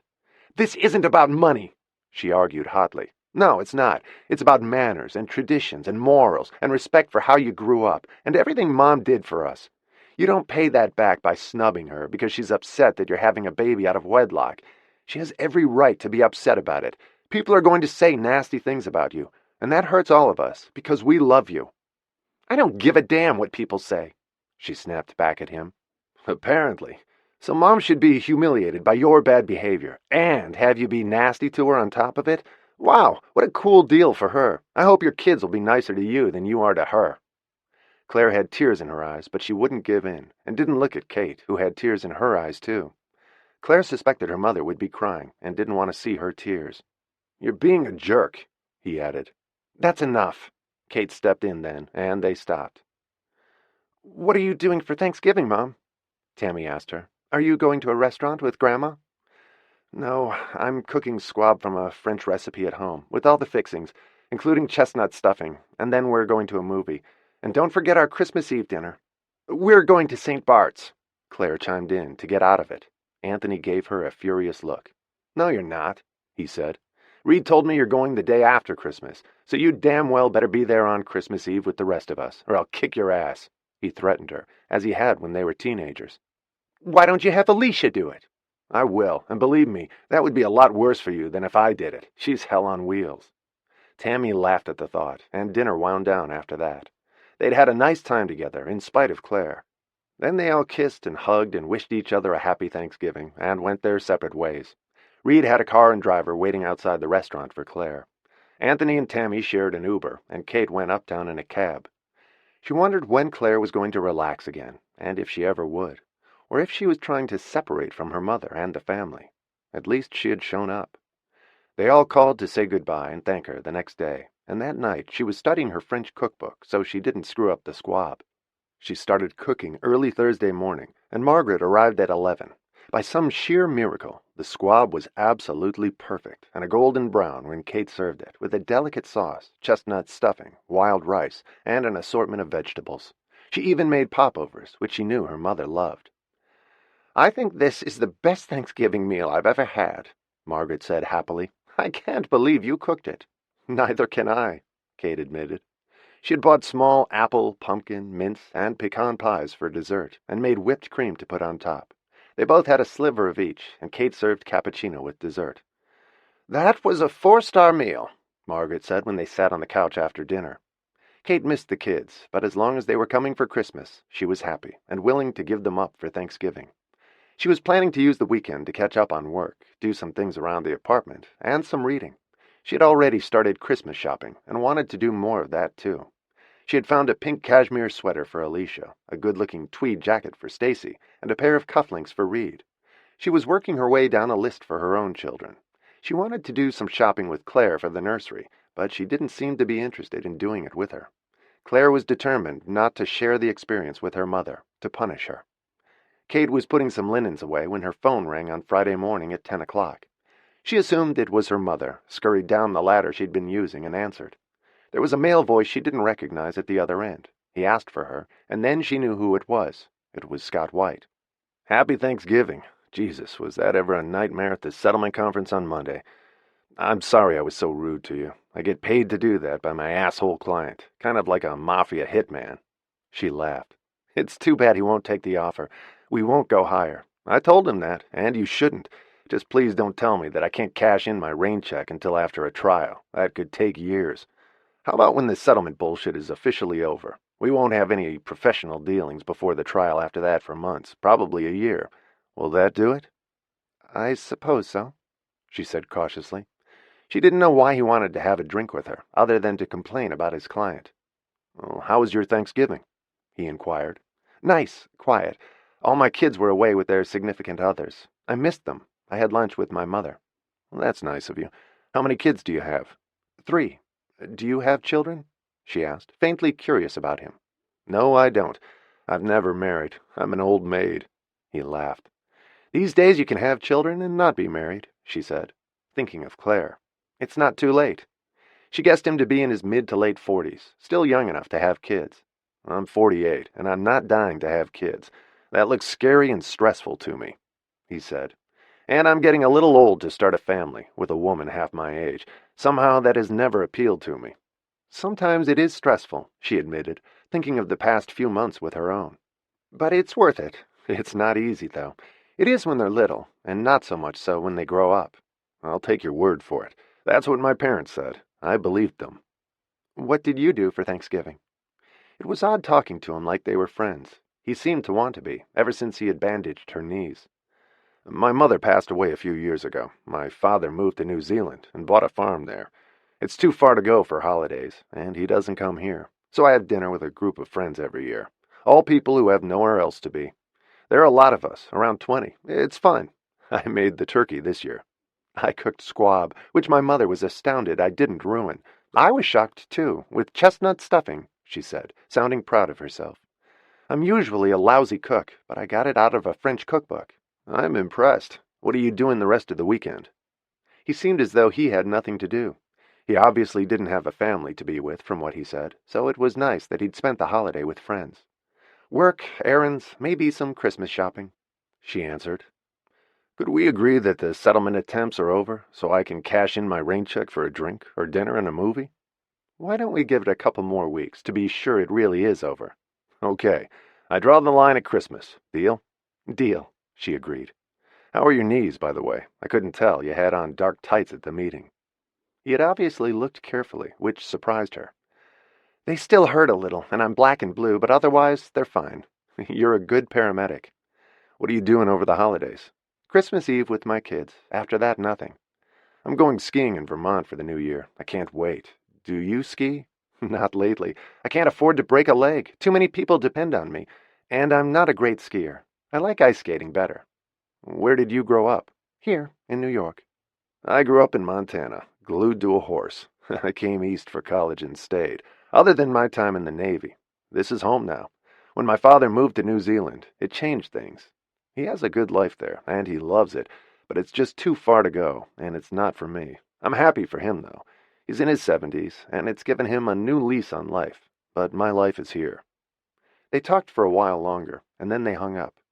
She thought about him afterward. He was so different from his brash, aggressive style as an attorney. She liked him better in private life, although she could see he was a good lawyer. It was nice chatting with him and learning more about him. She could easily imagine him on a horse in Montana, but now he was definitely a big city boy. She spent the rest of the weekend doing the small tasks around the house she had wanted to do. She did some work, read a novel, and missed her children. They had texted her on Thanksgiving, and she had FaceTimed Tammy and Stacy. It was a peaceful holiday and a nice break. By Sunday night, she was ready to go back to work again and looked forward to it. Weekends were lonely without kids or a man in your life. She'd been wrestling with it for years, and work always filled the void. As it turned out, she'd been right to tell Scott to wait until they considered the settlement period totally over. The week before Christmas, she got a call from Jack Hirsch. They wanted another meeting. Her own team was fed up by then and thought it was pointless, but they couldn't refuse, so Kate set it up. Jack and Scott walked in with their client, and Scott was stone-faced and barely greeted her. He definitely had two personalities, his professional one and the one who had called her twice and bandaged her knees. Jack took the lead this time. He droned on forever about how insulting their offer was, how insensitive they were, how badly the plaintiff had gotten screwed over by their client's incompetence, and how gravely he had suffered. Kate nearly fell asleep in the meeting and let her mind wander. They'd heard it all before. Then at the end of his monologue, he said that in spite of how insulting the offer was, their client had decided to accept it to avoid the headache and expense of a trial. Kate snapped her attention back to the proceedings and looked at Scott with a quizzical expression. He nodded and smiled. "Well, I'll be damned," Kate said under her breath, and one of her colleagues laughed when he heard her. The offer had been off the table for some time, but her client agreed to honor his offer. All of the attorneys stood up and met to shake hands, and the plaintiff walked out without a word to any of them. Good sportsmanship was definitely not his style. Their own client thanked them and left a few minutes later. He was relieved to be rid of the lawsuit, and so was Kate. The attorneys all stood around talking, and Scott made his way to Kate. "You were right," he said softly. "I didn't think we had another round in us. It's always better to wait and be safe, and not shut the door." She was grateful that her client was willing to reinstate the offer, just to get the matter over with. "You know what this means, don't you?" She smiled at Scott, and he looked puzzled. "You don't have to see your client again, until his next lawsuit. He sues everyone. We've been up against him before on other matters." "I don't care," Scott said, smiling down at her. He was tall, with dark hair and green eyes, and very good-looking, which didn't really matter. "It means that my rain check is now valid and fully redeemable. What are you doing tomorrow? Let's have a drink to celebrate, and don't tell me we have to wait till the deal is signed. That's bullshit." She laughed. "Okay, tomorrow, deal." She felt silly having a drink with him, but she felt awkward reneging on a promise, and he'd been so persistent about it. "Where?" He mentioned a bar a few blocks away from her office. It was nicer than most of them, and had a restaurant, too. 6 o'clock? It was earlier than she usually left the office, but she was willing. "Bring your coupon with you. It's not transferable." He laughed at that. "As though I would transfer it to someone else. I would kill them first. This is my rain check, and I intend to use it. We've earned it." They all disbanded with enormous relief a few minutes later. Kate's managing partner said it was the best Christmas gift they could have, to settle the case and get rid of it. And now she had a date for a drink with Scott White to celebrate. It seemed silly to her, but she had nothing else to do, so what the hell? He'd scraped her off the sidewalk and bandaged her knees, so the least she could do was have a drink with him. She owed him that, and he seemed like a decent guy. Chapter 15. Kate forgot she was having a drink with Scott the next day when she dressed for work, so she wore a gray skirt and a gray cashmere sweater, and realized once she was at the office that looked seriously drab. She had worn a warm gray coat over it, since it was freezing outside. She also had on her gray suede boots with high heels. She looked very serious and lawyerly. She didn't even have a scarf with her to jazz it up. But it wasn't a date anyway, she reminded herself. It was a drink between lawyers to celebrate the resolution of a case after a lot of grief along the way for the lawyers on both sides. She arrived right on time and found Scott sitting at the bar. He looked happy to see her, and the maitre d' led them to a quiet corner table. Scott suggested champagne, which sounded good to her and appropriate for a celebration. They toasted each other when it arrived. "So you're a widow," he said gently. "Long time? Short time?" He hoped it wasn't too recent. "Very long time. 19 years. 20 in January. Helicopter accident. He was a congressman." That told him all he needed to know, except that Tom was divorcing her, which she wasn't going to tell him. "You must have been a kid when it happened." "Young enough. I was 35, with 3 kids who were 13, 10, and 7. I kind of hung around for a year, trying to figure out what to do, and then went to law school." "After he died?" He seemed surprised. He had looked up her law school graduation from Columbia and saw it was only 16 years earlier, so he figured her for early to mid-40s at most. "I thought you were younger than I am, by a few years. I'm 48, as I mentioned." "That's very flattering, but no, I'm ancient, 55. He could Google it anyway. There was no point lying, and this wasn't Match.com or computer dating. "Do I have to give the drink back now?" He laughed. "Definitely not. I don't care about age. It's hard enough meeting someone you want to see again, let alone worrying about whether the numbers match up." "I'm 7 years older than you are. If you're considering me for a date, I'm too old for you," she said bluntly. "Am I too young for you?" he asked her directly, looking anxious. "I'm not sure I ever want to date again. I had a 6-year, superficial, on-and-off, long-distance dating relationship that ended a couple of months ago. As he put it, we had reached our expiration date. It just kind of petered out. We didn't see much of each other, and it never went very deep." "Did you want it that way?" He wasn't afraid to ask questions, and he wanted answers. She wasn't sure if she was auditioning or not, but in her mind she wasn't. "At the time, yes. My kids were younger, although the youngest was in college, and my son had just graduated, but they came home a lot, and I liked being available for them. He wasn't big on kids, and I didn't expect him to be involved with mine. I kind of kept them apart." "It sounds like you played it safe, emotionally, not too involved." She nodded. "I've never had a big deal relationship since my husband died. I had my kids. They kept me busy, and happy." "And now?" "Not always so happy," she said honestly. "It's harder when they get older. I see them when I can, and they're not too busy. It's an adjustment once they're out of the house. I'm still trying to figure it all out. But that's not an excuse to get in over my head in a dating relationship. It has to be the right person, and I've never met that person. I wasn't looking for it. In fact, she'd been hiding from serious commitment most of the time." "Neither was I," he admitted. "I've had some long-term relationships, one in particular that lasted for 8 years. We lived together, but it was never quite right. We finally agreed to give up and move on. Time passes quickly, and we lead busy lives. Suddenly you wake up and you're 48 and forgot to get married. The right person just never came along. I'm okay with it. I have a good life." "Forget to get married or didn't want to?" She turned the tables on him. "Maybe both. I'm not convinced I'm cut out for marriage, and if I don't want kids, there's not much reason for it." "I kind of feel that way too about marriage. I'm not going to have more kids, so I have no incentive for marriage. I like time to myself now too. That's hard to explain to people who don't need that. I gave up all my time and energy to my kids for a lot of years. Now it's kind of nice to be lazy once in a while and do what I want when I'm not working. I work most of the time." "Yeah, me too," he said, looking pensive. "We lawyers are a strange breed. The good ones are all workaholics. I don't think you can do it any other way." She nodded. "I agree." "Which leaves no time to date," he concluded with a grin. "Or not like normal humans do, anyway. Women don't like it when you come home with a briefcase full of work, but I love what I do." "So do I."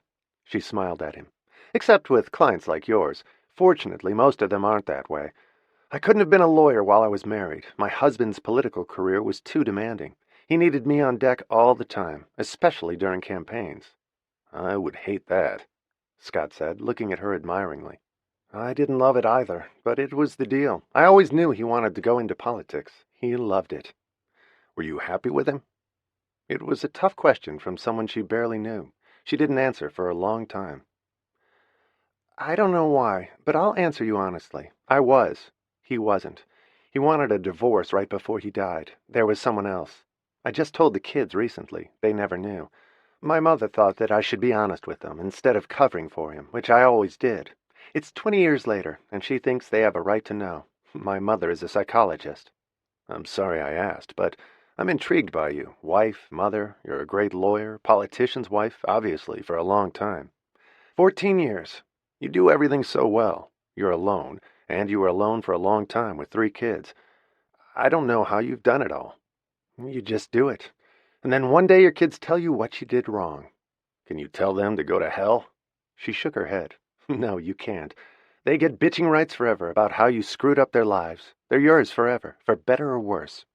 She smiled, thinking of Claire. That scares me to death. I'm sure I do a lousy job, and they'd never forgive me. That's why I never wanted kids. I'm too selfish anyway, and I'm always working. I've always got one who is pissed off or hates me, and 1 or 2 who love me and think I'm great. It hurts, but it's the way it works. I like perfect scores. In fact, one of the complaints is that I expected too much of them and wanted them to be perfect.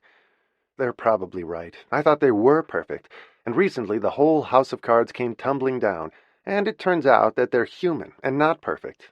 And so am I. It's been a hell of a shock, but we're getting things put back together now. It's a little more real, and maybe easier to manage. I think I raised the bar too high for all of us. I figured that if everything and everyone was perfect, nothing bad would happen to us. But that's not the way it works. Bad things happen anyway. He nodded, absorbing what she was saying, and he was impressed. Nothing appeared to be out of order with her. She seemed in perfect control of herself, her environment, and didn't have a hair out of place. You're an impressive woman, Kate. I couldn't do what you've done. It was a lot easier being by myself. Lonely, though, she said simply, and he nodded. And that's the problem when you get older. It's not so terrific being alone, and if you wait too long, no one wants you. The dilemma of timing. I hope your kids realize how awesome you are, and appreciate what you gave up for them, he said, truly impressed with her. She laughed. That's not part of the deal. They're not supposed to notice, and they don't. So what's this score at the moment? How many love you, how many don't? He was fascinated by her and her family, and what she said. She seemed like the most practical, realistic, enchanting woman he'd ever met. He had suspected it in the office, but she was even better than his fantasies about her. 1 hate, 2 loves, she said without hesitating.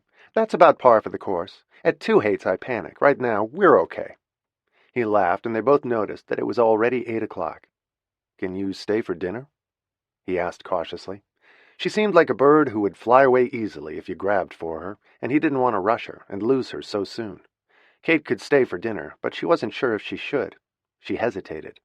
We can do it another time, he said, so she didn't feel pressured, which was all she needed to feel comfortable. She was having a nice time with him. No, let's do it now. I can stay. She smiled at him, and he liked being there with her. She wore a faint, musky perfume. He could just barely smell it. He wanted to lean closer to her so he could, but he didn't want to frighten her or seem weird. It had a mysterious oriental scent to it. It was as bewitching as everything else about her. She was a feast for the senses. He couldn't imagine how any man would want to leave her, her husband in the past, or the man she had recently broken up with, because they'd reached their expiration date. Scott thought he must have been crazy to let her go. They talked about other things during dinner, his time in the Navy, her time at Columbia Law School, working to become a partner of the firm while she raised 3 kids, and how she did it, her mother, the artist and psychologist, who sounded fascinating too. My life in Montana as a kid was so mundane compared to yours. I was an only child in a small, simple place. It was a good life. I didn't really start to see the world until I was in the Navy, and then I wanted to go everywhere. I was thinking about going to med school, but it took too long, so I went to law school instead. It was the right decision. I loved the law. I think about going out on my own one day, but I like the convenience and protection of a big firm, with everything at your fingertips and important clients. As a corporate lawyer, I think a big firm is the way to go. I'm happy where I am, too. She looked satisfied as she said it. There was nothing disgruntled about her, or unfulfilled, and he liked that about her. She was happy with her lot in life, despite everything that had happened to her. That was rare, he knew. They had finished dinner by then, and he didn't want the evening to end. What happens now that I've used my rain checkup? Double since we had dinner, too? Is that it? Do I get another chance? She thought about it and smiled, still not sure what he wanted from her, a date or a friend. You don't mind that I'm 7 years older? Are we friends?" We are now, I hope, but I have to be honest with you. Truth in advertising. I'd love to be more than that one day, and 7 years is nothing. It's small change. He didn't want to terrify her, but he wanted to make it clear he didn't want her as a pal, although he would have settled for that. He was wildly attracted to her, and had been since the first time he saw her across the room, and he didn't give a damn how old she was. "I wouldn't care if you were 90. You're the most beautiful, exciting woman I've ever met." What he said was very flattering, but she couldn't believe it. She was just an ordinary person, a widow with 3 kids, and a lawyer. She never saw herself as exciting or special, but it seemed kind of fun that he did. She smiled at what he said. "I really think you deserve another rain check after all that, or several of them." "Do you like movies?" "I love them. Ballet, theater, not opera, and staying home. I'm a homebody." "So am I." He looked pleased. "That's hard to sell on a hot date. Maybe that's why I don't date much." He got her home at 11. They'd been together since 6 o'clock, and the time had flown. They had learned a lot about each other. He kissed her lightly on the cheek when he left her in front of her building with the doorman watching, and he continued on in the cab. She went upstairs feeling pleased. She'd had a very nice time. It didn't have the panache and sophistication of an evening with Bart, or even Tom, but Scott was a smart, extremely astute man in the same field she was. They had a lot in common, and she was completely at ease with him, and could be open and honest about everything. That was a first. She didn't have to be anything, or anyone for him, except herself. Kate's dinner for the whole family with their partners on Christmas Eve was even more fun than the first one before Thanksgiving. She had decorated her apartment and a tree, and put everyone's presents under it. She made eggnog, and served that and champagne when they all arrived. She had invited them for 6 o'clock. They opened presents at 7, and sat down to dinner at 8. Everyone loved their gifts, and the children always gave Kate lovely ones that meant a lot to her. She had chosen all of theirs with great care. She had ordered a family-style meal from an excellent Italian restaurant. They delivered it on time, and the girls helped her serve it, even Claire. She had given Claire several outfits for the baby, along with presents for her, and Claire was excited. The baby was 2.5 months away now, and she was huge. It was going to be a big boy. She was excited about her trip to St. Bart's with Reed the day after Christmas, too. It would be their last trip before she became a mother. The food was plentiful, and the conversation loud. Reed had brought some terrific French wine. It was a real family Christmas, with all 8 of them at the table, and everyone was in great spirits. Then Anthony said he had an announcement. They all looked at each other, and Alicia, sure that he was going to say he was getting engaged. His wedding date with Amanda had been a few days before, and they had all wondered if he was sad about that, but he didn't seem to be. He looked jubilant now. Kate was afraid that an engagement would be too fast. They had only known each other for 6 months, but he stunned them into silence with what he said. "They've asked me to open our new corporate office in New Delhi. It's a fantastic career opportunity, and I can still design games. They're moving a big chunk of our video game design and production department there. I'm moving to India in January." He stood beaming at them. "And I'm taking Alicia with me," he added. "She just finished school at the end of the semester. There's a huge film industry in India, and they love exotic women. We already have the name of an agent, and she's going to audition there for some parts in feature films." He looked like he was about to explode. He was so happy, and Kate felt it like a blow and didn't want to show it. He was going so far away. It felt like a terrible loss to Kate. Margaret looked at her immediately and understood. "How long will you be going for?" Kate tried to sound upbeat about it and happy for him, but her son was moving to India. She would hardly see him any more. He had grown wings. She was pleased for him, but sad for herself, selfishly, and she knew that was wrong. "Just 2 years," Anthony said. "We're coming back in June or July for a 3-week vacation, and if we haven't killed each other by then, we want to get married while we're here, so get ready for a wedding." Alicia smiled broadly at that. "We want to start a family after that, but not until we're married." He looked at his sister pointedly, to register his disapproval again of what she was doing. Their family values hadn't been totally lost on him. "You can meet the baby then," Claire said, smiling happily. "He'll be 3 months old in June." "Does she think of anything else anymore?" he said in a low voice to Tammy. "She's getting to be as bad as Amanda was with the wedding." "I think it's some kind of hormonal thing. Pregnant women get obsessed with their babies, even if it's boring as shit for the rest of us." "So that's our big news," Anthony concluded. They were moving to India in January and getting married in June or July. Kate felt a little better knowing the move was only for 2 years, not forever, like going away to college, and they would be coming back in 6 months to get married. But January was only a few weeks away. "I think your mother and I should come to visit you in India," Margaret said with a light in her eyes. "I've been wanting to get back there for ages, and now we have the perfect excuse." "After the baby comes," Claire added. "I want you both here till then." She glanced from her mother to her grandmother, and Anthony rolled his eyes. "I can hardly wait till the baby comes out and you get your brain back," he said to his little sister, and Reed laughed. Claire rarely talked about her work anymore. Reed read baby books, and she read nothing. She was thinking about Lamaze classes in January, but she still wasn't sure. She felt certain she could get through the delivery without them, with drugs. It couldn't be that bad. "Any of you who want to come to visit us are most welcome," Alicia stood up and said. She had high hopes for launching her movie career there, and possibly a better shot at it than in the States. "Why don't you two come too?" Kate leaned over and said to Tammy about a trip to India, and Tammy glanced at Stacy, who looked non-committal. "We might have other plans next year," Tammy answered vaguely, but it was certainly the biggest piece of news at the table, and everyone said they were going to miss them, and Kate most of all. They stayed until midnight, and then everyone went home with their presents, after hugging and wishing each other a Merry Christmas. Some went to midnight mass, Alicia and Anthony and Reed. Claire was too tired. Stacy wasn't a churchgoer, and Tammy stayed home with her. Margaret always said it was too late for her, and Kate wanted to clean up after dinner. Margaret stayed back to talk to Kate for a few minutes after the young people left. "Are you all right about Anthony leaving?" She worried about her. She was so attached to her children.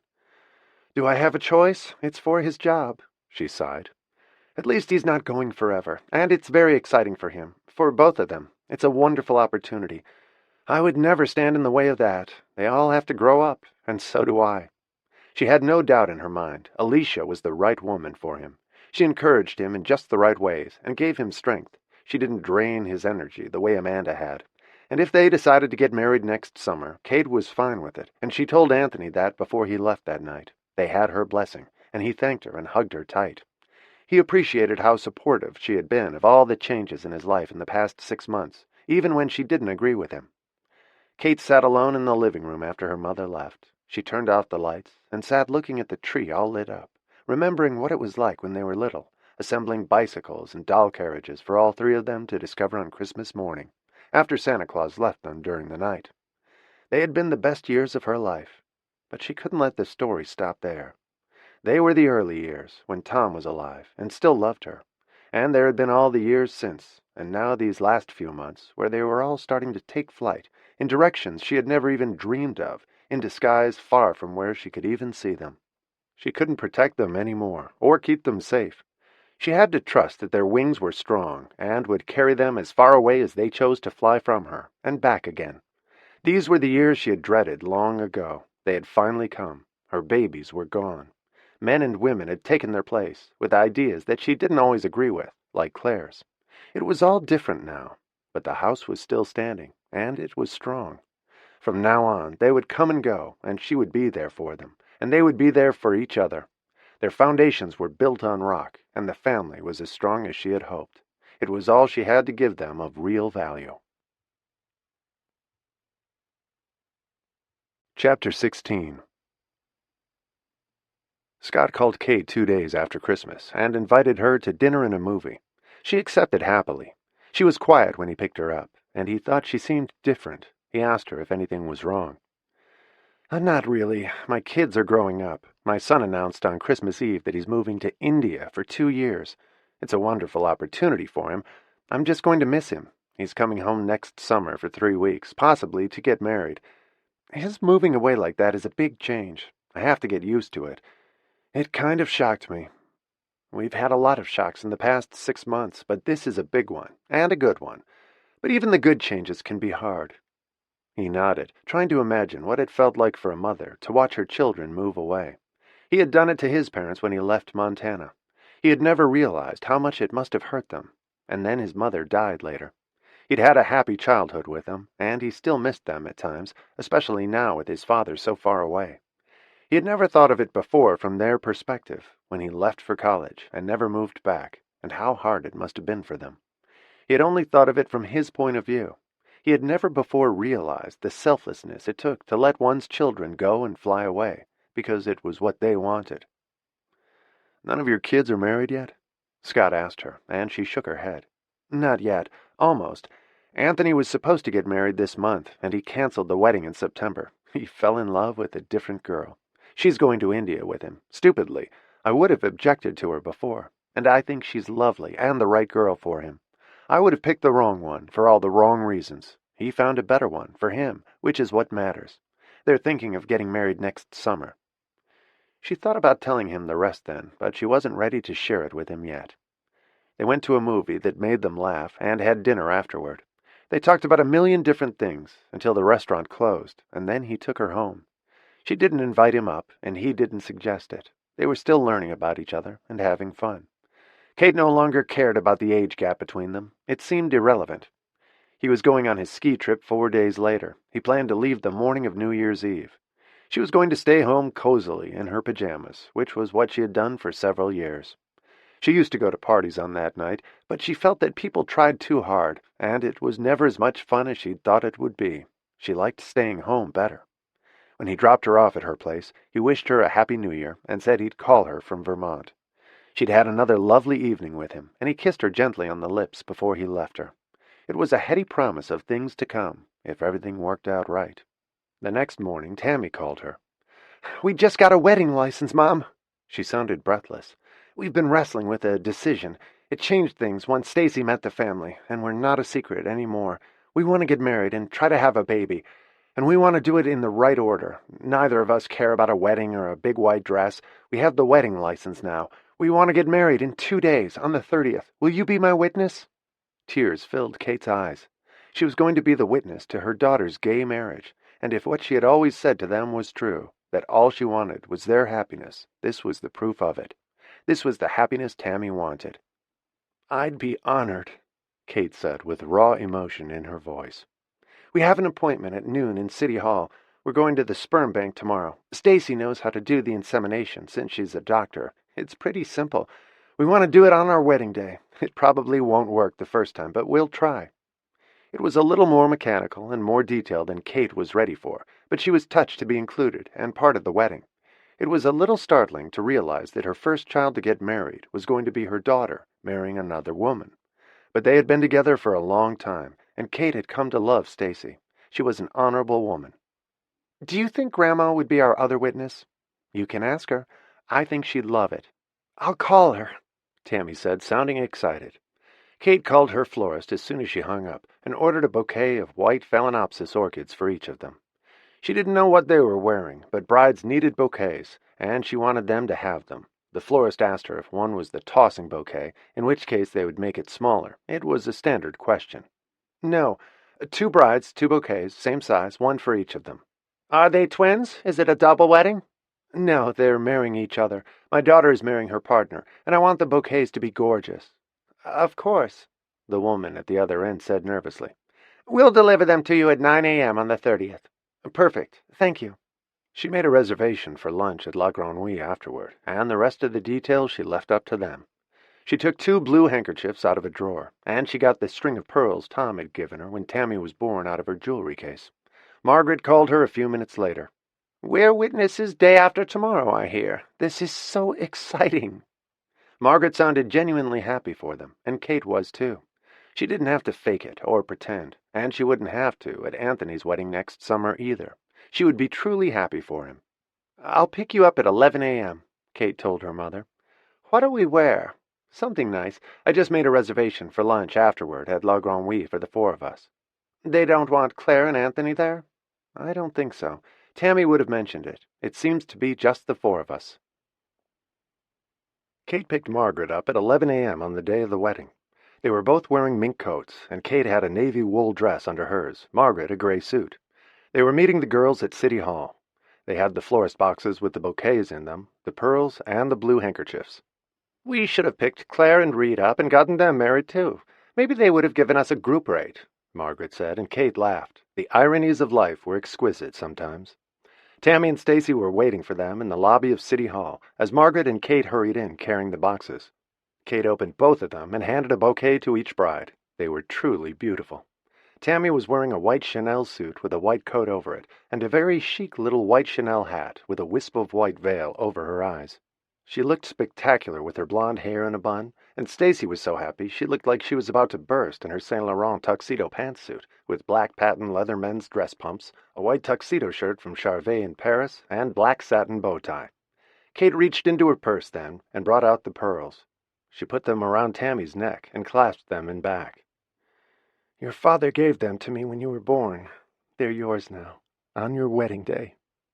There were tears in Kate's and Tammy's eyes when they looked at each other. And then Kate reached into her purse again and pulled out the two pale blue lace handkerchiefs. "Something borrowed, something blue. I'm lending one of these to each of you.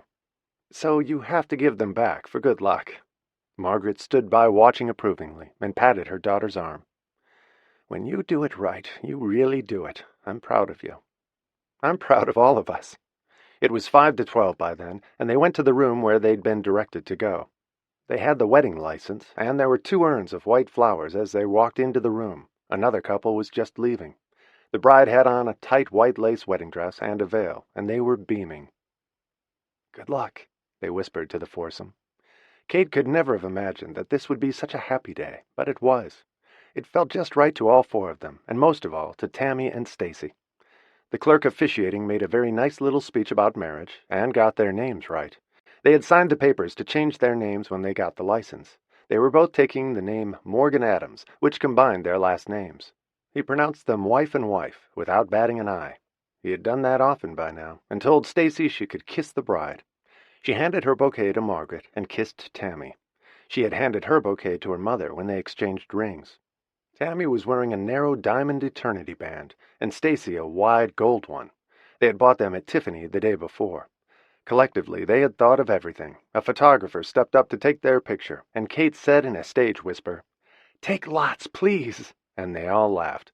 It was the happiest day Kate could remember in a long time.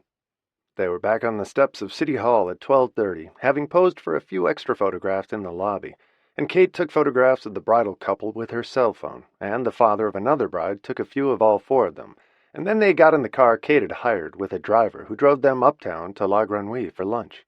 Both girls handed her back the blue handkerchiefs in the car, to return what had been blue and borrowed for good luck at the wedding, and all 4 women walked into La Grenouille wearing broad smiles, looking elegant and radiant. They had a spectacular lunch in the exquisite restaurant, and Kate ordered Cristal champagne. They left at 3:30. It had been a very special day for all 4 of them. Tammy thanked her mother for making it so perfect. "You two are what made it special," Kate said with deep emotion, and meant it. She gave them the car to take them home, and she and Margaret went uptown in a cab, and talked about the wedding. "I don't know why Claire doesn't just do something like that," Margaret said. "It was very sweet and relatively painless, and you made it so nice for them. I'm very proud of you," Margaret said tenderly. "Thank you. You're beginning to sound like me about Claire," she said with a sigh. "But she's not going to do it. We just have to accept it. She's making such a point of not getting married. It's so childish," Margaret said, annoyed with her. It wasn't worth the energy she was putting into it, or the people she was upsetting to have her way. "The girls looked so pretty, didn't they?" Kate said happily. Tammy's suit and coat had been gorgeous and classic Chanel, and the pearls had looked just right. Kate dropped her mother off at her building, and Margaret turned to smile at her. "Well done." Kate smiled and waved as they drove away, and when she walked into her apartment, she had a text from Tammy, telling her what it meant to her to have her mother be a part of it, and make it all so lovely for them. They would never forget it. She had texted her brother and sister, too, to tell them they had just gotten married. Both responded immediately to congratulate them. Tammy took her chic Chanel hat and laid it down carefully on a table when they walked into their apartment. She wanted to save the hat and her bouquet forever. She was so touched that her mother had brought the flowers, and Stacy loved hers, too. Tammy thought she'd wear the dress and coat again. She had worn white satin Manolo Blahnik shoes with rhinestone buckles that she had bought the day before when they went to Tiffany for their rings. They had pulled everything together in a single day, once they decided to do it, and Kate had added the little extra touches that made it more special. It was magical, wasn't it? Tammy said as she sat down on the couch, still in her wedding dress, after she took off the coat. "I never thought a City Hall wedding could be so much fun, and lunch was fabulous," Stacy said, and sat down next to Tammy with a look of gratitude and disbelief. I never believed we'd get here. Did you? Marriage at a pretty little wedding. Your mom and grandmother there as our witnesses. I keep thinking I must be dreaming." She looked happy and peaceful. "I thought it would happen. I just didn't know when or how," Tammy said, smiling at her. And now they had the rest to do, which had been the whole point of the wedding before they did it. They'd actually been carefully selecting their sperm donor for 3 months, but they both wanted to be married before they did it. And the one they wanted had made a sperm donation yesterday, just for them. He was Swedish-American, with blue eyes and strong masculine features, 6'4", and a medical student at NYU. He looked surprisingly like Tammy, as though he could have been her brother, and he looked a little like Stacy, too. They were both tall and angular, and Stacy had been blonde before her hair turned gray when she was 25. The vial was waiting for them in the refrigerator, since they'd picked it up at the sperm bank, and Stacy had been instructed how to use it. You didn't need a doctor to do it, but it was convenient that she was one. There would be no slip-ups, and Tammy trusted her to do it more than anyone. It was the final seal of their vows and their bond on this very special day. "Why don't you go change?" Stacy said gently. "We're not doing this in a Chanel dress," she said, and Tammy laughed. She came back a few minutes later in her nightgown with nothing under it. Stacy was reading the directions again. She had 3 needleless syringes, in case there was a problem with any of them.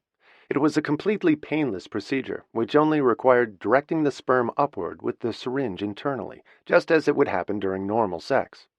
It just came out of a syringe instead of a penis, but the process was simple and similar. There were no hormone shots involved or medication. Tammy was only 32 and had no history of fertility problems. All they needed was the sperm. "I'll get out of my tuxedo and be back in a minute," Stacy said. She was back 5 minutes later in her nightgown, too. Tammy looked at her, and they both had the same idea at the same time. Since they lived together, they had the same cycle, and the time was right for her, too. They were both ovulating at the exact moment. Tammy had checked that morning. It was why they had wanted to get married on that day, so Tammy could get pregnant on their wedding day, if it worked the first time. They realized that they might have to try for 6 or 8 months, or even a year for her to get pregnant. This was only the first try, but if it took, Tammy loved the idea of conceiving on the day they married. And she finally felt ready to get pregnant, after months of thinking about it. "Why don't we both do it?" Tammy voiced what they were both thinking and hadn't said. "Is that too weird? And I want to be sure there's enough sperm for you," Stacy said, but she could already see that there was more than they needed, even a lot more, just in case they spilled some. "There's no point in doing it halfway. We want this to work. My eggs are 9 years older than yours. We have a much better chance of you getting pregnant." They had known that for some time. "You're only 41. Women your age get pregnant all the time." "I know. I see the results in my practice. Half of the kids I see have mothers over 40 now. Some of them have to work at it with IVF and hormones. I don't know if I'm over the hill yet or not." But her periods were as regular as Tammy's. "Let's do it. That way maybe at least one of us might get pregnant. It could be you." They hadn't planned for that, and Stacy thought Tammy would handle it better. She couldn't see herself nursing 9 months from now, but she suddenly loved the idea of both of them doing it on their wedding day. "Should I do it to you?" Tammy asked her. "I'll tell you how. I can probably do it myself. Most women do. They don't have a doctor to help them. It's a very simple process. You just fill the syringe from the vial and shoot it up there." Stacy carried the vial into their bedroom, while Tammy laid 2 big bath towels on the bed, and they lay down next to each other and pulled their nightgowns up. Stacy carefully filled 2 syringes to maximum capacity, and there was even a little more left over. She inserted the first one into Tammy, pushed the plunger, with Tammy's pelvis tilted upward, and told her to lie there for a while. Then she used the second one on herself as Tammy watched. After that, she used what was left for a little more in each syringe for a top-up. It was all done in a matter of minutes. Stacy put 2 pillows under Tammy's hips and told her to lie still, and did the same for herself.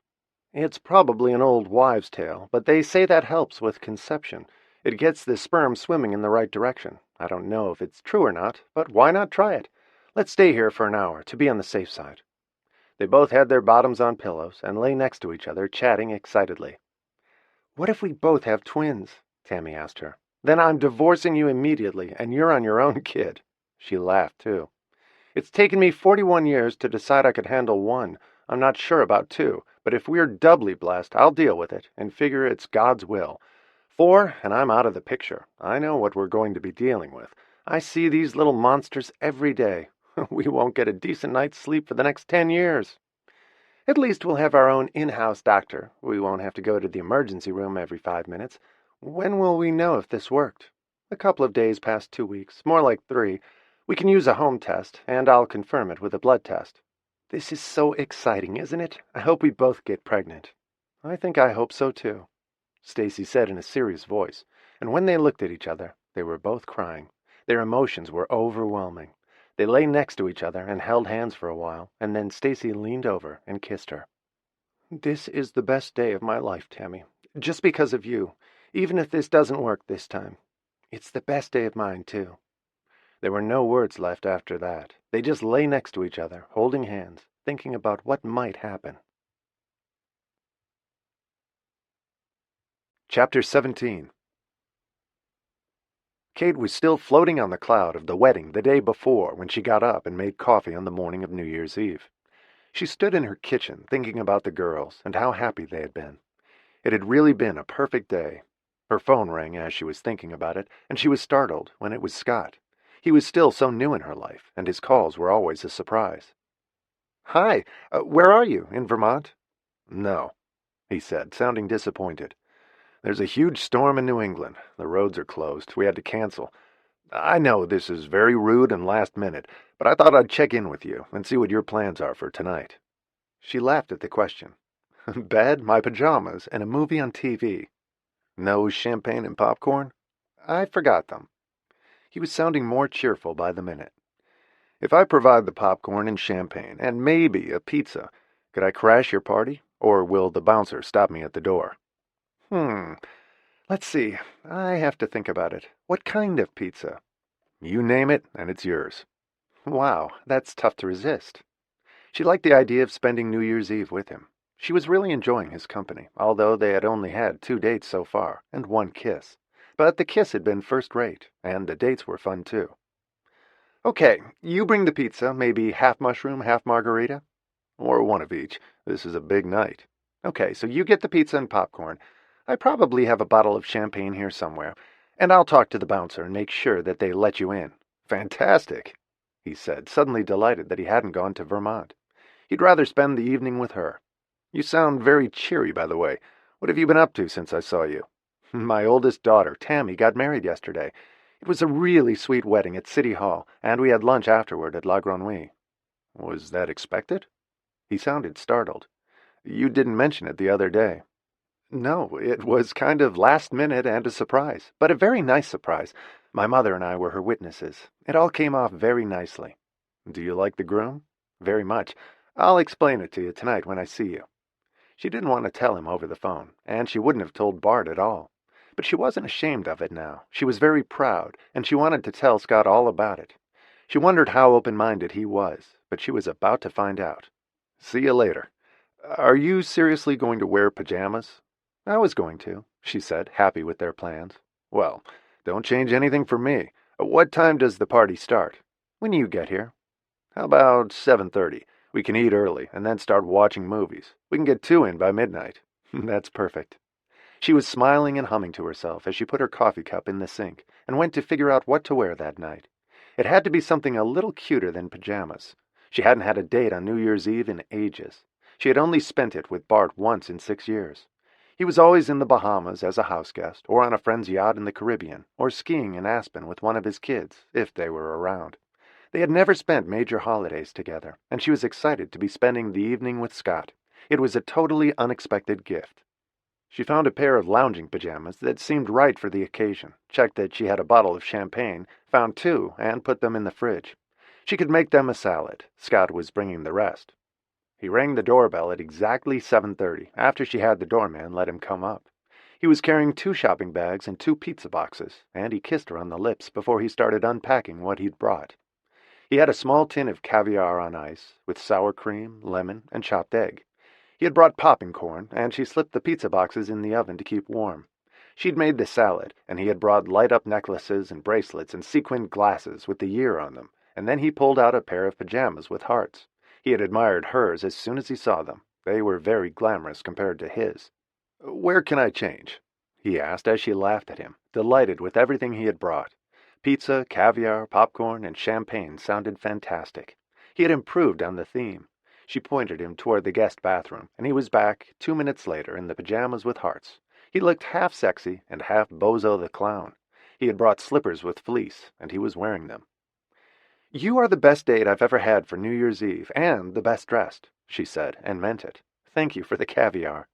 She put it on a plate with the little mother-of-pearl spoons one was supposed to use. "This is so fun." They ate the pizza while it was warm, with the salad she had made, and they both ate the caviar. He had decided he'd rather have red wine than champagne. They were saving that until midnight, and they sat at her kitchen table having a feast. "So, tell me about the wedding. Who did she marry? Was it a spur-of-the-moment thing?" He wanted to know more about her kids, and she wanted to tell him. Yes, to all of the above. "Do you remember I told you that our family had gone through a lot of changes in the last few months? Well, this was one of them. It actually started in July. It's been a very unnerving 5 months. I'll preface it by saying that pride cometh before a fall. I've always been very proud of my children. Great grades, great schools, terrific colleges, no problems with them. No alcoholics, no drug addicts, great jobs and careers, nice boyfriends. You couldn't ask for better children. I've always said I have perfect children. So, this summer I got it right between the eyes. My youngest daughter started dating a client of the law firm where she works, which seemed like a bad idea to me, and I'm sure does to you too." He nodded. "It's against policy at our firm," he responded. "Mine too, and hers." "Is he an asshole?" "No. He seems to be a really nice guy, nicer than my daughter at the moment. 2 months later she announced to me that she's pregnant and refuses to get married. He wants to marry her, and she won't. She thinks it's an archaic tradition and entirely unnecessary. Her brother and sister are furious with her, and so am I. The father is Reed Bailey, by the way." Scott opened his eyes wide and looked impressed. "In any case, she's refusing to get married, is knocked up, and is barely speaking to me, and hates me at the moment." "That's your hate you, kid." He smiled at her. "Exactly. Meanwhile, my son was engaged to be married this month to a seemingly lovely girl, prominent, very social family, debutante, not that it matters, nice parents, ridiculously elaborate wedding costing a small fortune, but the sort of girl parents think they want their sons to marry. I will confess that I was all for it, although I realize now that she's not very bright and very boring, but still very proper. Meanwhile, he fell in love with a Puerto Rican Chinese lingerie model/actress from Spanish Harlem, who he met at his gym and called off the wedding in September. I can live with that better than the baby out of wedlock. And while I was reeling from all that, my oldest daughter, a senior executive at Chanel and a really lovely person, told me that she's gay and has been living with a woman for 7 years, while I never suspected it for a minute. I was clueless. So first you have to wonder, who the hell are these kids, really? And then, what kind of mother am I that they pull all this shit, and I don't know what's going on? My youngest kid has no morals, and my oldest is gay, and I had no idea."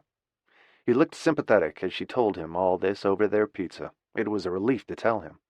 "I'm not sure who I was madder at, them or myself." "Well, don't be so hard on yourself. This shit happens to people." "But all three of them, all at one time?"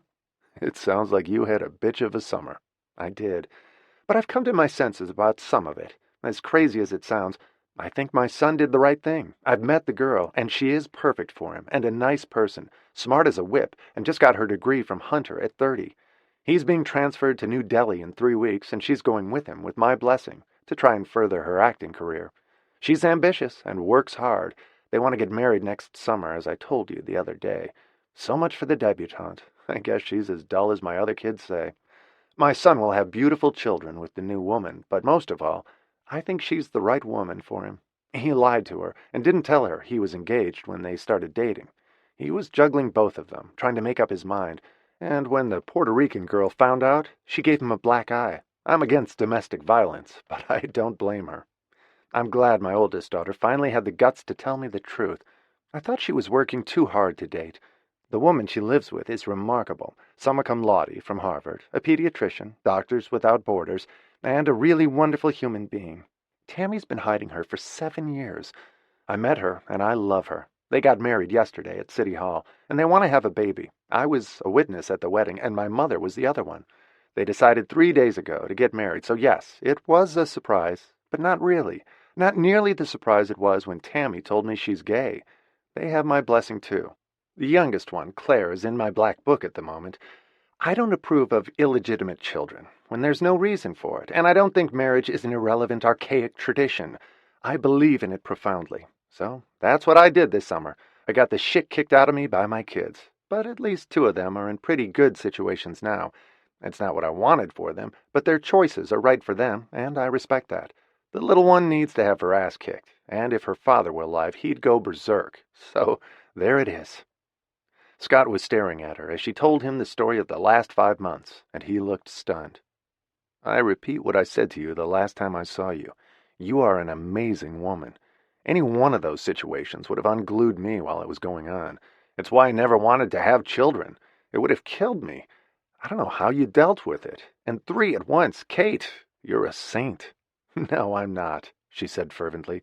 I'm a shit mother. My daughter has no morals. My son is marrying an underwear model instead of a debutante.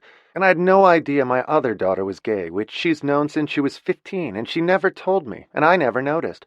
What kind of crap mother is that? A very human one, who is juggling 5 million balls in the air and 3 overactive kids. But you can't do everything for them. I agree with you. Sounds as if your youngest should have her ass kicked, not because she's knocked up, but because it sounds like she's giving you a hard time, which you don't deserve. All I can say is, fucking wow, Mrs. Morgan, you are one hell of a woman. He leaned across the table and kissed her hard on the mouth. Hats off to you. I think you're the mother of the century. I probably would have brought a gun and shot them all. They are very, very lucky kids to have you. Not only did you survive all their shit, but you were open-minded enough to meet their lovers and boyfriends and girlfriends and partners, check them out, get to know them, and reverse your opinion where appropriate. A lot of people wouldn't do that. You're giving your kids even more respect than they deserve, and they damn well better do the same for you.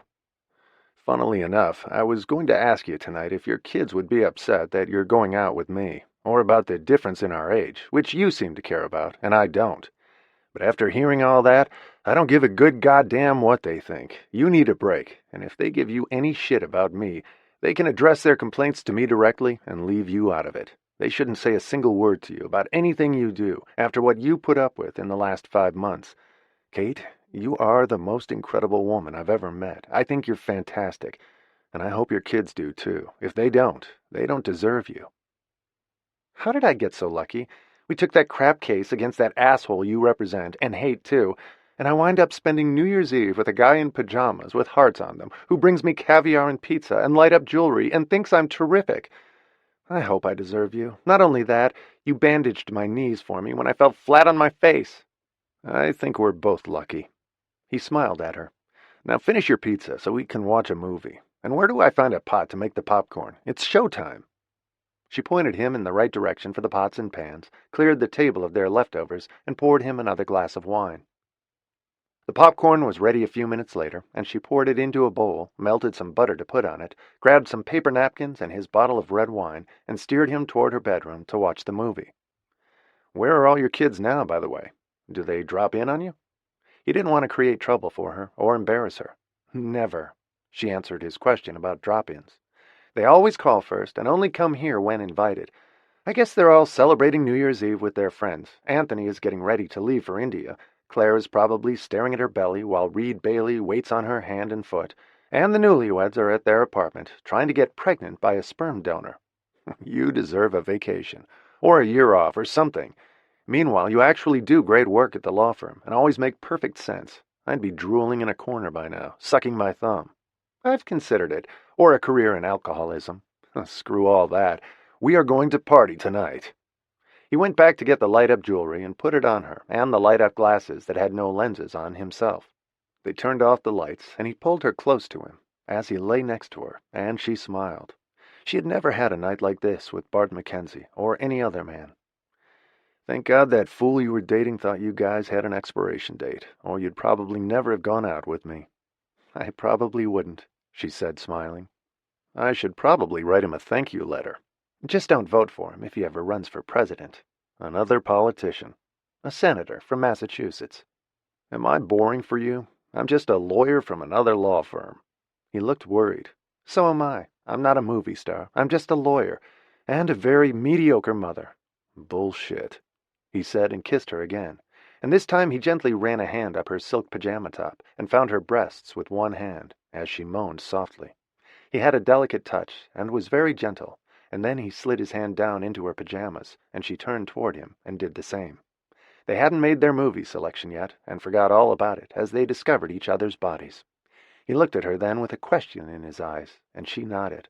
He had what they needed, in the pocket of his pajamas, and a minute later they lay naked, as he admired her body, and she couldn't get enough of him. He was aching with desire for her, and she wanted him desperately.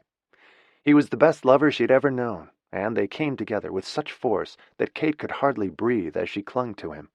They went on making love for a few minutes because it felt so good. They didn't want to stop. "Oh, my God, Kate, what are you, lover of the year? Mother of the year? Why didn't I find you sooner? And why did we wait for that crappy case to settle before we did this?" "Because we have ethics and integrity," she said, still breathless. "Fuck that. I want you. I hope you don't get tired of me, because now that I've found you, I'm never letting you go. I don't want to meet your children for a while. I want you to myself." It was what she wanted, too. It was her turn now. She had earned the right to a life of her own, not constantly worrying about her children. "You should meet my mother, though," she said, as she cuddled up next to him, naked on the bed, as he admired her long, graceful body that hadn't been touched by age yet. "My mother is fantastic." "No, you're fantastic." He picked up the remote on the bed and went through the list of movies, and they picked one. They shared the popcorn, and halfway through the movie, he wanted her again. He couldn't keep his hands off her, and his body away from her. It was as if they were magnetized to each other. Now that they had found each other, they couldn't get enough. They paused the movie twice to make love, and when they glanced at the clock on her nightstand, it was 5 minutes to midnight. They switched the channel to the ball in Times Square and watched it. "This means something, Kate. We're starting the year together. Let's make it a good one, for us." He sensed that she needed more of that in her life, not just constantly giving to others. He suspected that her children had been spoiled in every way possible, materially, and above all, emotionally, and with all the time and energy and thought and love she devoted to them. And it sounded to him that they didn't give enough back, which was the nature of children. He wanted to do that for her now, and to let her lavish some of her love on him. He needed her, too. He had waited years to find the right woman, and he finally had.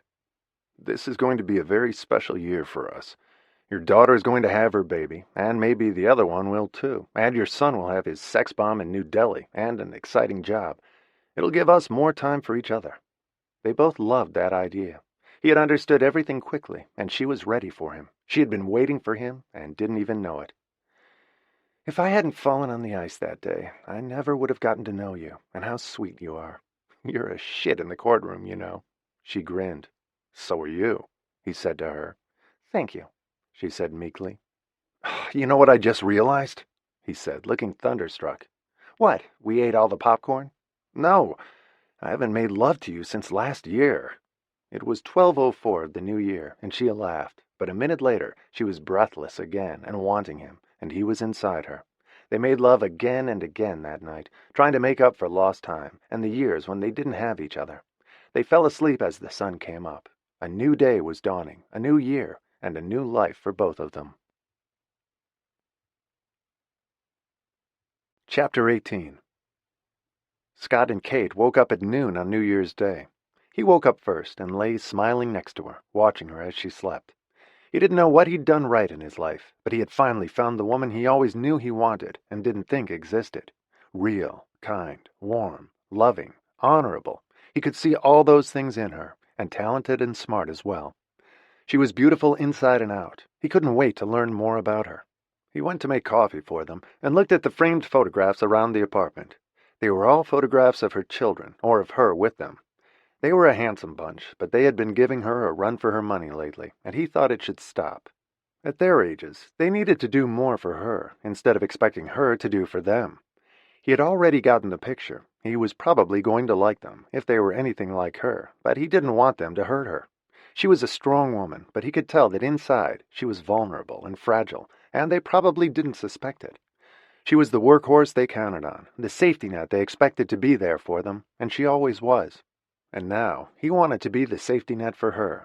Just being with her made him feel like more of a man, and he wanted to take care of her if she'd let him.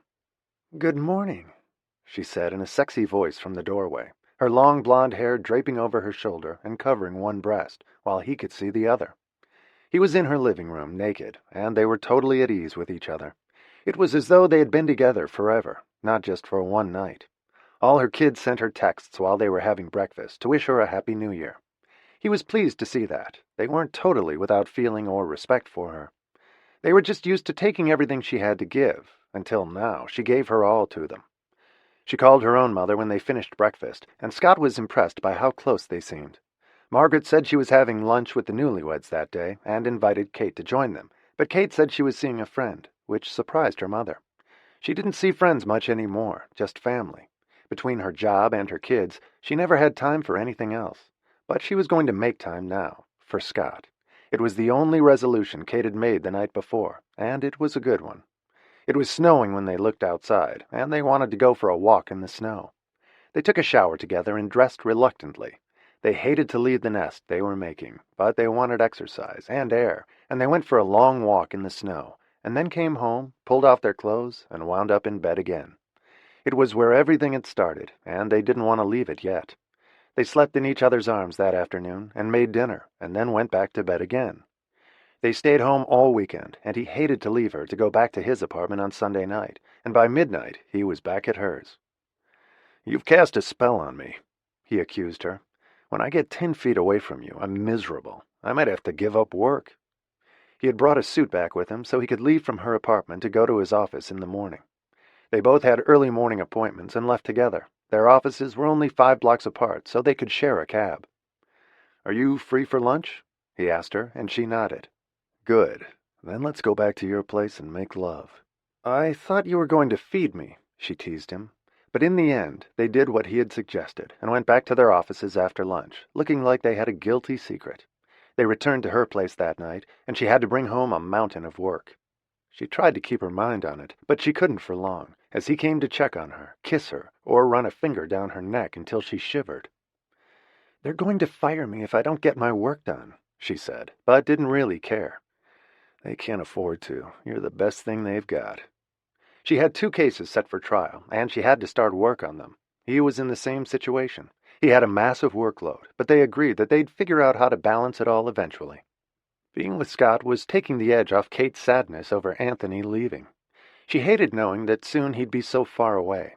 But Margaret was insistent they should go to visit him, and Kate was beginning to think that would be a good idea after Claire's baby was born. She didn't want to leave until then. They had just come back from St. Bart's, and Claire couldn't travel after that, until after the baby. By the time Anthony was ready to leave, Claire only had 7 weeks left until the baby was due. She was starting to call her mother more frequently again. She was asking her advice about the delivery and the nursery. She was getting increasingly anxious, and finally admitted that she was scared. What if she died? What if the baby did? What if there was something wrong with him? They knew it was a boy, and had seen it on the sonogram. But what if the birth hurt too much, or she couldn't handle the pain? Kate tried to reassure her, but Claire had too much time on her hands, and she was panicking, imagining every possible nightmarish scenario. "Maybe you should have kept working till the end," Kate said, unable to reassure her. "You've got too much time to think and scare yourself silly." Kate wasn't quite as easy to reach as she used to be. She was spending every night with Scott. He was staying at her apartment, and she tried to keep her nights free for him. Claire now wanted all her time, energy, and attention, and Kate was less willing to give it to her, which frightened Claire even more. Kate wanted to be there for her, but not every single hour of the day. Claire wanted her mommy. She acted like a frightened child. And Kate had Scott now, and loved him too. Her children still knew nothing about him. "What if I can't reach you when I go into labor?" Claire said one day in a panic. "You didn't answer your phone last night." "I must have been asleep, or maybe my phone was in the charger in the other room," which it often was now, so she and Scott could sleep through the night, or make love without being disturbed. Her children weren't babies anymore, and she needed time to herself. They could also call on her landline in an emergency, and they hadn't so far. Claire could do that if she went into labor. "Your kids are used to having access to you at all hours of the day and night," Scott commented with surprise one day over breakfast. All 3 of them had called her between 1 and 2 a.m., and she was usually up working. Now she was with Scott at night. "Yes, they are," she admitted. "They'll get used to the new order of things." He nodded. He didn't want to pressure her about it, but she needed better boundaries with him, and she knew it too. But so far it hadn't caused a problem between them. Nothing had. Everything was going so smoothly between them that it was hard to believe he hadn't always been there. "When do you want to meet them?" she asked him. "Well, not yet. I want time for us first." "I'm giving a farewell party for Anthony on Friday." They were leaving for New Delhi 2 days later. "They won't all be together here again until next summer." "I'll meet Anthony then," he said firmly, "and the girls in a while." He wanted to meet Tammy and Stacy first. They sounded like the easiest to him. He was annoyed at Claire before he'd even met her, because she was so demanding and gave her mother such a hard time, although he was curious about Reed Bailey and eager to meet him when the time came.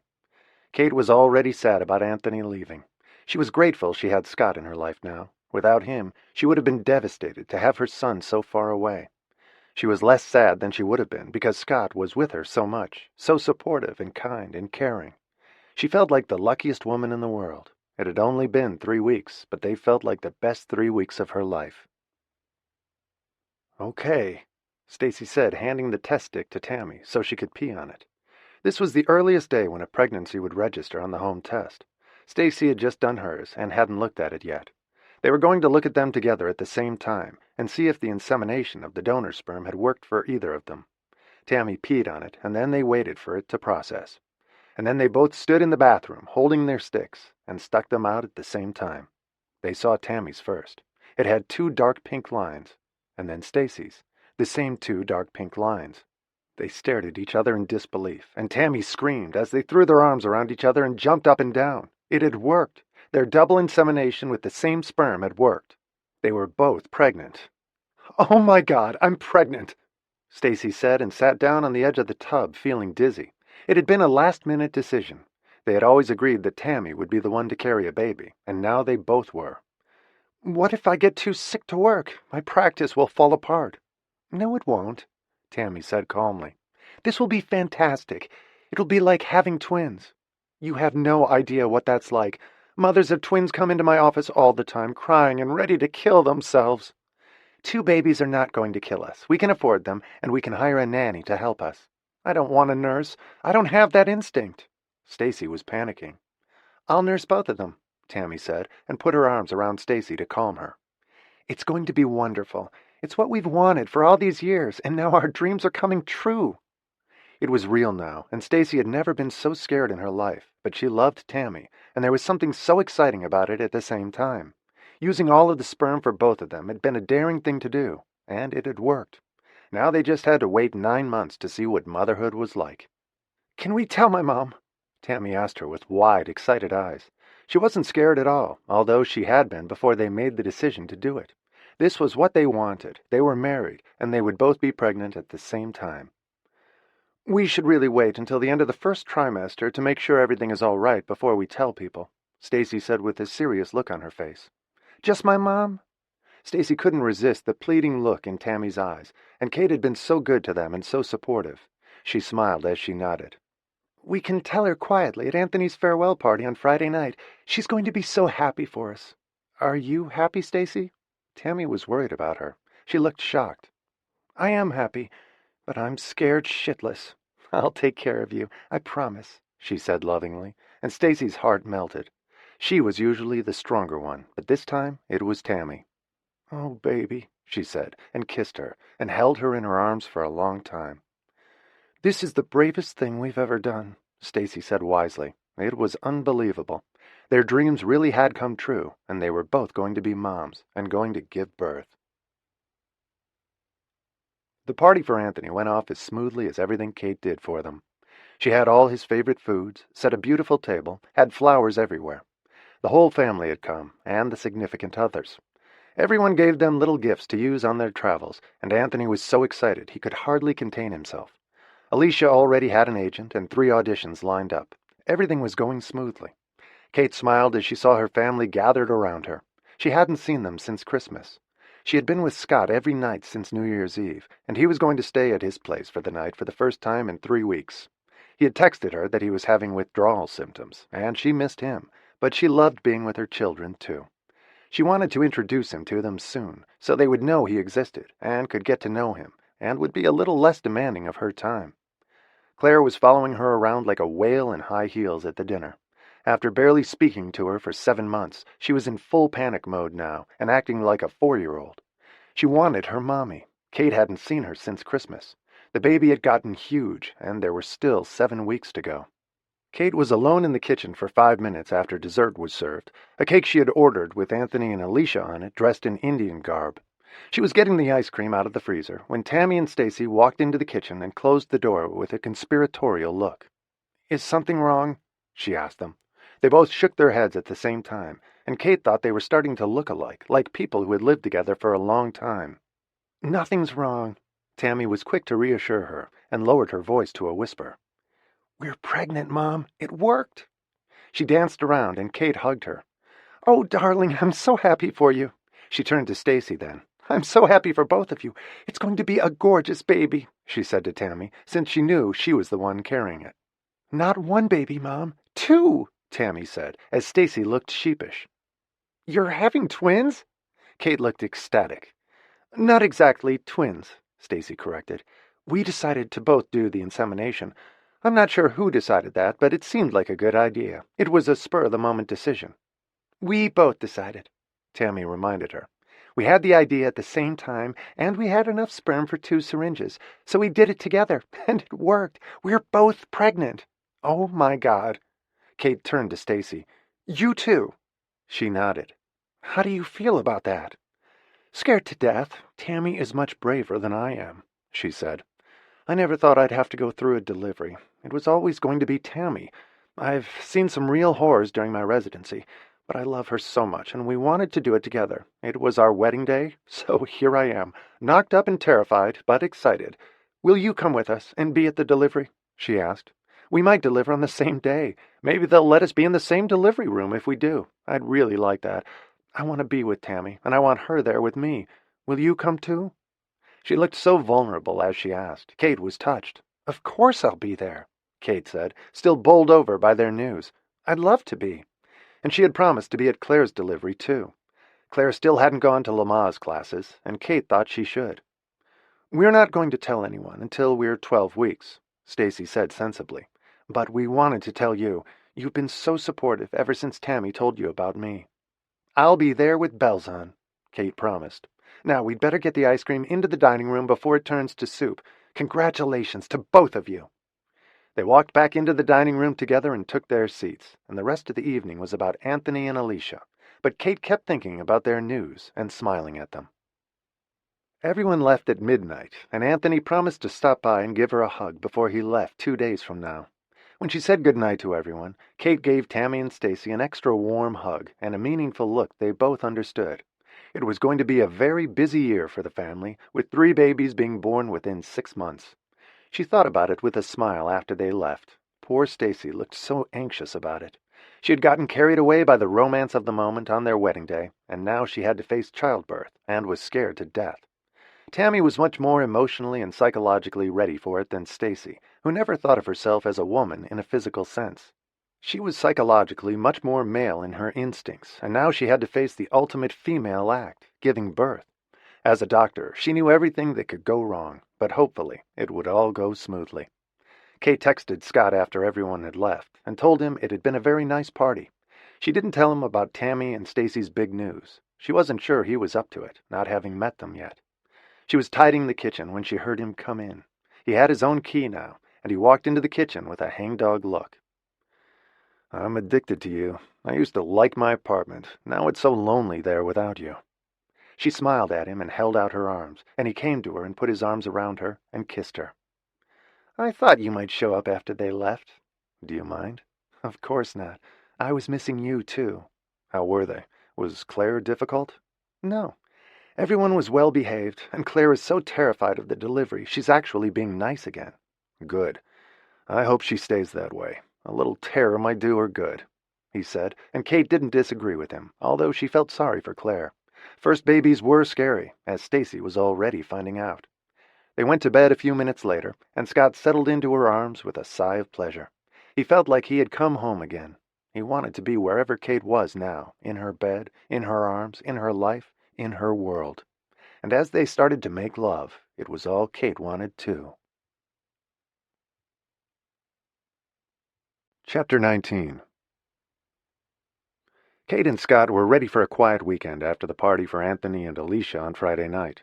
They'd both had a busy few weeks at work, and their relationship was still new and exciting. They stayed up late, making love every night.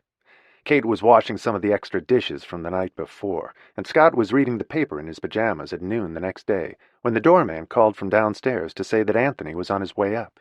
Kate looked at Scott in a panic. "Oh, shit. Anthony is coming to say goodbye to me. Can you put your jeans on fast?" Scott made a wild dash for the bedroom as Kate went to open the door after a quick stop in the bathroom to put her robe on. She didn't know what to say to Anthony to explain Scott, since she hadn't told any of them about him yet, and didn't want to. She didn't want to hear their comments or answer questions. It was all much too new. And what if it didn't work out? That didn't seem likely at the moment. They were getting along beautifully, but they were living in a cocoon, without her children as part of it, which wasn't entirely realistic, given how close she was to them. She and Scott wanted time to themselves before they let the world in.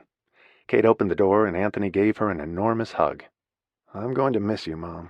We'll talk on FaceTime, and I'll be home in 6 months for a nice long visit. Grandma says you'll come over on a trip. That was a great party last night. We loved it." As he said it, Scott wandered into the room, looking impeccably put together, in jeans and a long-sleeved blue shirt, his hair neatly combed, and loafers without socks. "You have a guest." Anthony looked startled, and Scott smiled and extended a hand, as smooth as silk, with a broad smile. "Scott White. You must be Anthony. Your mother and I have been working on a case together for the past few months. I dropped by to get some papers from her. I hear you're going to India. That's very exciting." "I'm opening an office there for my company. I came to say goodbye to my mom. We're leaving tomorrow." He turned his attention to Kate then, and didn't seem the least put out by Scott being there. Scott was an easy person to have around anyway. He went out to the kitchen to leave them alone. "New man in your life?" he whispered to his mother, with a faintly mischievous look, and she shook her head. "Old work friend," she whispered back. She was lying, but not ready to tell him. "We just finished the case. We're wrapping it up." He had never seen his mother entertain anyone in her bathrobe, even an old friend, but he didn't have time to discuss it with her. He looked like a nice guy anyway. "I'm going to miss you," she said as they sat down for a few minutes. "Take care of yourself, sweetheart." "I love you, Mom. And don't let that little beast with the big belly push you around. She seems better these days." Kate nodded, drinking in her last glimpse of the son she loved so much. He stood up then. "I've got to go. I'll call you when we get there." "Let me know how Alicia's auditions go," she reminded him, and they hugged for a last time in the doorway. She held him tight, and he did the same. "I'm so proud of you. I love you," she said again as he got on the elevator, and then he was gone, and tears rolled down her cheeks as she walked back into the apartment and found Scott in the kitchen. He looked up when she walked in and saw that she was crying. He got up and put his arms around her and held her close. "He's a sweet kid. You can see it in his eyes. He's a nice boy." He looked like a boy to Scott, not a man, and he was obviously devoted to his mother. "Thank you for getting dressed," she said with a smile. "Did he say anything about me?" "He asked who you were, and I said you were a work friend. He wasn't worried about it, and he's all wrapped up in leaving tomorrow. He asked if you were a new man in my life, and I said no. I hate lying to him, but I think you're right. It's too soon to tell them, and he's leaving now anyway. I'll tell him on FaceTime when we tell the others. I can always say it just got started whenever it is." Scott nodded and smiled at her. "I'm going to enjoy getting to know him. He looks like a big kid, and the girls scare me a little more, especially Claire. She's not great at the moment, but Tammy is a sweetheart. They're both pregnant, by the way." "Who? Both?" He looked puzzled. "Tammy and Stacy. Stacy did the insemination with her, and now they're both pregnant. They're turning into a baby factory." She smiled and sat down at the kitchen table across from him. "Are you going to be able to put up with us?" she asked him, and he nodded. "As long as I get my share of you, I'll be fine. I don't care how many babies they have. You're my baby, Kate, and the only one I want." "Then that should work just fine." She finished washing the glasses, and then went back to her bedroom to lie on her bed, and the usual thing happened. They wound up making love again. She forgot about Stacy and Tammy being pregnant, and Anthony leaving, and how long he would be gone, and Claire's delivery. All she thought about for that moment in time was Scott, and how much she loved him. He was part of it now, too. And when they made love, they only belonged to each other. She was his woman, and he belonged to her. Anthony called Tammy on his way back to the hotel where he and Alicia were staying, at his company's expense, for their last few nights in New York. He'd given up his apartment, and Alicia had given up hers too. They would get a new one when they moved back in 2 years. They were planning to stay with Kate when they came back in June. Tammy picked up, and Anthony laughed as soon as she answered. "I think Mom has a new boyfriend. I just went to say goodbye to her, and there was a guy there." "There was? Who is he?" "She says he's a friend from work, but I don't believe her. She was in her nightgown and bathrobe, and he was wearing a shirt and jeans, but he looked like he'd just climbed out of bed. He seems like a nice guy, though. He looks a little younger than Mom, but not much. A couple of years, maybe." "Are you sure? I don't think she has anyone new. She's been with us a lot lately. She doesn't have time for a guy the way she works." Tammy sounded dubious. "We thought that about you," he teased her. "She can make time if she wants to." He was smiling. He didn't mind, as long as Scott was good to their mother. He didn't like the idea of her being lonely and alone. Just keep an eye out to make sure that Claire doesn't beat the shit out of Mom. She can be such a bitch to her. "I think she's getting better. She needs Mom right now." "I'm going to miss you guys," he said, sounding emotional himself. "I was thinking last night, it's a good thing you broke it off with Amanda. You could never have taken this job if you were married to her." "I thought about that, too. Alicia is much more adventurous, even more than I am. She can hardly wait to get there." "Let's FaceTime a lot while you're away," Tammy suggested. "I will," he promised. "And see what happens with the new guy. I bet he's a new boyfriend. I just got that feeling about him. And if he is, good for her. He looks like a good guy. I'll talk to you soon, sis. I love you." "I love you too," she said, and they hung up. She told Stacy about the man Anthony had seen in the apartment. "I wonder if she does have a new man. She hasn't said anything to me about it. Maybe she's keeping it to herself for a while. There's no harm in that. This is a big group, and we talk a lot. Maybe they're not ready for that," Stacy said thoughtfully. "I doubt it," Tammy said. But Stacy was older and wiser, and she thought Anthony was probably right. If he was, more power to her, and she was glad for Kate. She deserved it. Anthony called his mother again from the airport the next day before he left, so she had another chance to say goodbye to him. He didn't ask her about Scott, and she didn't mention him. She and Scott were having a quiet Sunday at the apartment, reading the paper in their pajamas. They had a busy week ahead. They both had new cases and old ones to wrap up. Kate knew the next few months would be hectic again. There was a constant flow of work for Kate, and Scott had a big trial scheduled in May. By early February, Scott and Kate were both swamped. Stacy was having violent morning sickness by then. She was 6 weeks pregnant and felt awful every day, and threw up 6 or 8 times a day. Tammy felt fine, and sorry for Stacy, watching her throw up all the time. A few times, she was too sick to go to work and had to call relief doctors to replace her. "Why do I feel so horrible and you feel fine?" Stacy asked from the bathroom floor one morning. "My mom never had morning sickness either," Tammy said as Stacy vomited again. She was on her knees with her head in the toilet bowl when Tammy handed her a wet cloth and stroked her hair. They called the obstetrician, who said it was just the luck of the draw and they couldn't do much about it. There were medicines for it, but Stacy didn't want to take them. She didn't want to risk hurting the baby. The doctor told her that it should be better in another 6 weeks, at the end of the first trimester, but she said that with some women it persisted, even to the end of the pregnancy. Stacy knew that and cried when she thought about it. Morning sickness was much harder than she had expected. "This is miserable," she said, as Tammy led her back to bed and put a damp cloth on her forehead. But even the faint smell of the laundry soap that had been used to launder the cloth made her throw up again. Everything did, and it persisted throughout the day. It was the worst thing Stacy had ever lived through. She talked to her patients' mothers about it, trying to find something that would help. She found that a lot of them had taken medication. Others just lived with it.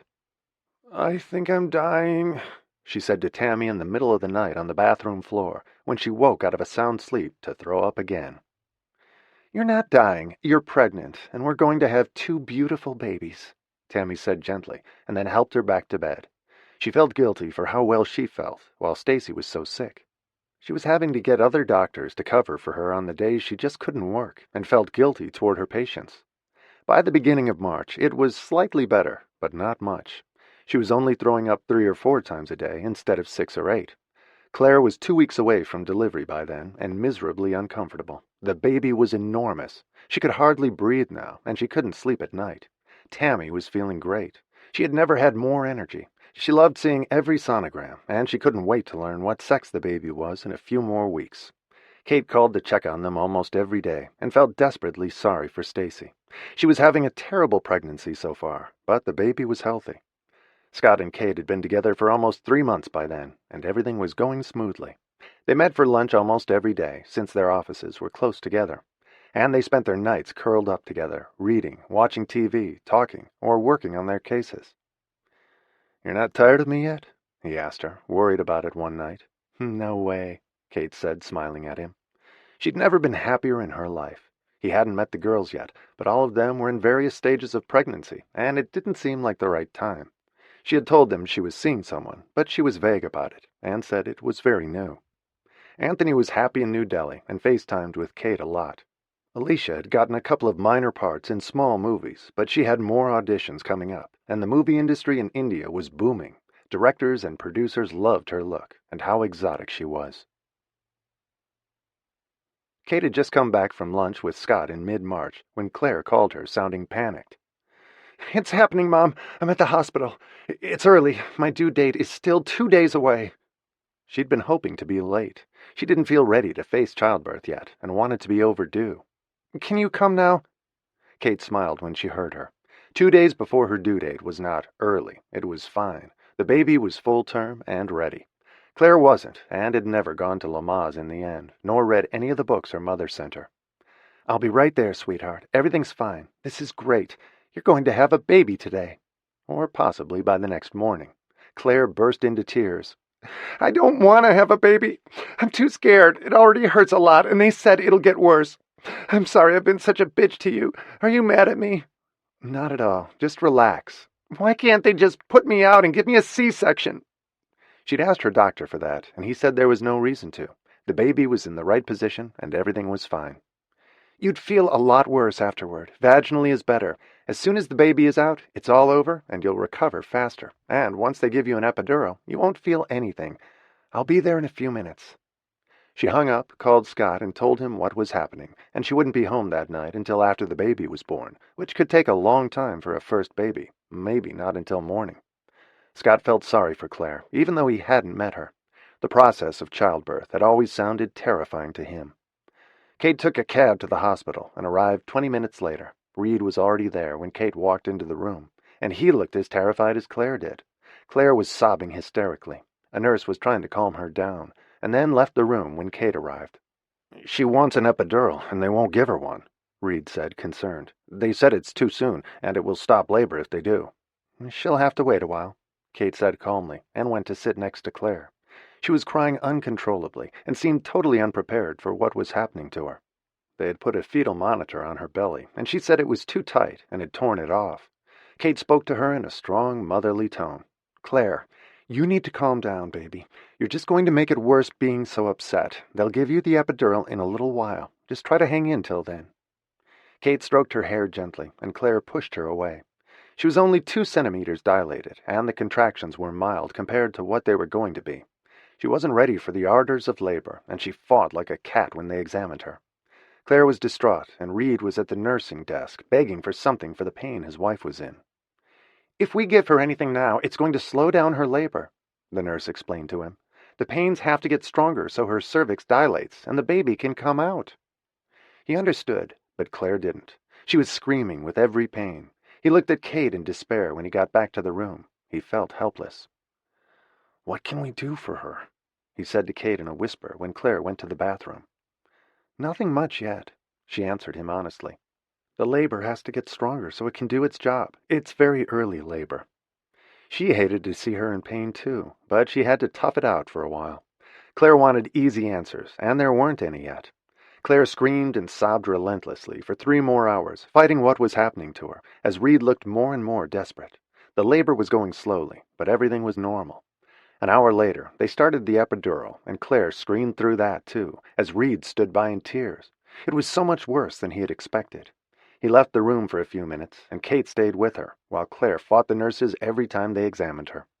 Claire battled them for another 2 hours, refusing to cooperate or push when they told her to. And at midnight, the doctor told Reed and Kate in the hall that they were going to deliver the baby by cesarean section. She had been in labor for 10 hours by then, which was not unusual for a first baby, and it could easily take longer. The doctor said that there was no real medical reason for the C-section, but Claire simply couldn't cope with what was happening to her, and it was becoming potentially psychologically dangerous for her, and could be too stressful for the baby. We usually see this in very young girls in their teens who aren't prepared for labor, not in women Claire's age at 27, the doctor said quietly. They gave her a shot of morphine, and she got drowsy immediately. They wheeled her away a few minutes later, and Reed and Kate waited in the waiting room. He looked utterly exhausted, and Kate felt sorry for both of them. She hoped Claire would be better prepared for motherhood than she was for her labor. A nurse came to find them half an hour later. The baby was fine, a 7-pound, 2-ounce boy that Kate knew Claire could have delivered easily if she had tried. Reed looked elated that it was over, and his son had arrived. They went to see him at the nursery window. He was wrapped tightly in a blanket with a little blue cap on. He was awake and looking around, and Reed stood staring at his son in wonder as tears ran down his cheeks, and Kate looked at her first grandchild and hoped that Claire would be equal to the task of what lay ahead. She was in the recovery room, and they said she would be for several hours before they brought her down to her room. Kate hugged Reed and said she'd be back in the morning. They had said Claire would sleep until then. Kate felt sorry for them. The baby's mother was a child. Kate took a cab home and slipped into bed next to Scott, relieved to be there, and sad for Claire. She had so much growing up to do. Reed had been wonderful to her. Scott stirred for a minute and looked at her. It was 2 a.m. Everything go okay? The baby's fine, and so is Claire. She could tell him the rest in the morning. She sank into his arms with a sigh. A new life had begun, and she hoped it would be a good one. And however he had arrived, whether his parents were married or not, the baby had her blessing. Chapter 20.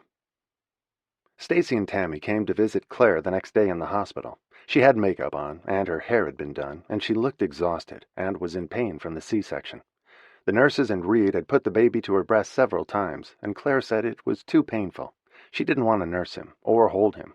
Her milk wasn't in yet anyway, but the baby sucking at her breast made her uterus contract, which was excruciating with the surgery, despite the pain medication she was on.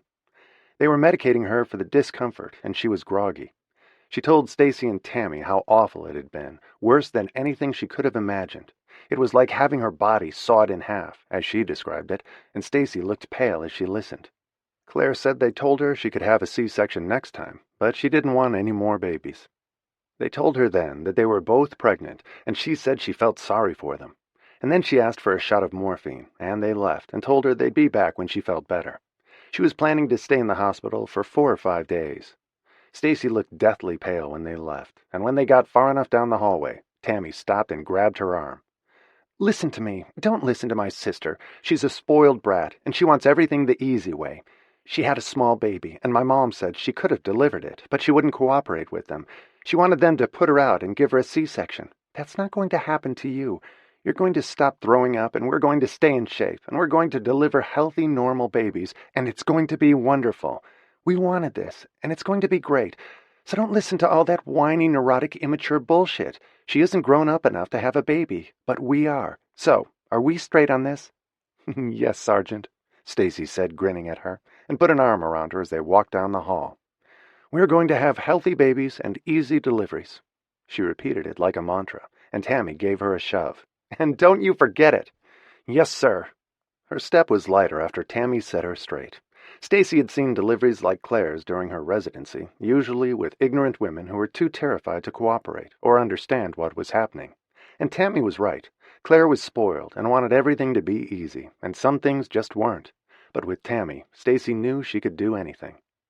And 2 weeks later, as though by magic, she stopped throwing up. The first trimester was over, and within a week she felt better and like herself again. They went out to dinner to celebrate. Stacy felt like she'd gotten her life back. Margaret went to see her first great-grandchild and cried when she saw him.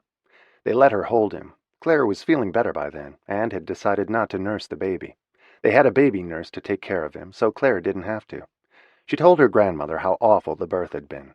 She said that next time, if there was one, she would have a scheduled C-section and wouldn't have to go through labor. But she didn't think she wanted any more babies, and Reed said he'd be satisfied with one if that was what she wanted. He gave her a big sapphire ring to thank her for his son. He was in love with their baby and with Claire, more than ever. She had given him the greatest gift of his life, and Claire kept reminding him of how awful it had been and how she had suffered. It had been the worst experience of her life. A week later, Kate invited Tammy and Stacy to meet Scott, and they had a fun evening. He liked both of them. The only one he still hadn't met was Claire, and she was in no condition to meet him at the moment. But dinner with Tammy and Stacy had gone well. Kate was delighted. Tammy FaceTimed her brother in New Delhi as soon as she got home. "You were right about the new guy. We just met him. He's cool, really smart, and he's crazy about Mom." "What's his name?" Anthony asked her. "Scott White. He's a lawyer." "That's the one." "Mom says they've been dating for about 3 months." The big news from India, after Tammy reported to Anthony about Scott, was that Alicia had gotten a real part in a real movie. It was a small part, but the producer was well known. She was going to start shooting in April, and they'd be finished by June, when they were coming home. "And how are you two?" Anthony asked her, and they both waved at him on the screen. "We're pregnant," Tammy said, laughing. "Both of you?" "Both of us," Tammy said proudly. "Stacy was sick in the beginning, but she's fine now, so we'll have 2 babies in September." "That sounds scary, like twins but with 2 moms." "That's the idea." Tammy beamed at him from the screen. "How's Claire? I haven't talked to her since she had the baby." "She's whining a lot about how awful it was. Now that she has a kid, she may actually have to grow up and stop blaming Mom for everything. It's a painful process." "Ugh, she's spoiled rotten," Anthony said in disgust. "Yes, she is," Tammy agreed with him. "And Reed is making it worse. He caters to her every whim. The baby's cute, though. Not as cute as ours will be." She grinned at her brother. They talked for a few more minutes and hung up. It was nice to be able to see him on FaceTime. Tammy missed him a lot, and so did Kate. In April, Tammy and Stacy found out the sex of their babies, one of each. Stacy was having a boy, and Tammy was having a girl. It seemed just right to them somehow. Claire's baby was a month old by then. They had named him Gregory, for Reed's father, Gregory Bailey Morgan. Claire was spending all her time at the gym to lose the weight she had gained. She had 2 nannies for the baby, a day and a night nurse, and 2 relief nannies on the weekend. Reed was willing to give her whatever she wanted. Claire complained that he cried all the time, maybe because she hadn't nursed him, or because he never saw his mother. She was taking 3 months off from work, and wanted to have fun before she went back, not take care of a newborn, which she didn't enjoy. But Reed was in love with him, which was nice. Stacy and Tammy hadn't been to visit him since the hospital, but they planned to. They were busy turning their guest room into a nursery, which was more fun than they'd expected. Tammy had her grandmother paint a mural on one wall. She painted pink and blue teddy bears and balloons under a blue sky with puffy white clouds. 2 months later in June, Anthony and Alicia came home to get married. They loved India, living and working there. Alicia brought each of the girls a sari and another one for Kate. She had finished the movie and gotten a bigger part in another film that would start shooting in September.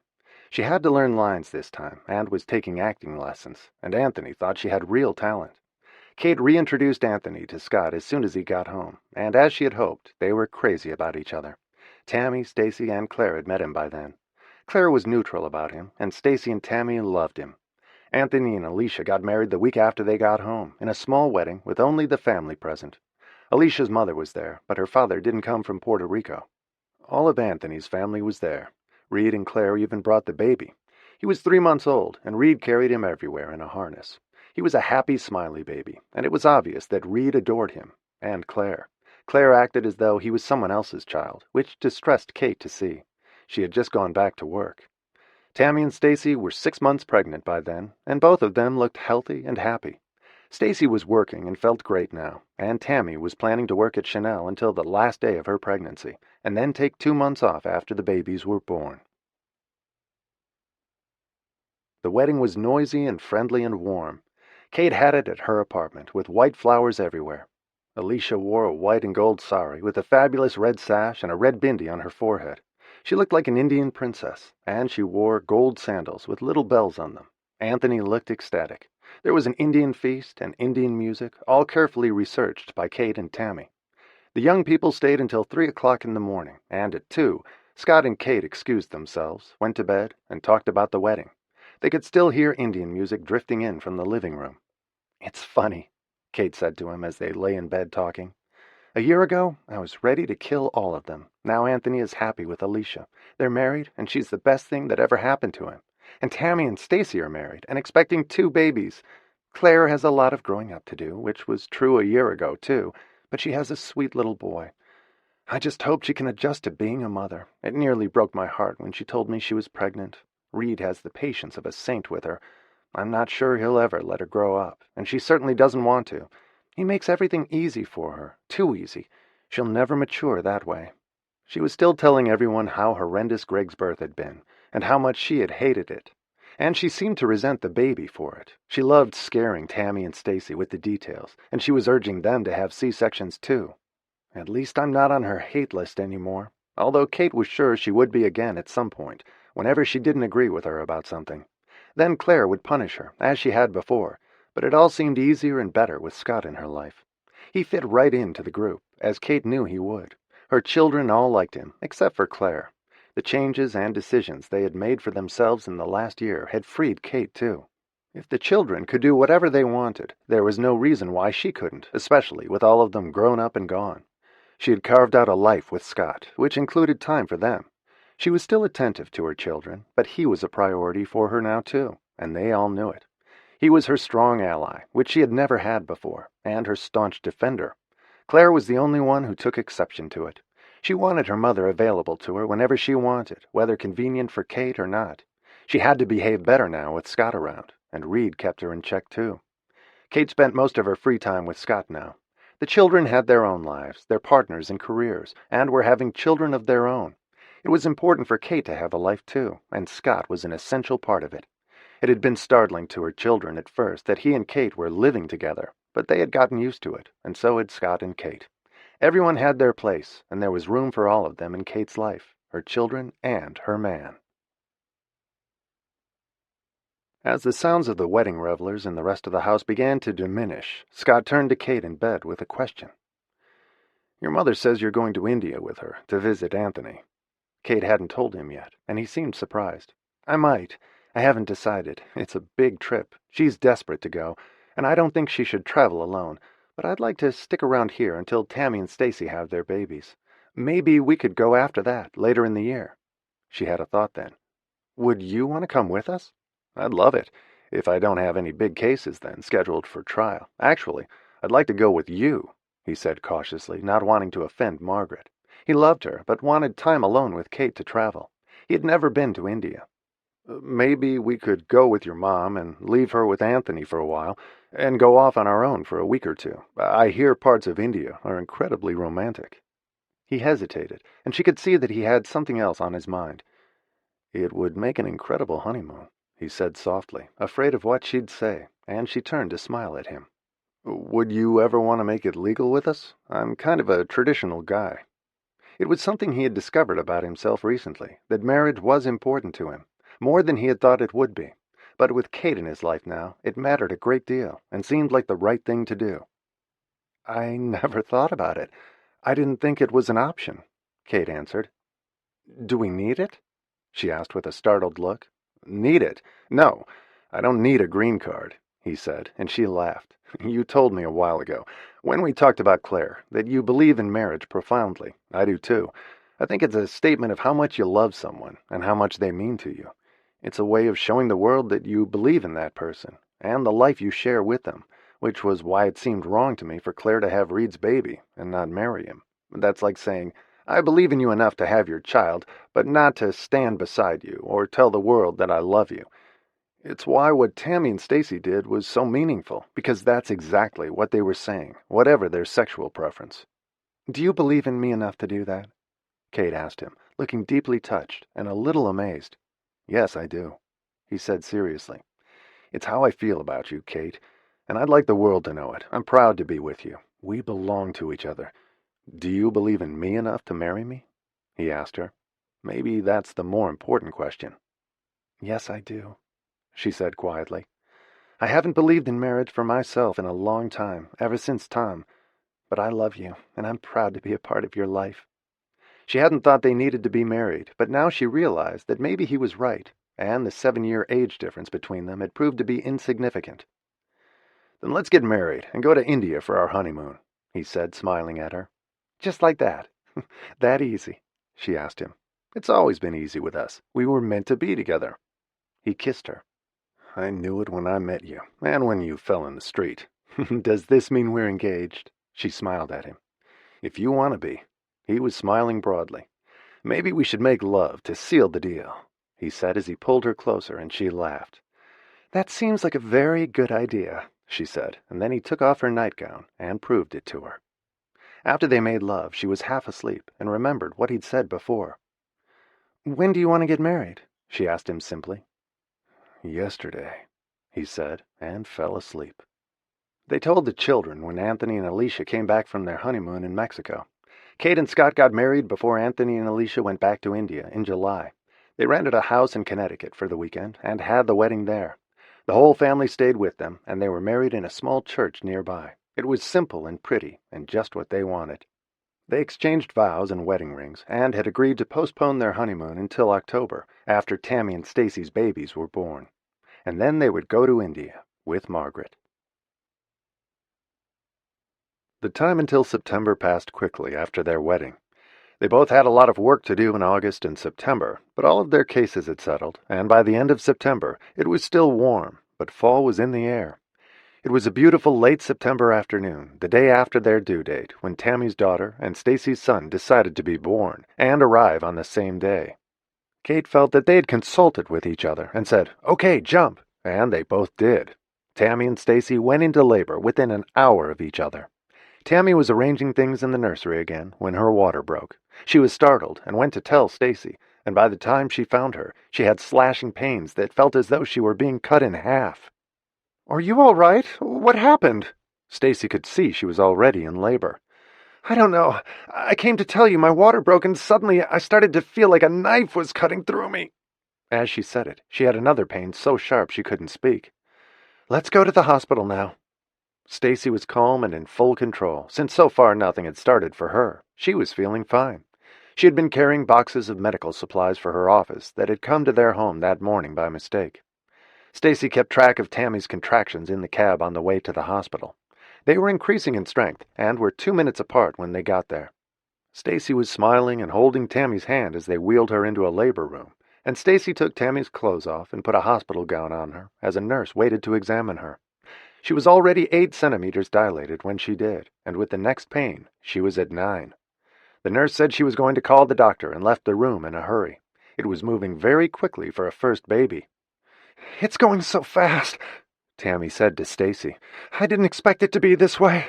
She was out of breath. The contractions were coming fast and hard.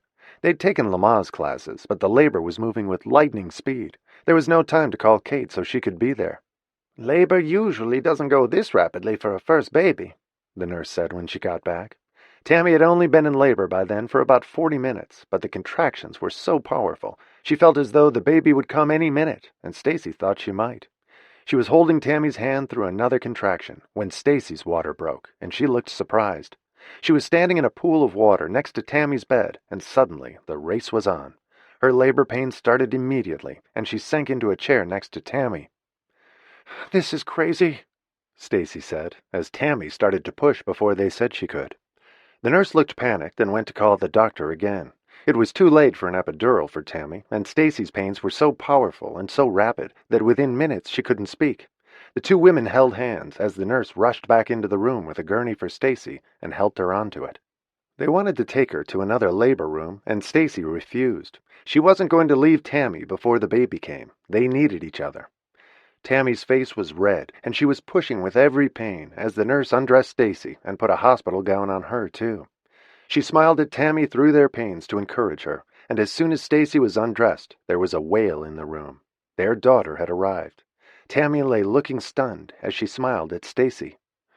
"I love you," she said to Tammy, as an express train suddenly sped through her. Stacy could no longer speak, and Tammy told her she could do it with a firm grip on her hand. "I can't," Stacy whispered to Tammy between pains as the doctor sped into the room and cut their daughter's cord, while Stacy pushed with all her might. Tammy kept her hand in hers, and everyone told Stacy to push. She felt everything within her force through her, and a second angry wail filled the room as Tammy and Stacy watched their son come into the world. They were laughing and crying as Stacy lay back, shaking. Their babies had been born within 4 minutes of each other. 2 nurses cleaned the babies and weighed them, as 2 other nurses tended to Tammy and Stacy, still holding hands and smiling, shaken but victorious. "That was easy," Stacy said as a second doctor arrived to help, and a pediatrician came to check the babies. Their daughter weighed 8 pounds 9 ounces, and their son 10 pounds 2 ounces. Both labors had taken less than an hour. The nurse placed each baby in its mother's arms. Their daughter went immediately to Tammy's breast, and Stacy found herself nursing their son without effort, and she had none of the resistance she thought she would. Everything about the deliveries had been easy and natural, as the room full of doctors and nurses stared at them in amazement. The 2 new moms said they were calling the babies Annabelle and John. Tammy called Kate then, and she arrived at the hospital 20 minutes later, and tears ran down her cheeks as she saw Tammy and Stacy peacefully holding their babies, looking like twin Madonnas. "What are you 2 doing?" she said, smiling at them. "The nurse said you both delivered in less than an hour." And they were both big babies. They were the talk of the hospital, and the nurses said they were lucky the babies hadn't been born at home. The girls had been wheeled into a room by then, with the babies in their separate bassinets in the room with them. They were a family now. Kate gazed at each of them, as both of their mothers looked on proudly. They were beautiful babies. Stacy and Tammy were talking and laughing as though nothing had happened. They were on a high like no other. "I think you've set some kind of a world record." Kate beamed at them as nurses came and went to check on both mothers. Tammy wanted to leave the hospital that night, since the babies were perfect, healthy, and had checked out with no problems.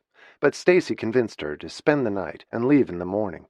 Kate promised to bring a car to drive them home. She had to pick up their car seats to be allowed to leave the hospital. Their return to their apartment the next day was chaotic and triumphant. It was going to take a little time to make the adjustment, and a baby nurse Stacy knew had come to help them for a month. The 2 mothers were walking around their home and looked radiant while the babies slept in the bassinets Kate had bought them, with pink and blue ribbons. Tammy and Stacy looked like the poster children for motherhood. Stacy still couldn't believe how easy it had been, and neither could Claire when Tammy told her. Claire sheepishly admitted she was pregnant again. Gregory was only 6 months old, and it had been an accident.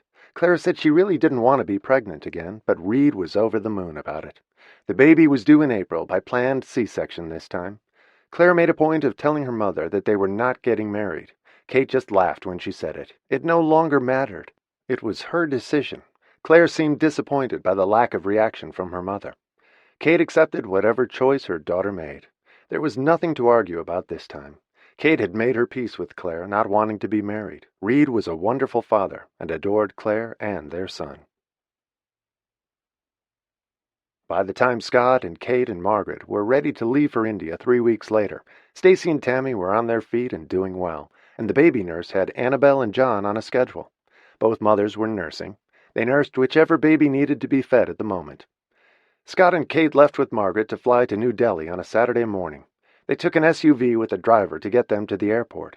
Margaret was going to stay with Anthony, while Kate and Scott spent 2 weeks exploring the country for their delayed honeymoon. They had planned the trip carefully to include all the temples and monuments that they wanted to see, including the Taj Mahal. The trip was everything they had hoped for, and as they lay under a full moon on the veranda of their suite at the Raj Palace in Jaipur, Kate looked at Scott and knew they had done the right thing getting married. Events of the past 10 months had proven to them they belonged together. Cast together by fate, their life was a celebration. It was their turn now, without children or babies taking up every moment of Kate's time. Kate was wearing a sari that Alicia had given her, and as Scott slowly undid it, they looked at each other and smiled. "Thank you," Kate whispered. "For everything," she said as he kissed her. It was a prayer and a wish and I love you, all rolled into one for the man she loved. Marrying him was the best thing she'd ever done, and he felt that way about her, too. It was exactly what they had both wanted and thought they'd never find, and miraculously they had. Kate's children had grown wings in the last year, and so had Kate and Scott. Their wingspan was the broadest of all. The future awaited them, and all the adventures they would share. It was their time now, as they walked back into the bedroom of their suite on a magical night. And whatever decisions and choices her children would make would be up to them, and hopefully would turn out well. Kate and Scott had their lives to lead, and their time together, with all its gifts and wonders, had only just begun. The end.